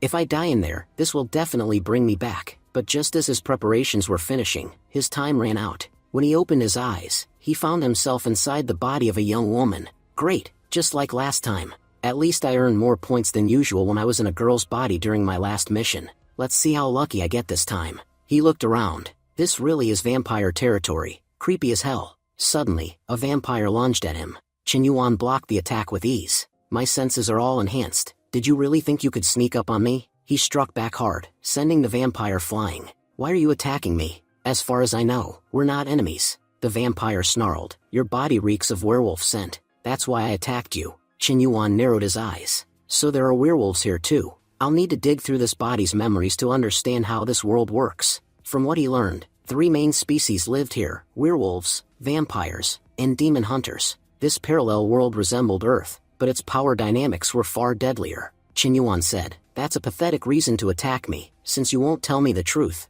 I'll just use my own method. The vampire barked. What exactly are you planning to do? If you're thinking of beating me up, I should warn you, I have a PhD in taking hits. Been getting beaten up since childhood. I'm not going to open my mouth that easily. Chen Yuan chuckled. First time I've seen someone so proud of being a punching bag. I could beat it out of you, but I don't have the time. He used his mind control ability and asked, why did you attack me? The vampire's resistance crumbled. To enter Marquis's tomb, you need the blood of a vampire, a werewolf, and a demon hunter. And I can see you have all 3 bloodlines. That makes you the perfect key to get inside. But I knew you wouldn't come with me willingly, which is why I was thinking of killing you. Chen Yuan thought, Marquis's tomb, that's exactly where I need to go. But why don't I remember anything about needing 3 bloodlines? Did this body's original owner know nothing about it? If I carry all 3, that means every faction will target me. I thought this mission would just be difficult, but now I can see death waiting for me at every step. Entering Marquis's tomb is already a near impossible task, and the system just made me the key to enter this tomb.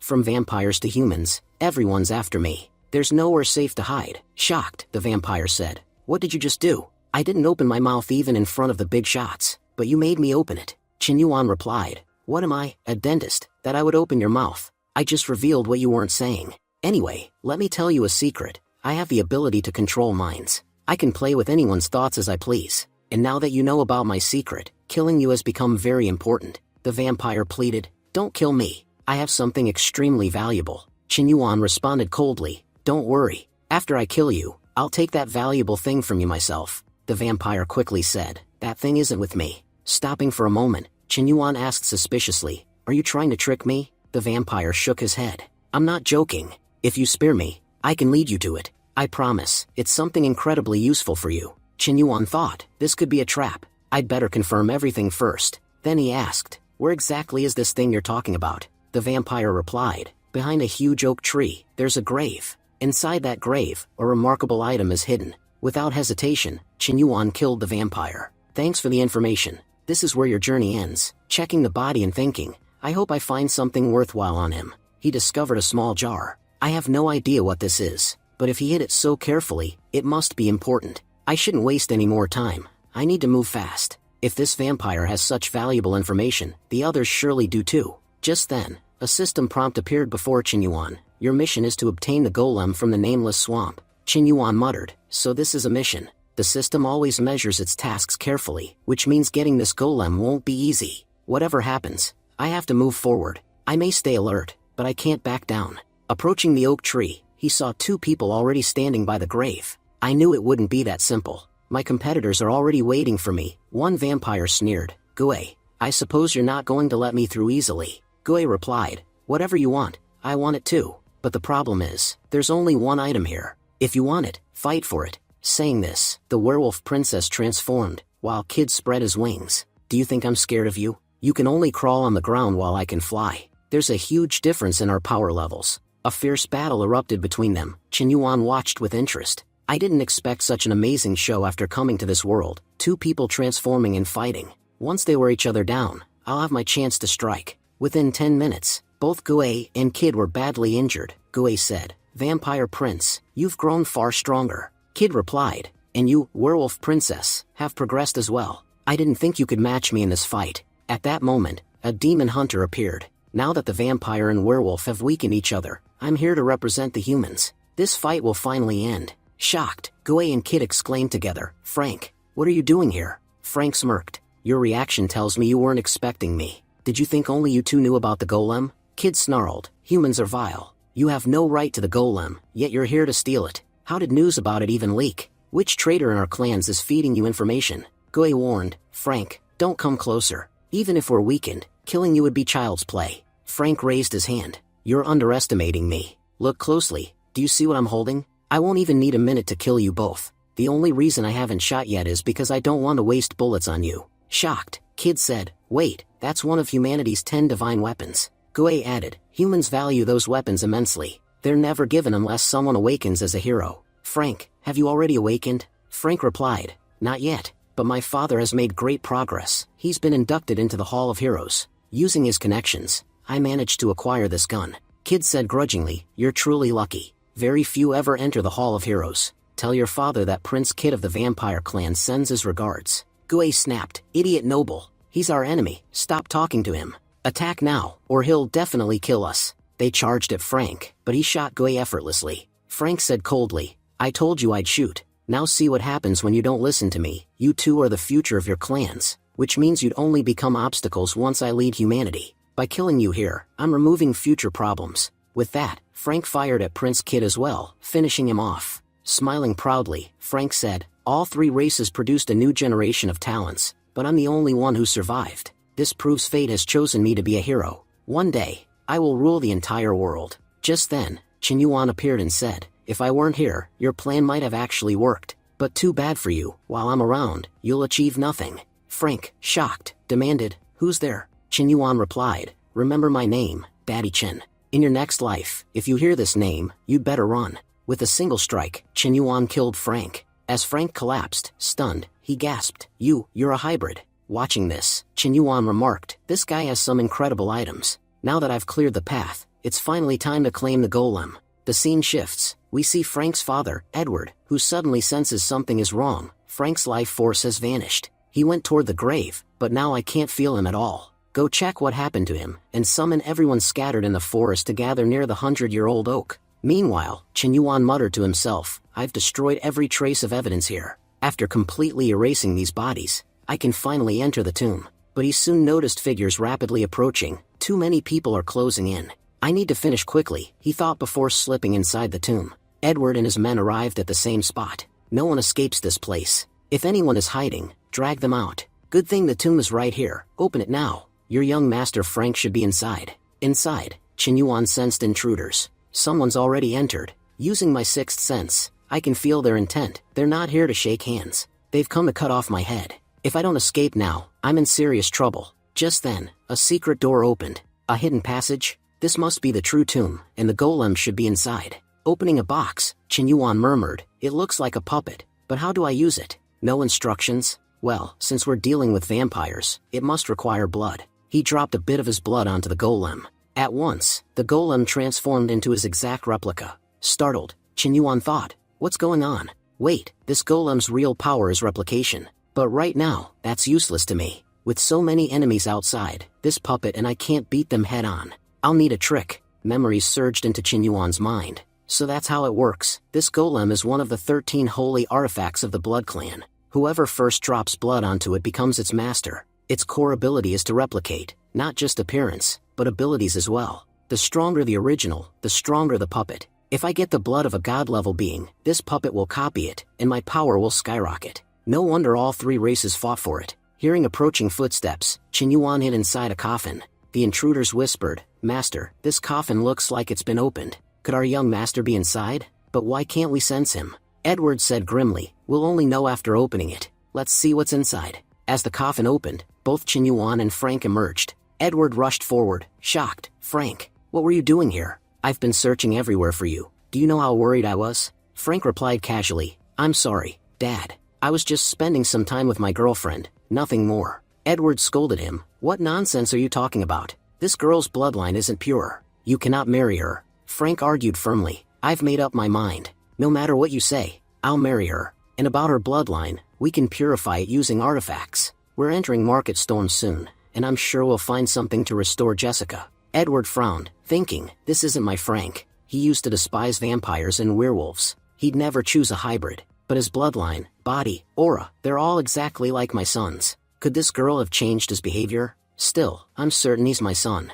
As they continued forward, Chen Yuan said, "Father, when you meet your daughter-in-law for the first time, aren't you going to give her a gift? Even we half-breeds give presents. And you're Edward, leader of the human race. Are you really not giving me anything?" Edward replied, "Who said I wouldn't give you something? Take this. After drinking this potion, your level will rise significantly. I'm giving it to you so that, when you enter Marquis Tomb, no trouble falls on my son. Fight your own battles. Don't drag him into this." Chen Yuan responded, "Don't worry, I can take care of myself." At the same time, he thought to himself, this golem is incredible. It replicated that foolish friend so perfectly that even his father can't tell the difference. The Blood Clan really did have something extraordinary. He drank the potion Edward had given him. Chen Yuan thought, there's no point in holding on to it. I don't know what dangers await me inside Marquis Tomb. The faster I grow stronger, the better. As the liquid coursed through his body, his bloodline improved, not just his human lineage, but his werewolf and vampire traits as well. Having 3 bloodlines really gives me an edge. Edward said, "We should move. We're not the only ones heading toward Marquis Tomb. Vampires and werewolves will soon arrive to plunder it. The sooner we move, the better." But inwardly, Edward frowned. Something's off with Frank. On missions like these, he's always in front, yet now he's quiet, subdued. Can just one girl really change him this much? Soon, they arrived at Marquis Tomb. Edward said, "This is the tomb of Marquis Dracula. We've all heard the stories. From what I know, it's like an enormous labyrinth. We have no idea what threats await inside, so stay sharp." Chen Yuan commented, "But I've seen movies. Dracula was a count. When did he get promoted to Marquez?" Edward shot him a look. "What nonsense are you talking about? Dracula's life spans thousands of years. Don't you think he'd earn at least one promotion in all that time? And let me be clear, we're entering to claim treasure. If you pick a fight for no reason, we won't help you." Chen Yuan replied, "Relax. I told you, I'll handle myself." But he wondered, this is a major mission. Why hasn't the system assigned me anything yet? At that moment, the system appeared before him. "Your mission is to acquire Dracula's blood." Chen Yuan thought, has the system lost its mind? It wants me to sneak into Dracula's lair and steal his blood? These people are terrified of confronting him, and I'm supposed to just waltz in and take it? Chen Yuan asked aloud, "Can we actually obtain Dracula's blood?" Edward glared. "Are you suicidal? Do you have any idea who Dracula is? Even the mightiest vampires fear him. If we try to take his blood, he'll make dinner out of us. Let me make this clear to everyone. If you see Dracula, shut your eyes and run. We're human, he doesn't even spare vampires. And girl, if you really want his blood, go get it yourself. Don't drag us into this." As they entered the tomb, Chen Yuan muttered, "I knew this wouldn't be simple."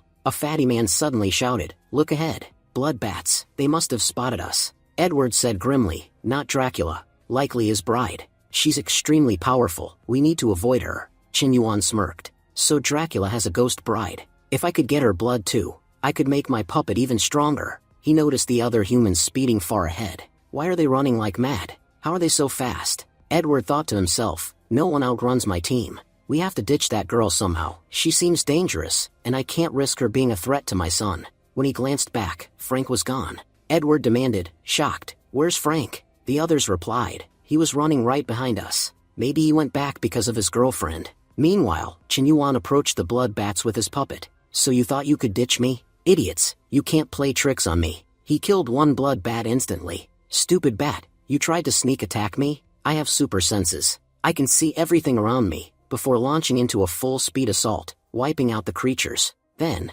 Dracula's ghost bride, Alicia, appeared. "How dare you kill my pets, you filthy humans. You won't leave here alive." Chen Yuan muttered, "So this is Dracula's wife. She's far stronger than that kid vampire." Blocking her attack, he called out, "Sister, I'm a vampire too. We're on the same side. There's no need to fight me." Alicia's eyes blazed. Lord Dracula has severed ties with all vampires. Humans, werewolves, and vampires alike are his enemies. "So, little sister, I have no reason to spare you." Chen Yuan thought bitterly, was the original owner of this body an idiot? I've found nothing useful in her memories. Everything I've learned so far has come from others around me. Using his mind control ability, Chen Yuan managed to stop Alicia for a moment and threw a potion right at her face. Enraged, Alicia shouted, "How dare you ruin my face? You bitch, I won't let you live." Saying this, she attacked Chen Yuan with her weapon. But just then, the puppet jumped in between, saving Chen Yuan and taking the full hit himself. Carrying the injured puppet, Chen Yuan thought, he risked his life to protect me.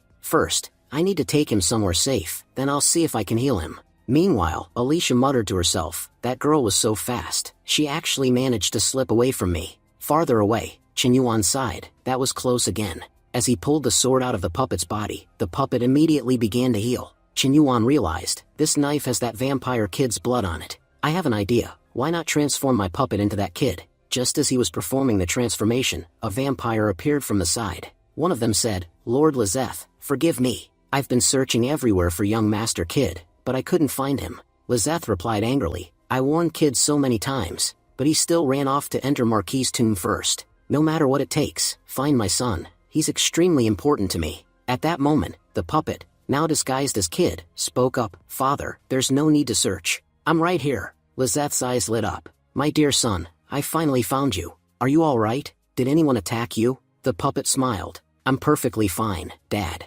I'm the vampire crown prince. Who would dare lay a hand on me? Pointing at Qinyuan, Lizeth asked, and who is this? The puppet replied, this is my girlfriend, Jessica. Overjoyed, Lizeth said, my son's all grown up. He's even found himself such a beautiful girlfriend. I'm so happy. Tell me, what gift do you want? I'll give you anything I have. Qinyuan spoke up, give me something that can raise my level a bit. Meanwhile, he thought, Frank's father was such a miser, I had to practically beg him for a gift. But Lizeth is a great guy. He offered me one himself. Lizeth handed over a vial. This is king's blood. Using it can greatly enhance a vampire's bloodline. If you use it, your lineage will become even purer. Qinyuan replied, thank you so much, father-in-law. Just then, Edward arrived and said, what's going on here? Jessica, weren't you Frank's girlfriend? What are you doing with vampires? Qinyuan thought, oh, I didn't realize I'd already played this same trick on the humans earlier. Qinyuan said boldly, Sir Edward, why are you talking nonsense? Yes, it's true Frank liked me,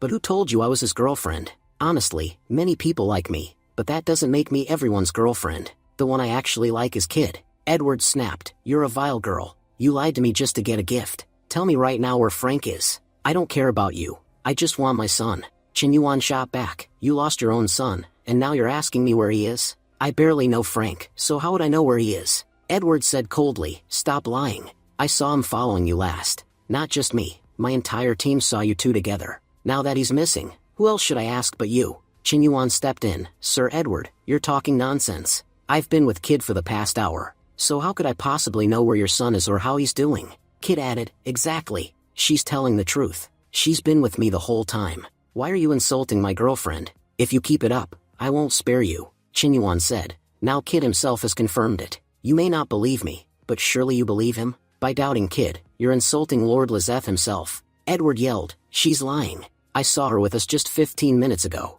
Now she claims she's been with you for an hour. Lizeth, don't trust her. She's a liar who made my son disappear. Lizeth stepped forward. Enough, Edward. My son says he's been with Jessica for an hour. Are you saying my son is a liar? If you insult Jessica again, I'll kill you myself. Edward shouted, she's tricking you, and you're actually falling for it. Don't believe her, Lizeth. You'll regret it. Kid spoke firmly, Dad, Jessica's been with me this whole time. This old man is just trying to turn us against each other. He's human, and our enemy. Releasing his aura, Lizeth said coldly to Edward, I've heard enough. If you say another word, it will end very badly for you. Edward glared back. I'm not afraid of you, Lizeth. If you want to fight, let's do it right now. Qinyuan was thinking, finally, there's going to be a fight here. Once these two fight each other, they'll both be seriously weakened, and in the end, all the profit will be mine. Just then Edward, turning back, said, I'm not going to fight you. She's fooling you all, and soon you'll realize it yourselves. I came here to make a profit, not to waste time fighting with you. Cheering loudly, Qinyuan said, Father-in-law, you're amazing. You scared Edward so badly that he ran away. Meanwhile, Edward, leaving the place, was thinking, everything I said there was absolutely true. That cunning girl is deceiving everyone. But fine, if these vampires want to be fooled, let them be. Soon they'll regret it. I just need to find Frank somehow. After that, I'll decide how to deal with these people. Qinyuan thought, so he turned back. I really thought there would be a fight, but it never happened. Lizeth said, to be honest, humans are cowards. Did you see? He came looking for a fight and then ran away scared. We shouldn't waste any more time. Let's move on. Qinyuan thought, this Lizeth guy really has a good heart, especially when it comes to his children. He's so protective. There's no harm in following him for a while. Meanwhile Lizeth was thinking, my son Kid talks too much. By now, he usually drives everyone crazy with his chatter. But here, he's hardly said anything, and whenever he spoke, it was only about Jessica. Has something happened to him? The puppet, nervous, asked. Father, is there some problem? Lizeth replied, no, everything's fine. But inwardly he thought, now I'm sure something's wrong. I need to check whether this really is my son. Soon they arrived at Tomb's door, where they saw a large lock. Lizeth said, son, it's your turn. Go ahead and open this lock. The puppet, shocked, said, you want me to open it? Lizeth replied, of course. You've always been great at breaking locks. No matter how difficult, you've always cracked them, so why would this one be a problem for you? The puppet quickly said, no problem at all, Dad. I'll open it. At the same time, Qinyuan thought, what do I do now? The puppet will only do what I command, but I have no idea how to open this lock. There are so many symbols on it, guessing the right combination will be nearly impossible. Lizeth must already be suspicious of the puppet, that's why he deliberately pushed Kid forward. Looking at the lock, the puppet stood still, doing nothing. Lizeth scolded, why aren't you doing anything? Hurry up and start opening it. The puppet then began fiddling with it randomly. Lizeth, surprised, thought, what is he doing? I told him to open the lock, but he's just moving things around without thinking. Qinyuan thought, it's time to improve myself. If my powers don't grow, I won't be able to open this lock. Edward's gift already boosted my senses a lot. Maybe if I drink this king's blood, my powers will increase even further. As soon as he drank the king's blood, his senses sharpened immensely. Qinyuan thought, this gift is much better than the last one. My vampire bloodline has become 10 times stronger. I can sense everything so clearly now. Then, glancing sideways, he noticed something strange. All the vampires' clothes seemed to have disappeared. Qinyuan thought, where did their clothes go? They were dressed just 2 minutes ago. When he looked at his own hands, he could even see his bones. Qinyuan realized, I completely forgot. Our senses include our vision. My senses have improved so much that now I can literally see through things. That means I can also see through this door. Irritated, Lizeth said, what on earth are you doing? You used to be an expert at opening locks. Why is it taking you so long? Honestly, it doesn't even look like you're using your brain. You're just twisting things at random. The puppet replied, Dad, it's almost done. Just give me 5 minutes and I'll fix it. Using his enhanced X-vision, Qinyuan scanned the lock. Now I get it. With this vision, opening any lock is no problem at all. The puppet suddenly opened the lock at incredible speed. The vampires, seeing this, were astonished. Lizeth thought, my son was always skilled at unusual tasks, but even for him, opening a marquee tomb lock this easily would be impossible. Now I'm certain, whoever this is, he's not my son. His behavior and methods are completely different, but I won't let him know I've figured it out. This person is very useful. If Kid were really here, I doubt he could have opened this lock, but this one did it with ease. I'll use him to clear Marquis's tomb, and afterward, I'll find out where my real son is. Finally Lizeth said aloud, Kid, I knew you were extraordinary, and today you've proven it. While opening the gate, Lizeth said, then what are we waiting for? Let's go. Marquis's treasure is waiting for us. As soon as they entered, they saw piles of gold and silver lying inside. Lizeth said, I have a space ring here that's about 10 meters wide inside. Move forward and fill it with all the treasure you can. There's too much here for us to take it all. Just pick the most valuable things first. But ignoring Lizeth's instructions, all the vampires rushed forward, trying to grab as much as they could. They exclaimed, we've never seen so much gold in our lives. Fill your pockets quickly, this chance will never come again. Qinyuan thought, this guy has a space ring. I've only read about these in stories, but today I'm seeing one for the first time. If I can get my hands on it, I'll never have to worry about storage again. Lizeth said, Jessica, you're not going anywhere. There's amazing jewelry here. Girls usually love jewelry. Seeing you just standing there feels really strange. Qinyuan said, you all really worked hard to get this treasure. That's why I can honestly say it belongs to you. It wouldn't be fair to take it without your permission. Meanwhile, Qinyuan thought, if there was no danger here, I'd be collecting treasure too. But they have no idea there's a dragon sleeping beneath this gold. Their noise is going to wake it up any moment now. As the vampires stuffed their pockets, they said, this is amazing. If we'd known we'd find this much loot, we would have brought bigger bags from home. But their chatter woke the dragon. Lizeth said, Jessica, you're such a sweet girl. I've seen how hard you've worked, it makes me happy. You don't need to hesitate. You're already part of my family. Take whatever you like. There's plenty for everyone. We can't carry it all anyway. Qinyuan replied, thank you so much, father-in-law. Just then, the dragon awoke. Shocked vampires shouted, it's a dragon. What is a dragon doing here? The beast lunged forward, snatched up a vampire, and devoured him on the spot. The others panicked and shouted, we need to get out of here, or it'll kill us. But as they tried to run, the door slammed shut. Lizeth said, what's going on? How did the door close by itself? Was this a trap? Qin Yuan thought. It didn't close by itself. I closed it. This is the perfect chance to steal that space ring. They'll have to face a little trouble while I get what I want. The dragon charged forward. Lizeth said, I'll hold it off for a while. Everyone else, try to open the door. Qin Yuan thought, I've been waiting for this chance to steal the ring, and now it's here. Puppet, it's your time to shine. Show your skills. The puppet stepped forward, grabbed Lizeth, and said, Dad, I'm scared. Save me. Lizeth shouted, Idiot, let go of me. The dragon's coming straight at us. If we don't move, it'll kill us. Lizeth leapt aside at the last moment to dodge the dragon's attack. Qin Yuan thought, right now, Lizeth's not thinking about the ring at all. This is the perfect moment to steal it. Using telekinesis, he slipped the ring off Lizeth's hand. Qin Yuan whispered, Finally, I did it. Now I have my own space ring. Meanwhile, the vampires managed to unlock the door, and everyone fled outside. The gate was too small for the dragon to pass through, trapping it inside. Qin Yuan thought, good thing the gate was small, otherwise we wouldn't have survived. As they escaped, the vampires said, We really cheated death back there. Lizeth said, It was our mistake. We came here to steal Marquis's treasure and assumed the treasure room would be unguarded. We were lucky to get out alive. If we'd delayed even a little, that dragon would have killed us all. The puppet said, Jessica, let's go. Lizeth asked, Go? What do you mean by that? Where are you going, kid? The puppet replied, A father who can't even protect his own son isn't a father I want. I'd rather have my girlfriend, who never leaves me alone. Lizeth snapped, Have I ever called you a useless son? I'm powerful, and you're weak, but I never said I didn't want you as my son. But as Lizeth spoke, he realized the ring was gone. He thought, Where's my ring? Meanwhile, Qin Yuan was running, thinking, You're too late, you'll never catch us now. Lizeth shouted, That girl stole our ring.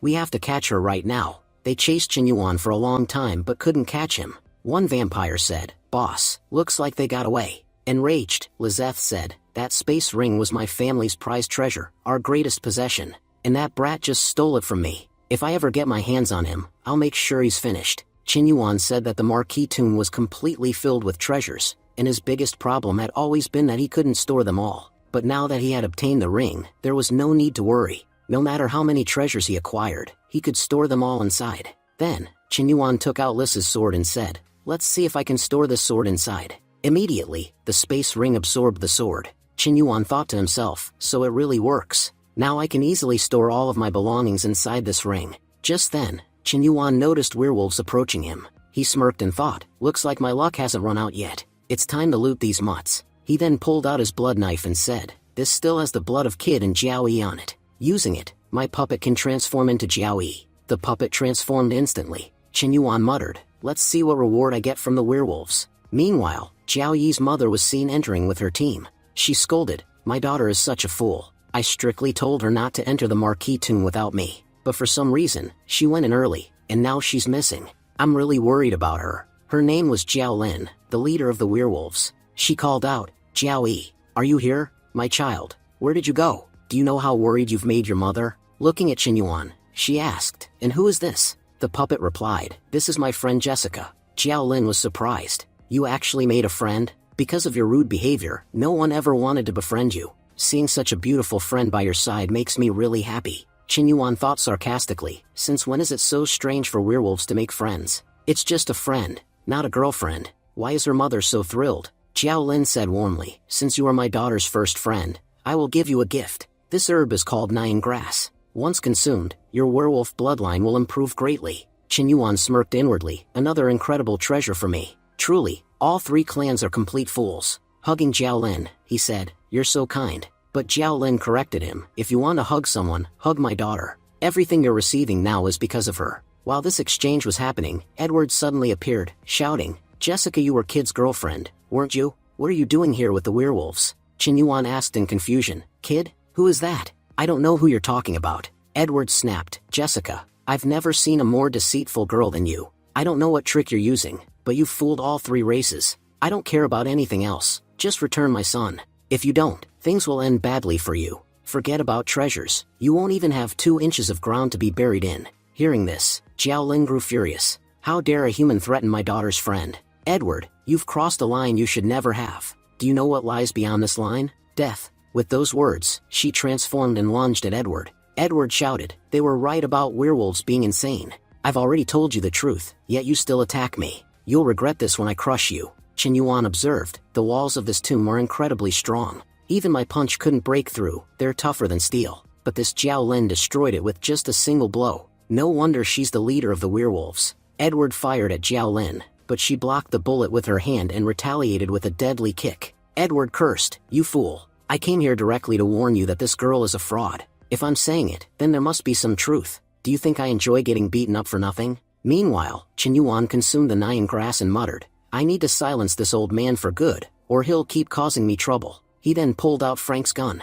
Edward's eyes widened in shock. "That's the holy gun. I gave it to Frank. What did you do to him? Why is it in your hands? Frank would rather die than let this gun fall into your possession." Chen Yuan replied while firing at Edward, "I didn't do anything. Your son gave me this gun himself. I didn't even know it was a holy gun. He said it was just some useless thing." Edward roared, "Lies. There's no way Frank would hand it to you so casually. Do you know? The power of that gun depends on its wielder. In the hands of a girl like you, it won't remain pure. That's why, even if you use it, its power won't be the same as when a true warrior wields it." But in the chaos, Edward's bullet hit Jiao Lin, while Chen Yuan's bullet struck Edward directly. As Edward collapsed, he thought in disbelief, "How is this possible? When I first met this girl, she was just a hybrid. A hybrid shouldn't be able to make the holy gun this powerful. What did she do in such a short time to become this strong?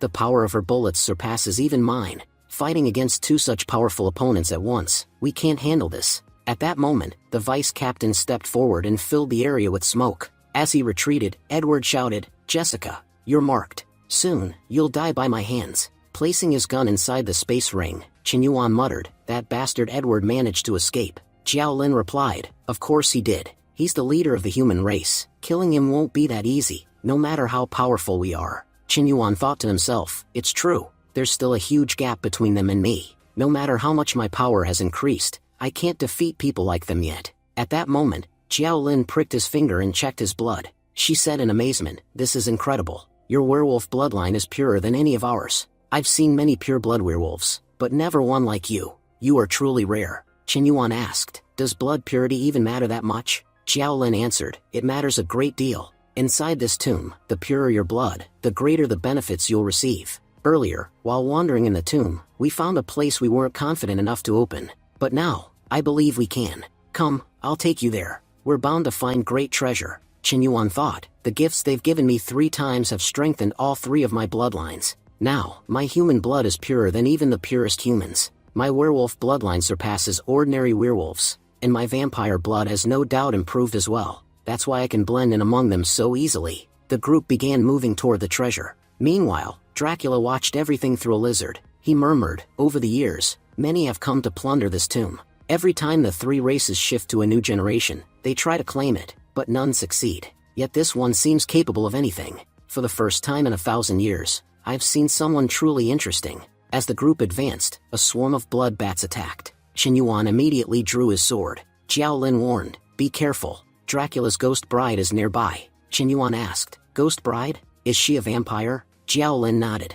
"Yes, she's a vampire. I've also heard that Dracula has 3 wives, 1 human, 1 vampire, and 1 werewolf. He may be the only one who ever married across all 3 races." Chen Yuan smirked inwardly. Well, with 1,000 years to live, he has plenty of time to enjoy himself. Jiao Lin then asked, "Jessica, you're carrying Alicia's knife, aren't you? Do you know not just anyone can wield it? Where did you even get it? And I've noticed that you have artifacts from every tribe. How? Where exactly are you from?" Chen Yuan replied casually, "Honestly, I just found them along the way. None of these came from my family." But in his mind, he thought, even Jiao Lin is praising this sword, it must be incredibly powerful. She even said Alicia condensed it with her own blood. That means I can use it to transform my puppet into Alicia herself. Jiao Lin snapped, "Jessica, don't just stand there admiring the knife, attack. I can't handle all these blood bats alone. We'll waste too much time." After finishing off the bats, they reached a massive gate. Jiao Lin explained, "We can only enter if the gate recognizes our blood as pure enough.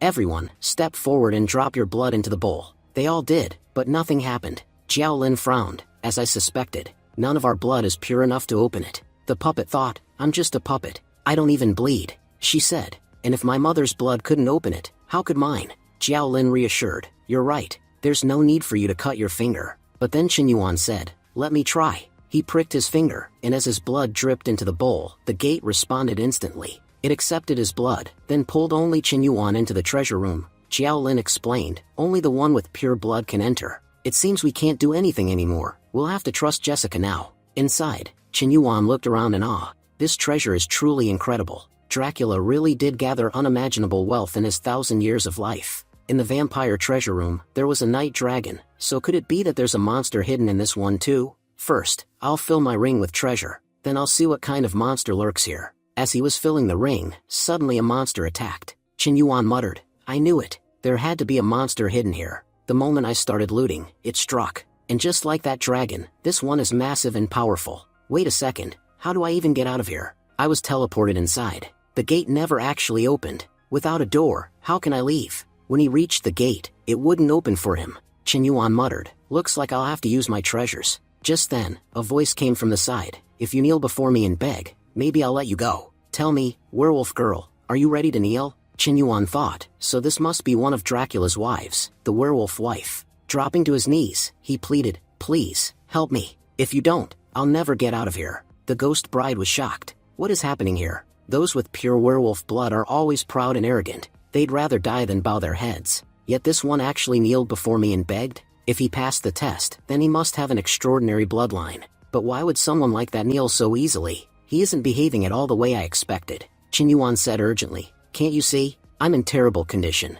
Don't just stand there. Come here and help me. The ghost bride smirked. I've changed my mind. Chen Yuan snapped. Changed your mind? Are you kidding me? You've wasted my time. Compensate me for it. The ghost bride replied, no, my time was wasted. I thought you were a proud pure-blood werewolf, one who'd rather give up his life than ask for help. But you begged instead. Chen Yuan retorted, if you're not going to help, then mind your own business. And as for arrogance, if my life weren't at stake, I wouldn't even waste words on low-blood trash like you. I'm certain even Dracula ignores you. He must adore his human wife and Alicia far more than you. Compared to them, you look like nothing but an auntie. Furious, the ghost bride shouted, how dare you call me an auntie? Boy, I won't forgive you. Transforming into her werewolf form, she launched a deadly attack at Chen Yuan. Dodging, he muttered, great, as if one monster attacking me wasn't enough. Now this auntie has joined in. I need to summon my puppet. Without it, I can't win this fight. As soon as Chen Yuan summoned his puppet, Jiao Yi vanished from where she stood.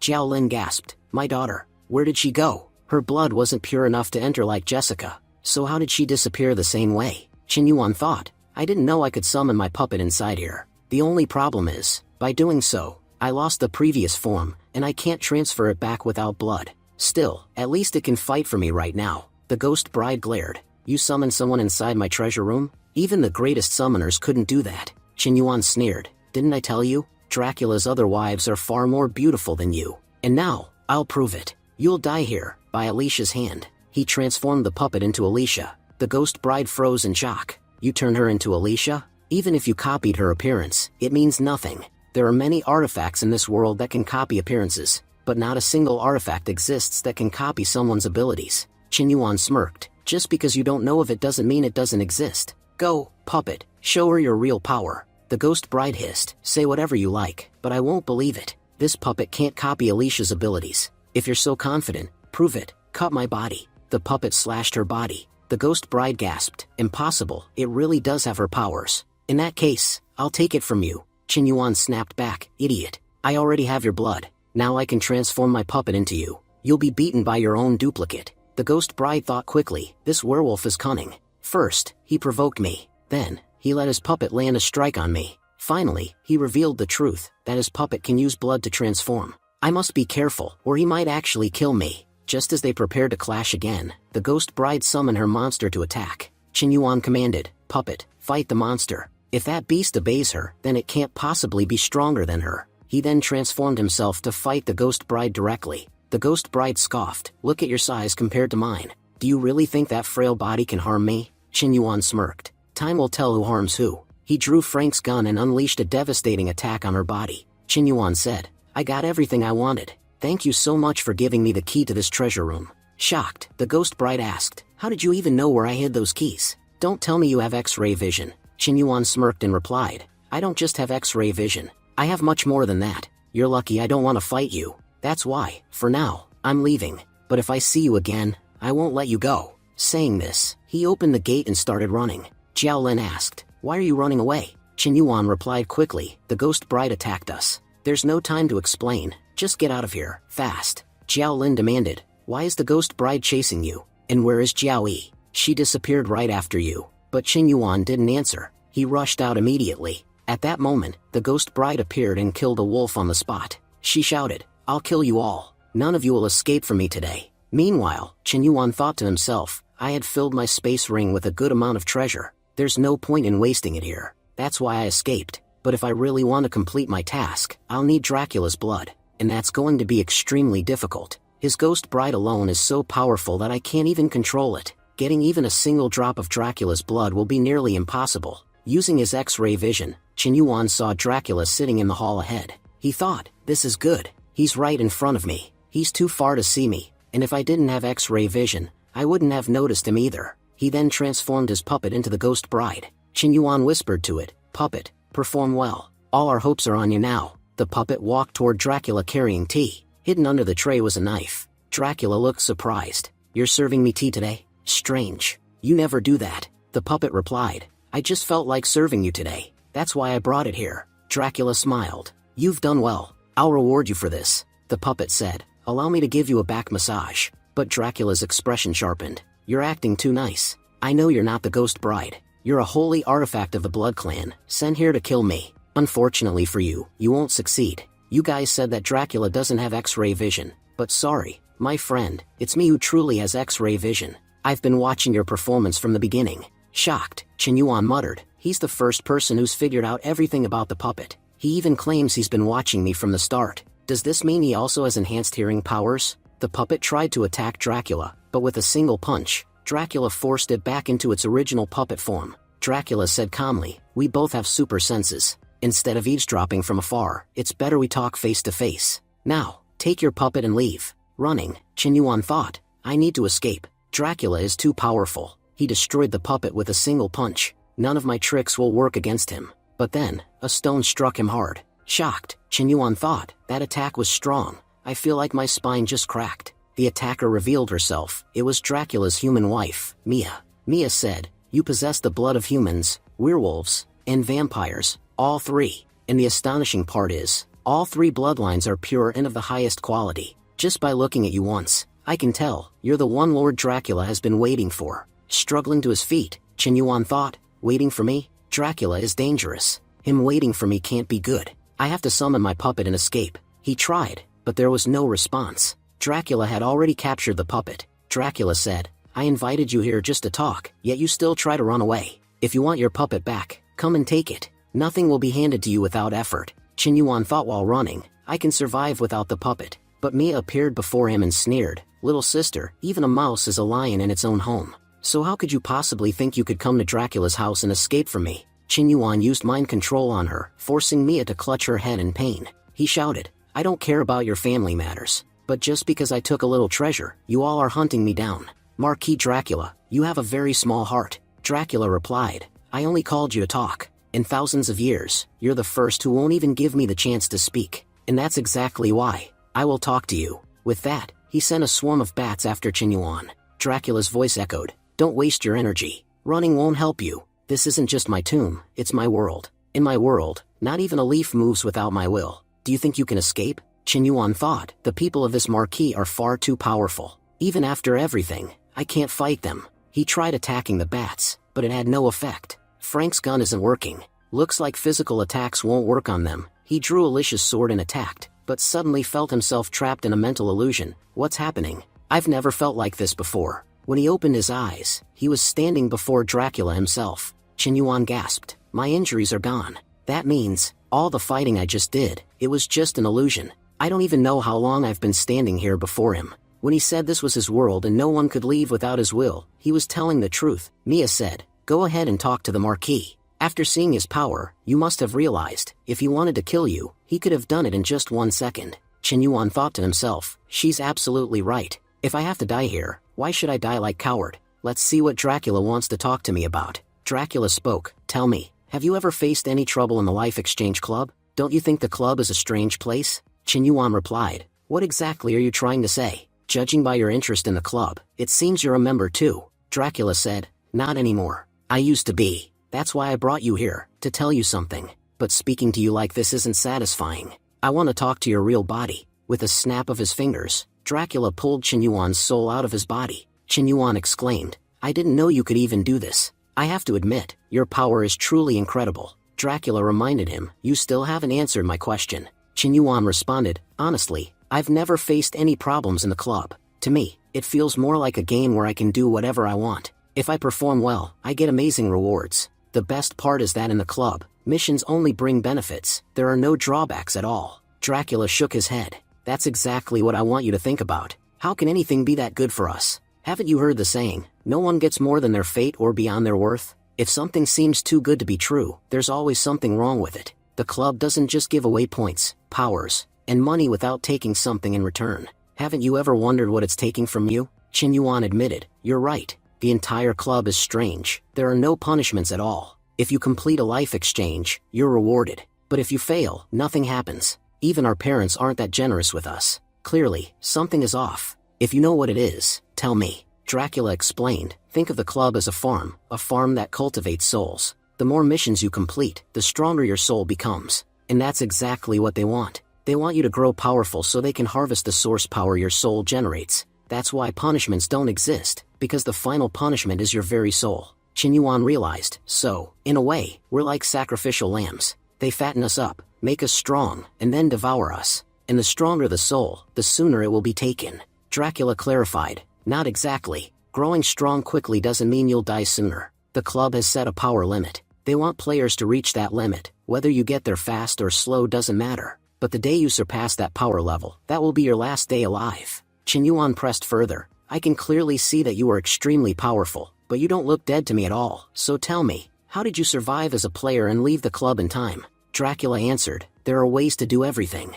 I was one of the lucky few who uncovered the truth about the club and escaped before it was too late. Unfortunately, I can't share the trick I used. Chen Yuan protested, even after telling me so much. Why keep this one secret from me? Dracula replied, because some secrets are better left untold. You're not yet qualified to handle them. When the time comes and you're strong enough, the truth will reveal itself. My duty is simply to warn you ahead of time, and I've done that. Remember, no matter how hard you try, you can't obtain this blood on your own. Without it, you'll never complete your mission. Take my blood, complete your task, and grow stronger as fast as you can. Learn everything about the club. In thousands of years, you're the only human I've truly admired. I don't want you to end up dead like the others. Chen Yuan asked, earlier you said you wanted me to survive and become one of you. Does that mean people who escape the club have their own recognition? Dracula nodded. Exactly. Soon, you'll learn about the bounty list. Those on it are considered enemies of the club, and the enemy of my enemy is my friend. That's why we, the members of the bounty list, have formed an alliance, so we won't stand weak against the club.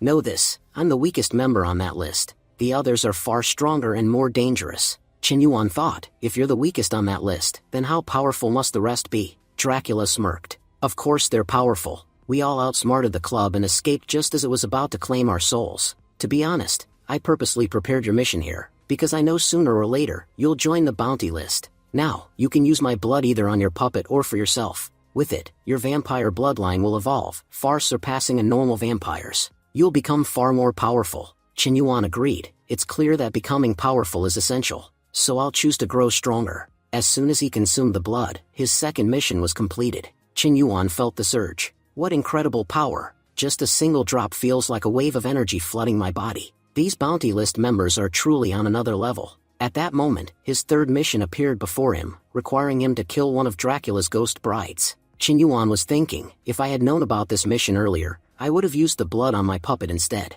But will Dracula even give me permission to kill his own wife? Chen Yuan asked, Mr. Dracula, can I kill one of your ghost brides? You have 3 of them. Surely, you'd allow me to eliminate at least one. Dracula replied, boy, do you have a death wish? Chen Yuan insisted, you know I can't survive here without completing my mission. That's why your permission is very important to me. Dracula said calmly, if you want to kill them, it doesn't bother me much. But let me warn you, my ghost brides are extremely powerful. Killing one of them is the same as walking straight into your own death. Chen Yuan thought to himself, I'm talking about killing his ghost bride, yet he isn't even reacting. Just like the stories I've heard about Dracula, this is exactly how he is. He said, if you don't have a problem with it, then don't worry. I have plenty of ways to kill them. And who said I'll rush to complete this mission right away? First, I'll become much stronger, then I'll face your ghost bride. Dracula told him, inside my tomb, there are countless opportunities. Whether you can seize them or not depends on your ability. Then, he returned Qin Yuan's soul back into his body.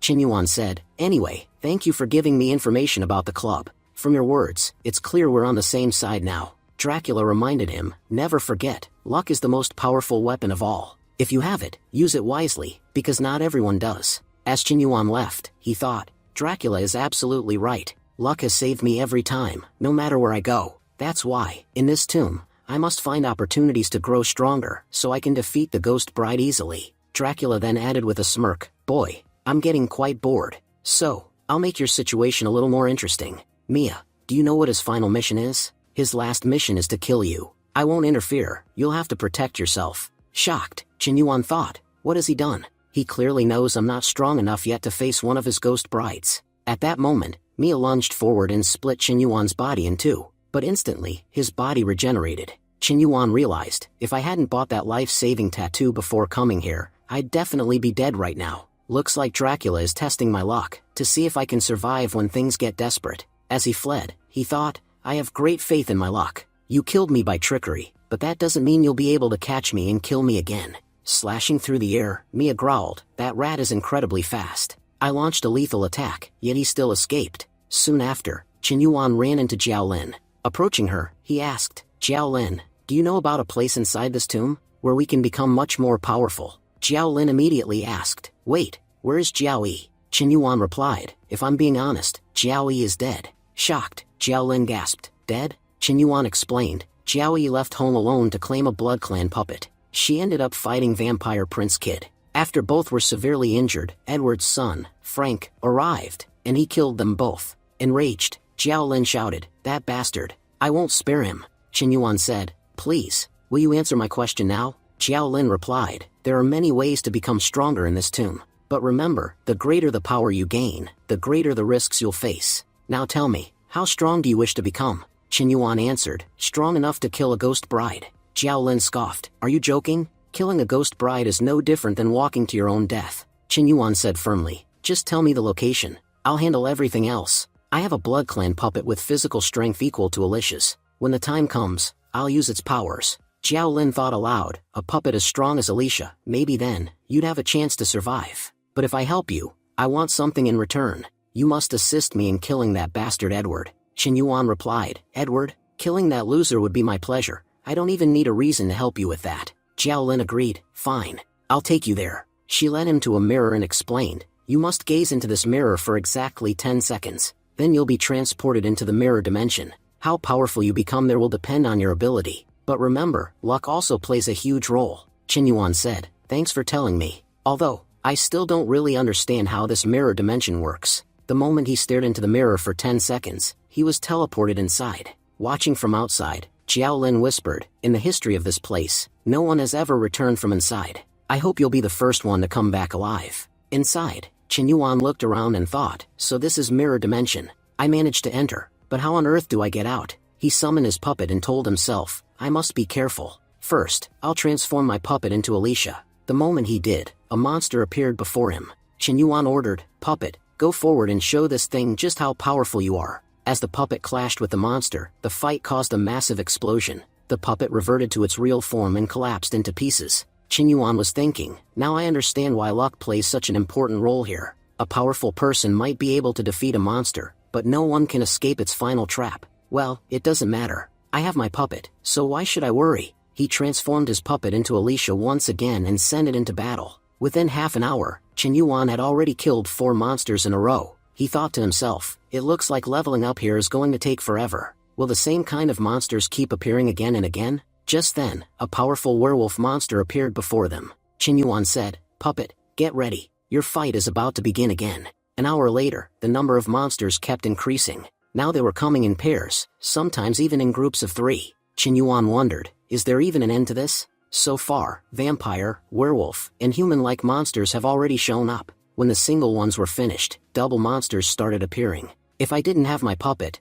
I wouldn't have been able to handle them at all. Once again, he transformed his puppet inside Alicia and sent it forward. Meanwhile, Jiao Lin was watching everything unfold. Jiao Lin said, Jessica has been inside for the last 3 hours. She might actually be the one who will return alive from this dimension. At that moment, a werewolf exclaimed, "Boss, look to the side." Shocked, Xiaolin said, "Why is Alicia coming here? We need to get out of here immediately." As Alicia approached the mirror, she saw Qin Yuan inside it. She thought, "What is this guy doing in my dimension? Does he really have the audacity to attack the most sacred artifact of the vampire clan? Well, one thing is certain, there's no need for me to kill him. Where he is now, he'll end up dying on his own. Still, I'll stick around to witness his death with my own eyes." Saying this, Alicia entered the mirror dimension as well. She muttered, "This is strange. Why are there no monsters here? And how are you still standing unharmed?" Qin Yuan replied, "I'm standing safely here because I've already cleared every level of the mirror dimension. You could say I'm now the ruler of this place."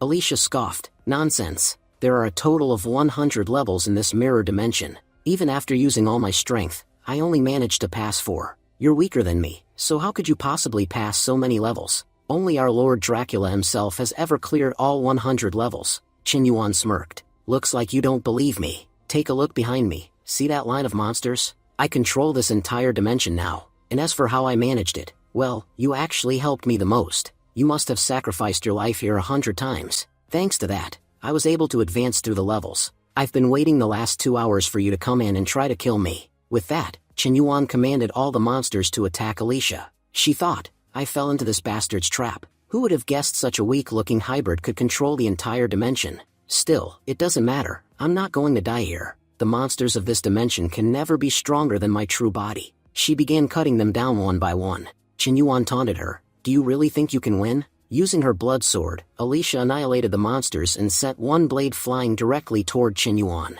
He only laughed. "Did you think you could land an attack on me? In truth, I needed your sword so I could use it on my puppet. As for you, these other monsters will finish you off." An hour later, Alicia was exhausted and weakened. She cursed, "You bastard. Even if I die here, I won't forgive you." With those words, she self-destructed. Qin Yuan sneered, "Fool, did she really think blowing herself up would kill me? Doesn't she know I control this dimension? Even the blast radius depends on me." She threw her life away for nothing. Just then, the system's voice echoed, "Host, your task is complete. You are rewarded with Furious Key, one of the 13 holy artifacts of the Blood Clan. You also receive 200 points." Qin Yuan grinned. "Because of the competition, those 200 points will be doubled. Truly, I did an excellent job with this mission. I've never earned so many points at once before." The system continued, "Using your key, you can now unlock the Gate of Hell." Qin Yuan replied, "I'll use it later." The system said, "Exchange complete. Now you will return to your real body." As soon as Qin Yuan regained consciousness, he realized he was holding a girl tightly in his arms while several officers stood around him with guns pointed at his head. Shocked, he exclaimed, "What the hell is going on here?" The girl shouted back, "You just bit me on my shoulder, and now you're asking me what's happening? Are you even in your senses?" Qin Yuan, stunned,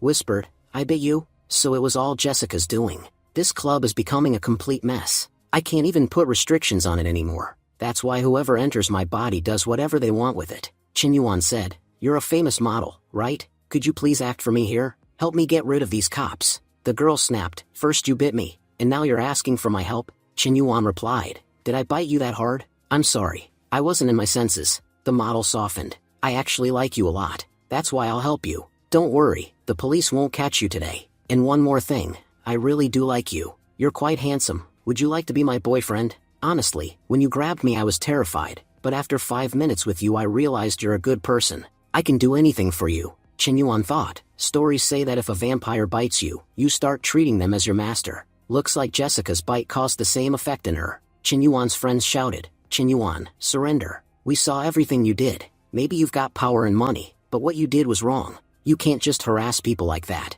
Right then, the model hugged Qin Yuan and told the officers, "Please don't be alarmed. He's my boyfriend. We were just joking around." The officers, bewildered, looked at each other. "What's going on? We've been standing here with guns for an hour like fools, and now she says they were just joking?" Qin Yuan added, "Yes, officers, we're sorry. We're rehearsing a play and you misunderstood." The officers grumbled, "Do your rehearsals at home. We thought a girl was being attacked because of you. If you pull something like this again, it won't end well. And tell us this, if it was just a play, why did you call us?" The model replied, "We didn't report anything. There are lots of people around. Someone must have panicked and called you." Qin Yuan nodded. "She's right." As they left, the officers muttered, "Kids these days are so strange. Every day things get weirder. It doesn't even feel like the same world anymore." Qin Yuan's friend came over. "This world really has changed. Qinyuan, we know the professor is your girlfriend. Even so, that weird girl came last time claiming you had more girlfriends, and now this top model says she's your girlfriend too.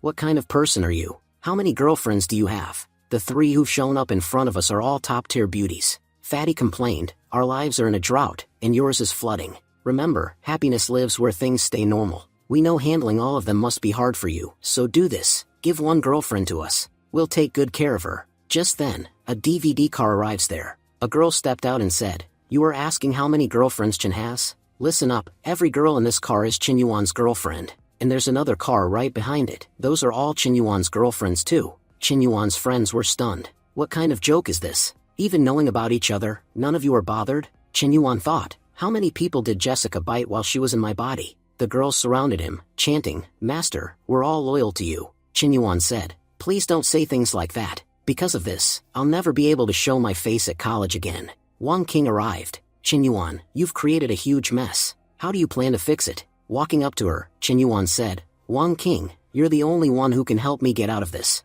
I've actually been waiting for you. She smirked. You really are smooth with your words. Anyway, how many points did you earn in this mission, and did your strength improve? Our fight with the Vampire Alliance is coming up soon. It's one of the most powerful alliances in the club, so we need to be ready. Qinyuan answered, I earned 400 points in this mission, and I also obtained 3 holy artifacts from the Blood Clan. Wang King nodded. Just what we expected from you. For your information, Chen Han and I took on a lot of missions during this time too, and now our team is in the club's top 100. Chen Han showed up, grinning. Our rank is 88. Before the competition started, I never imagined we could rack up so many points, but we pulled it off. Qinyuan laughed. Seeing you this happy, I'm guessing you got stronger. Chen Han replied, yeah, this mission was incredible. I can transform my werewolf form to the 2nd stage now. Before, my body was just strong, now it's become so tough I can even stop bullets, at least for a moment. Wang King said, between the 3 of us, we now have abilities that can actually keep us alive. We've been running missions non-stop,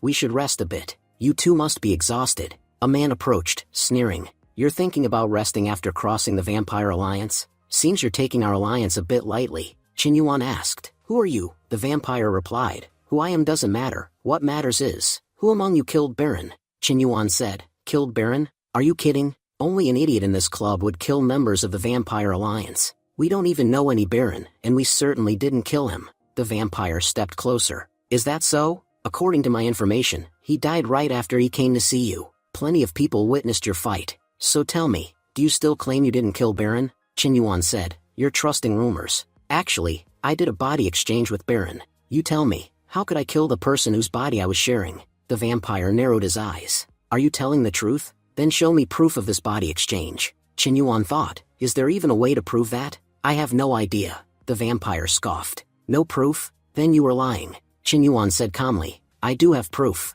He drew the Frank's gun. The vampire's face strained. That's a legendary gun, Qinyuan said. And it's the gun that's going to kill you, and with a single shot, he ended him. Qinyuan's friends, frightened, said, what have you done? You actually killed someone. Qinyuan calmly replied, that wasn't a human. It was a vampire. His friends looked at him in disbelief and said, you've become really strange. Last time, those strange people attacked you, and now you're saying vampires are after you? At that moment, Qinyuan stored the vampire's body inside his ring and said, to keep your mouth shut, I'll give each of you 100,000 yuan. Don't tell anyone about this. Excited, his friends exclaimed, you're incredible. Whatever happened here, we've already forgotten. Qinyuan then turned to Wang King and said, during my last mission, I encountered a powerful vampire. He told me that our club is nothing more than a farm, one that's cultivating our souls to make them stronger. And once our souls become powerful enough, they'll be taken and used for their own purposes. Do you know anything about this? Wang King nodded. Yes, I've heard the same thing. Many people say the Life Exchange Club is like a soul farm. Once someone reaches 1,000 points, they start receiving extra benefits. When the exchange enters someone's body, it permanently gains that person's ability, and their soul absorbs the power forever. Chen Han looked stunned. This is the first time I'm hearing about this. Do you mean when we enter someone's body, we can truly use their powers forever? Qinyuan said. After this mission, my points have exceeded 1,000. That's why I was able to bring back so many things, including the most remarkable of all, the bloodline of all 3 races. As he spoke, Qinyuan transformed into a vampire. Shocked, Chen Han said, you can actually turn into a vampire? Wang King added, not only that, you also have holy artifacts. This could really help us. Qin Yuan then spoke up, if any of you have important items, you can give them to me. I have a special space ring that can store almost anything. Qin Han was impressed. That's amazing. Because you crossed 1,000 points, you've managed to bring artifacts from another world and even obtained your own space ring. I've been in this club for 4 years, and you haven't even been here for 4 months. How are you able to do all this? Qin Yuan replied, it all comes down to skill. If you want to use my powers, you can exchange lives with me. Qin Han refused firmly. No, I won't do that.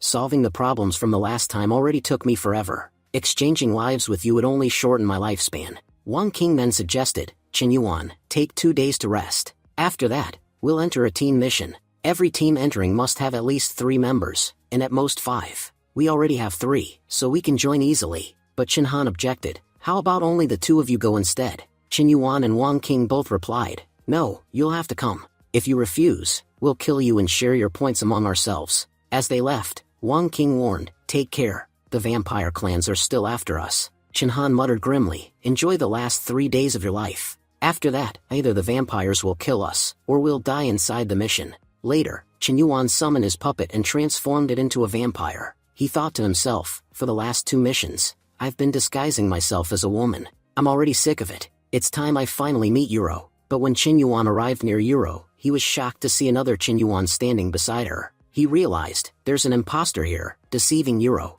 I must catch him without letting her get hurt. As he followed them, night fell. Qin Yuan, watching from a distance, wondered, does this man really have the ability to transform? Or is he a puppet, just like mine? I've been observing, he's been walking aimlessly for hours. What is he planning? Eventually, Yuro and the fake Qin Yuan entered a club. Yuro excused herself, I'll be back in 2 minutes, just need to freshen up. Meanwhile, Yuro felt uneasy. Qin Yuan seems different today. He's unusually quiet and calm, nothing like his usual self. Just then, the real Qin Yuan approached her. Surprised, Yuro asked, Qin Yuan, what are you doing here? Qin Yuan warned her, the man standing outside isn't real. He's a fake. Yuro frowned. What nonsense are you talking about? And why are you holding a knife? Qin Yuan said, if I try to explain, you won't believe me. I'll have to show you how this world truly works. He took a drop of Yuro's blood and tossed it onto his puppet, which instantly transformed into her. Shocked, Yuro gasped, how did you do that? Qin Yuan explained, look, this puppet looks exactly like you. It can speak and behave like you too, but it's still fake. Just like the Qin Yuan sitting outside, he's fake as well. That's why you must not go near him. Instead, my puppet will go and see what he's planning. The puppet approached the fake Qin Yuan. The fake one said, you took your time. I've been waiting here for ages. Just then, the real Qin Yuan appeared and snapped, of course she took time. She already knows everything about you. Bastard, how dare you interfere in my life? If you've got any last words, say them now, because my hands are itching to kill you. The fake Qin Yuan sneered, coward, so you finally showed yourself. I thought you'd already abandoned your girlfriend. Listen, if you don't want her to die needlessly, then do exactly as I say. Qin Yuan interjected, why are you talking about killing and threatening? And honestly, I don't even know who you really are. First, tell me, who are you, and what do you want? The fake Qin Yuan shifted into his true form. He hissed, I am a snake spirit. My purpose is very clear. I want your points. Qin Yuan shot back, do you really think I'd hand over the points I worked so hard to earn, just for one girl? The snake spirit smirked. I knew you wouldn't. That's why I already prepared a plan. But before I begin, I'll get rid of this useless girlfriend of yours. Since she means nothing to you, why should I bother sparing her? With that, he stomped down on the puppet. Qin Yuan roared, you bastard. You're killing someone for no reason. The snake spirit laughed. At least I'm killing a stranger. But you don't even protect your own girlfriend. From your reaction, it's clear she means nothing to you. Better to finish her off completely. He snapped the puppet's neck, causing it to revert to its real puppet form. Shocked, the snake spirit exclaimed, what? She was a puppet? Qin Yuan replied coldly, what did you think? I'm an idiot. If I've earned this many points, it's because I have both the strength to protect my people and the ability to guard my points. If you value your life, hand over your points right now, because I never hesitate to kill. The snake spirit glared. Think carefully before you act. If you harm me, my team will never let you live. Qin Yuan struck him and growled, then let's see what your people can actually do to me. As he lay dying, the snake spirit rasped, you've made a terrible mistake, Qin Yuan thought. Was that just a clone? Which means, the real one is still alive. Suddenly, the real snake spirit appeared behind him and said, even knowing I'm a snake spirit, you dared to attack me. Boy, you've got guts. Qin Yuan smirked. Hearing that from a coward like you only disgusts me. You're so pathetic that you needed a clone just to kill a simple woman. I don't know how you can even look in a mirror and call yourself a man. Then Qin Yuan infused vampire blood into his puppet. He declared, Snake Spirit, gather every single man you've brought here. I have no interest in wasting time with you. The Snake Spirit narrowed his eyes. So you figured out I came with my team. Fine then, I'll summon them. Brother Viper, come out. Viper appeared and said, I told you earlier, you're wasting your time here. We should have killed that girl already. Qin Yuan sent his puppet forward to attack. The Snake Spirit easily blocked the strike, but the puppet countered with a powerful kick, forcing him back. The Snake Spirit said, Brother Viper, handle that boy. I'll take care of the puppet. Viper lunged forward and delivered a vicious kick to the puppet. He sneered, defeating all of you together isn't even difficult for me. Boy, you made a huge mistake crossing us. If you had just handed over your points quietly, things would have been much easier for you. Just then, two men from the Vampire Alliance appeared. One of them said, Mike, sorry we're late. Did you finish the job? Pretending to cooperate, the puppet answered, the job is done. Qin Yuan is already under my control. But these two disgusting snake spirits showed up, demanding his points. The vampires frowned. So these snake spirits are the troublemakers? Looks like they're eager to die. We won't just take Qin Yuan's points, we'll take theirs too. The snake spirit scoffed. So, they're your friends, Qin Yuan? Doesn't matter. Even together, they can't change anything. Viper agreed, exactly. Now we'll take points not just from Qin Yuan, but from his friends as well. Viper charged forward, striking at the female vampire. But she blocked his attack effortlessly. Viper thought to himself, this is the first girl who's been able to block my attack. The second vampire smirked and said, don't be shocked. We still have a lot more to show you. Brother Mike, let's attack together. The snake spirit grew uneasy. I came here relying on Viper, but that girl alone is holding him back. How am I supposed to fight people like this? Before he could decide, one of the vampires drove his hand straight through the snake spirit's body. Watching this, Qin Yuan thought, it feels so satisfying to see my enemies fighting each other. These fools, the snake spirit and the vampires, they're fighting on my behalf. They'll keep going until one of them is destroyed. And none of them realize that in the end, I'll be the one standing, the strongest one. When that time comes, I won't spare a single one of them. The snake spirit cried out in pain, Viper, finish this girl quickly. I've already overused my regeneration ability. If they strike me a few more times, I won't be able to heal anymore. Hearing this, Viper unleashed his full power. Behind him, a massive serpent spirit appeared. The vampire girl narrowed her eyes. What's he planning now? Suddenly, Viper began attacking with poison. She muttered, so, when his physical strength failed to harm me, he resorted to poison. The other vampire scoffed, this snake spirit is pathetic. Using poison like this without shame, Viper sneered, what's the matter? Why aren't you advancing? You should know, my poison kills slowly, but the pain it causes is unbearable. The effects of his poison spread quickly. The vampires screamed as their bodies locked up, unable to move. Qin Yuan remarked, those hand signs, are you some kind of Taoist priest? The snake spirit snapped back, don't insult us with that nonsense. We're using ninjutsu, and let me tell you, our ninjutsu is far superior to your martial arts. Moments later, all three vampires collapsed and died from the poison. The snake spirit exclaimed, Viper, you're incredible. You finished all three of them on your own. Now it's time to collect their points. They began absorbing the vampires' points one by one. Viper then turned to Qin Yuan and growled, boy, now it's your turn. Qin Yuan smiled. You know, when you were fighting, I had the perfect chance to run away. But I didn't. I just stayed here, watching. Do you know why I was so confident? Viper sneered. Because you've already seen your death coming. You're so terrified your legs won't even move, you don't have the courage to escape. Qin Yuan replied coldly, the truth is, it's you who doesn't see death coming. Look closely, once. Suddenly, his puppet appeared and stabbed Viper. Viper gasped, impossible. My poison is lethal. No one I've ever poisoned has survived. How did you escape? Qin Yuan answered firmly, you can't kill my puppet. The snake spirit suddenly lunged forward and unleashed a deadly strike against the puppet. But Qin Yuan smirked, that attack was pointless. Didn't I already tell you? You can't destroy my puppet. Why don't you believe me? He unleashed a flurry of knives, sending them piercing through the snake spirit's body. The snake spirit panicked. My regeneration is completely finished. I have to dodge somehow. But before he could move, Qin Yuan's blades skewered him.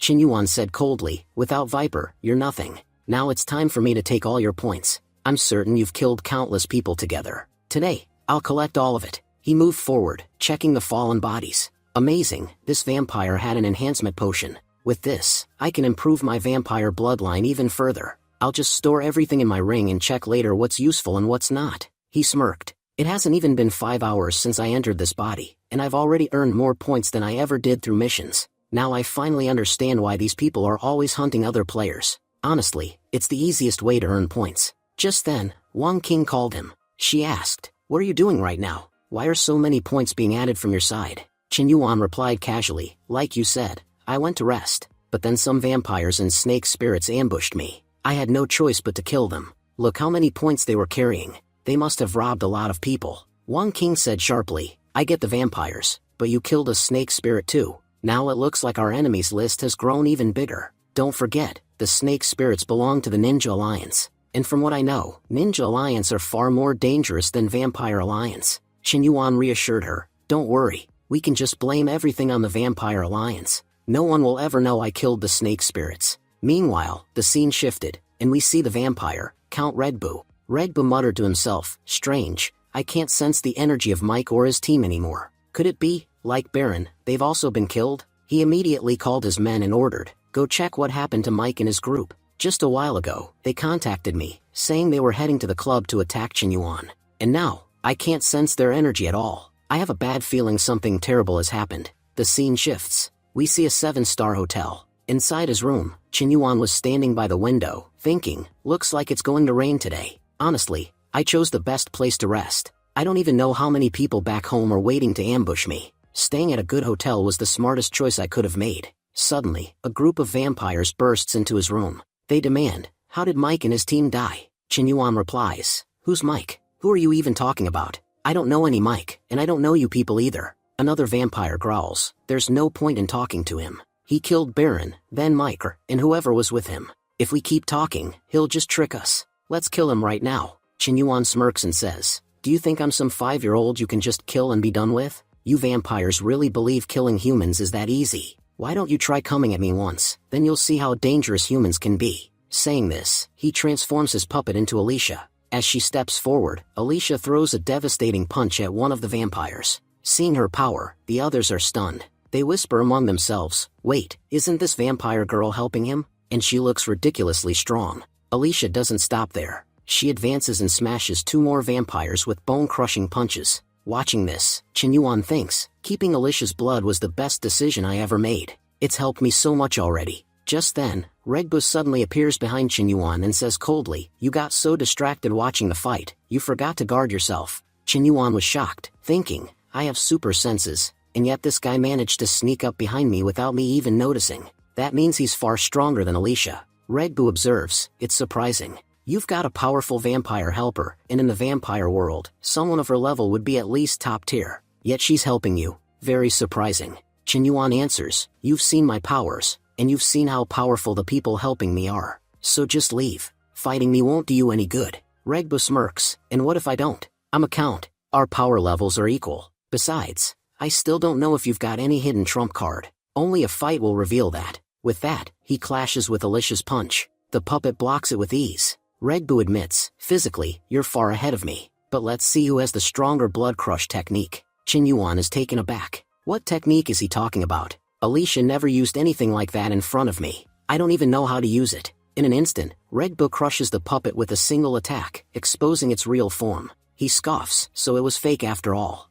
I knew a real elite wouldn't be helping you." Chen Yuan retreats, thinking anxiously, he defeated Alicia. I don't stand a chance against him now. Redbu steps forward, demanding, "Boy, first I want to know where you got this power from, and how are you able to use it?" In desperation, Chen Yuan drops a bit of blood into the puppet and says, "I can teach you how to use it, if you let me go." Redbu laughs coldly, "You're in no position to bargain with me." At that moment, the puppet transforms back into Alicia and lunges toward Redbu at full speed. Redbu's allies shout, "Count, be careful. The puppet is charging at you." Just in time, Redbu blocks Alicia's deadly strike with ease. He says, "That was a lethal attack you just tried on me. Lucky my comrades warned me in time. But now, I've taken a serious interest in this puppet. Once I kill you, I'll be taking it with me." Chen Yuan, watching in horror, thinks even Alicia's attack barely scratched him. It had almost no effect. How am I supposed to defeat this monster? Just then, Redbu struck the puppet again with blood crush and said, "I'll keep attacking this puppet until I kill you.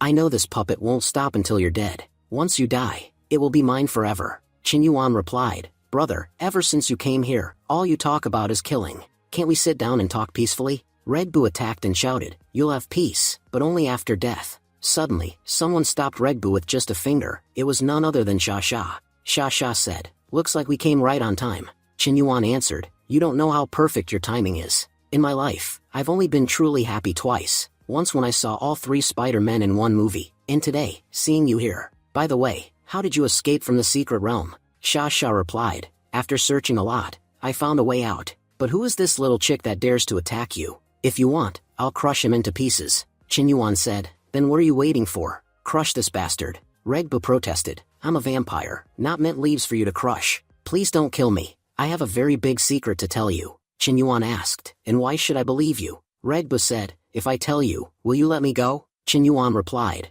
"No, you won't be spared anyway. Sha Sha, do your thing." Sha Sha then controlled Regbu's mind and said, "Brother Chen, don't worry. Within 5 minutes, we'll know all his secrets." Chen Yuan added, "Honestly, with you all here, I feel safe. But one day, you'll leave. Sha Sha, can I take Dabu's blood so I can later transform my puppet with it?" Dabu gave his blood and said, "Brother Chen, because of you, we were able to take our revenge. If needed, we'd even give our lives for you." Chen Yuan replied, "No need for your life, just your blood is enough." Sha Sha then confirmed, Regbu wasn't lying. He really has a huge secret. He was about to exchange his life at the Life Exchange Club. Chen Yuan asked, "What's so special about that?" Sha Sha explained, according to Regbu's memories, he was going somewhere to obtain something extraordinary, something so powerful it could change anyone's fate. The mission he was about to join is called Capturing Mountain Ancients. Chen Yuan said, "Something that can change both fate and future. I must admit, that sounds amazing.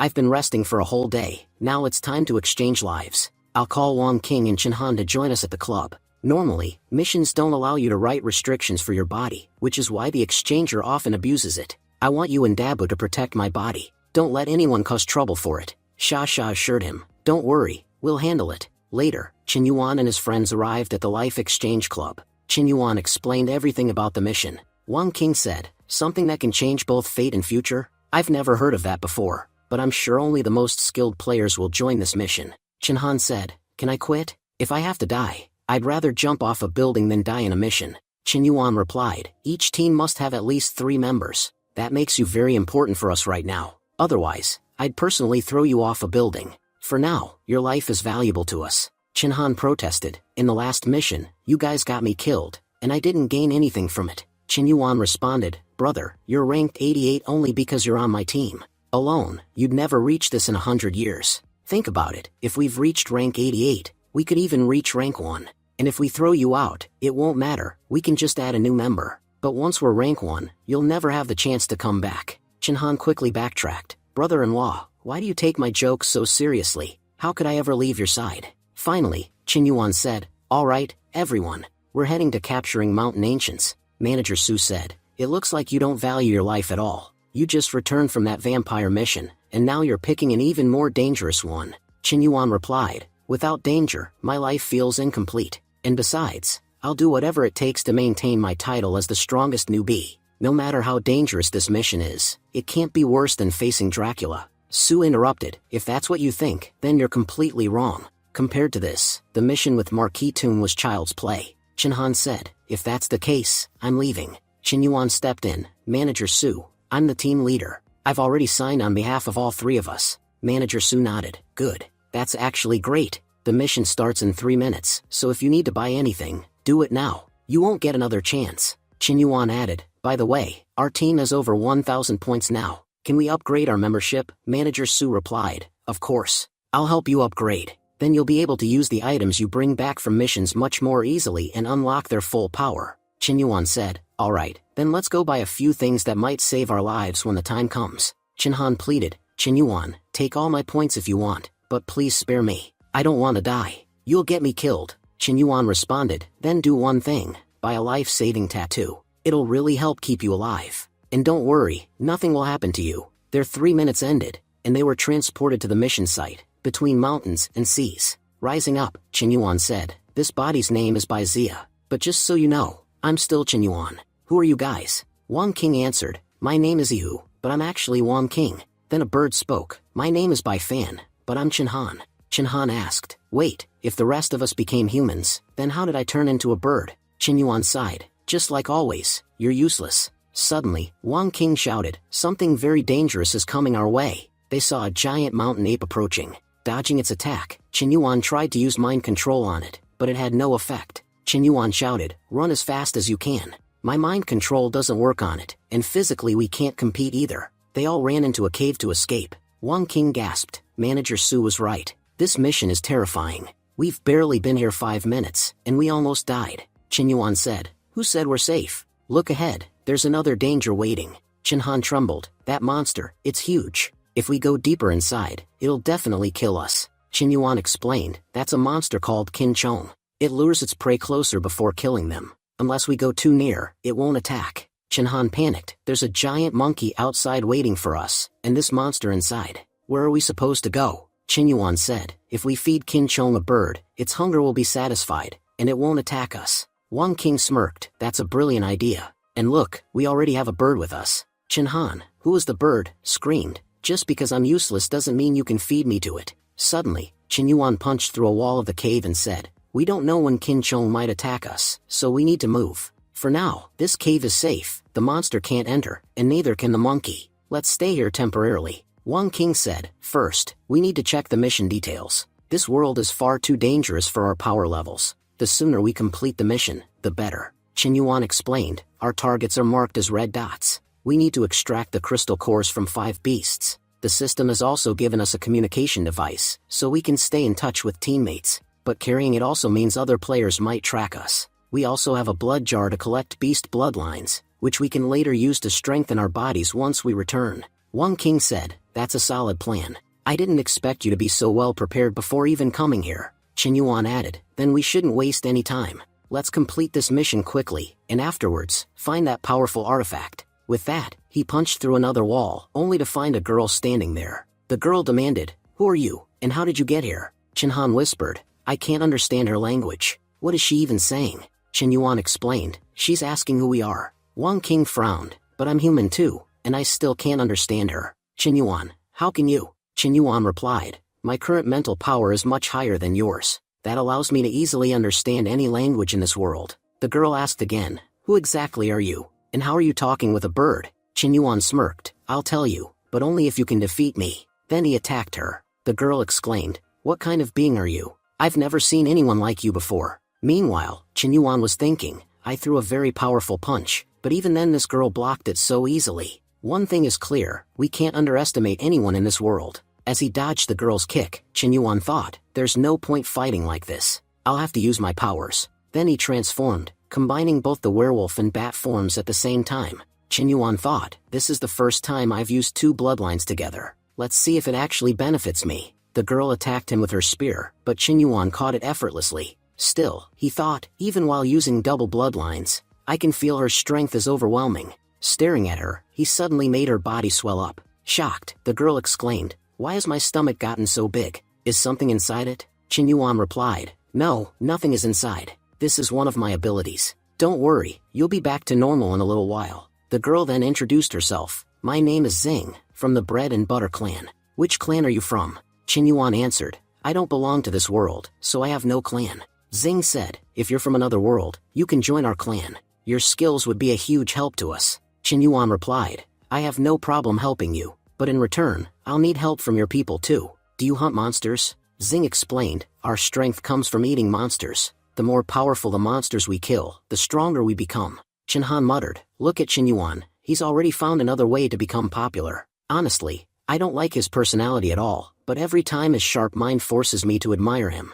Wang King added, that's why I waited for Chen Yuan for 20 years. I'm sure if you follow him, you'll never fail in life. Chen Han argued, things aren't the same for me as they are for you. You're a sweet girl, so of course he'll always protect you. But me? I'm just his substitute. If something happens to me, it won't matter much to him. Chen Yuan said to Xing, I'm sorry for troubling you. In a short while, your stomach will return to normal. Blushing, Xing replied, thank you for caring about me. Just by looking at you, I can tell you're a good person. Meanwhile, Wang King said, while Chen Yuan is fighting, let's check the team rankings. Chen Han scoffed, rankings? The game hasn't even been running for 5 minutes yet. How could anyone score points already? But then they saw one team had already earned points. Wang King said, see, I told you, some players are still way ahead of us. Xing then said to Chen Yuan, come with me to my tribe. People there will really like you. Chen Yuan followed her to Bread and Butter Village. He asked, Why are there only girls in this village? Why don't I see any men? Xing replied, this village is only for women.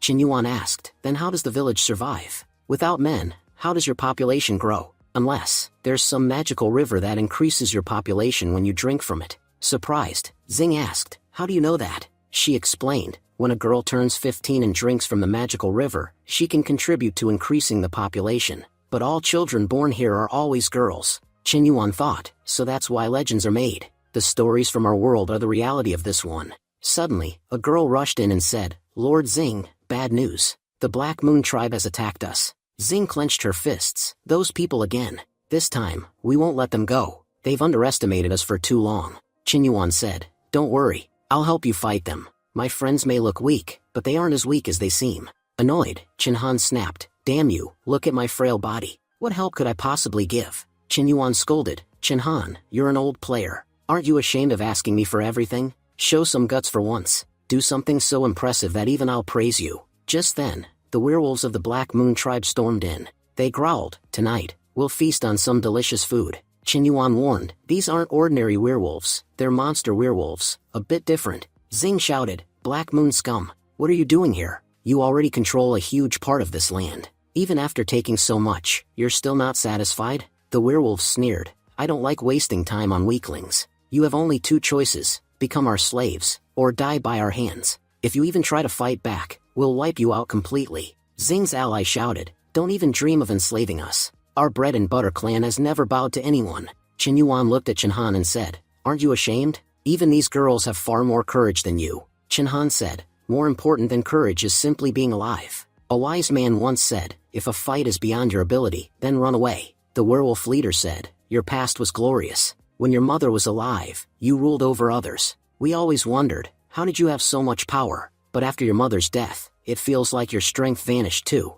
So quickly tell me, which of my two choices will you take? Because I have no interest in wasting time, Xing shouted. The bread and butter warriors have never surrendered. Listen, Black Moon tribe, this fight is ours. Keep our guests completely out of it, Wang King says. Xing is truly amazing. She not only has courage, but also dignity. Qinyuan thought, she's someone we can trust. Even in tough times, she thinks about others first. The werewolf leader licked his lips. That bird looks really tasty. I might spare the rest of you, but I'll never let that bird go. Qinhan snapped, you bastard. If you eat me, you'll get food poisoning. If you dare swallow me, I'll curse you, and you'll die like a dog. Then the werewolf leader sent all his men forward to attack, and the real battle between Xing and the werewolf leader began. The leader mocked, you have speed, but your strikes are worthless. If your mother saw you fighting like this, she'd die of shame all over again. With one powerful kick, he sent Xing flying back. Even while hurt, Xing cried out, protect our guests. It is the rule of the bread and butter clan that no guest shall ever be harmed, at least not until they've tasted bread and butter. Qinyuan stepped forward and said, we don't need protection. I told you, I came here to help, not to be a burden. Now, let's see how half-transformed werewolves fight against a real werewolf. Saying this, Qinyuan transformed into a werewolf. Immediately, the Black Moon tribe's leader dropped to his knees and said, Ancestor, you finally returned. Qinyuan thought in shock, that ancestor stuff. I only said it randomly. Did he really take me as his ancestor? What happens next will be revealed in the next episode. Thank you for watching and stay tuned.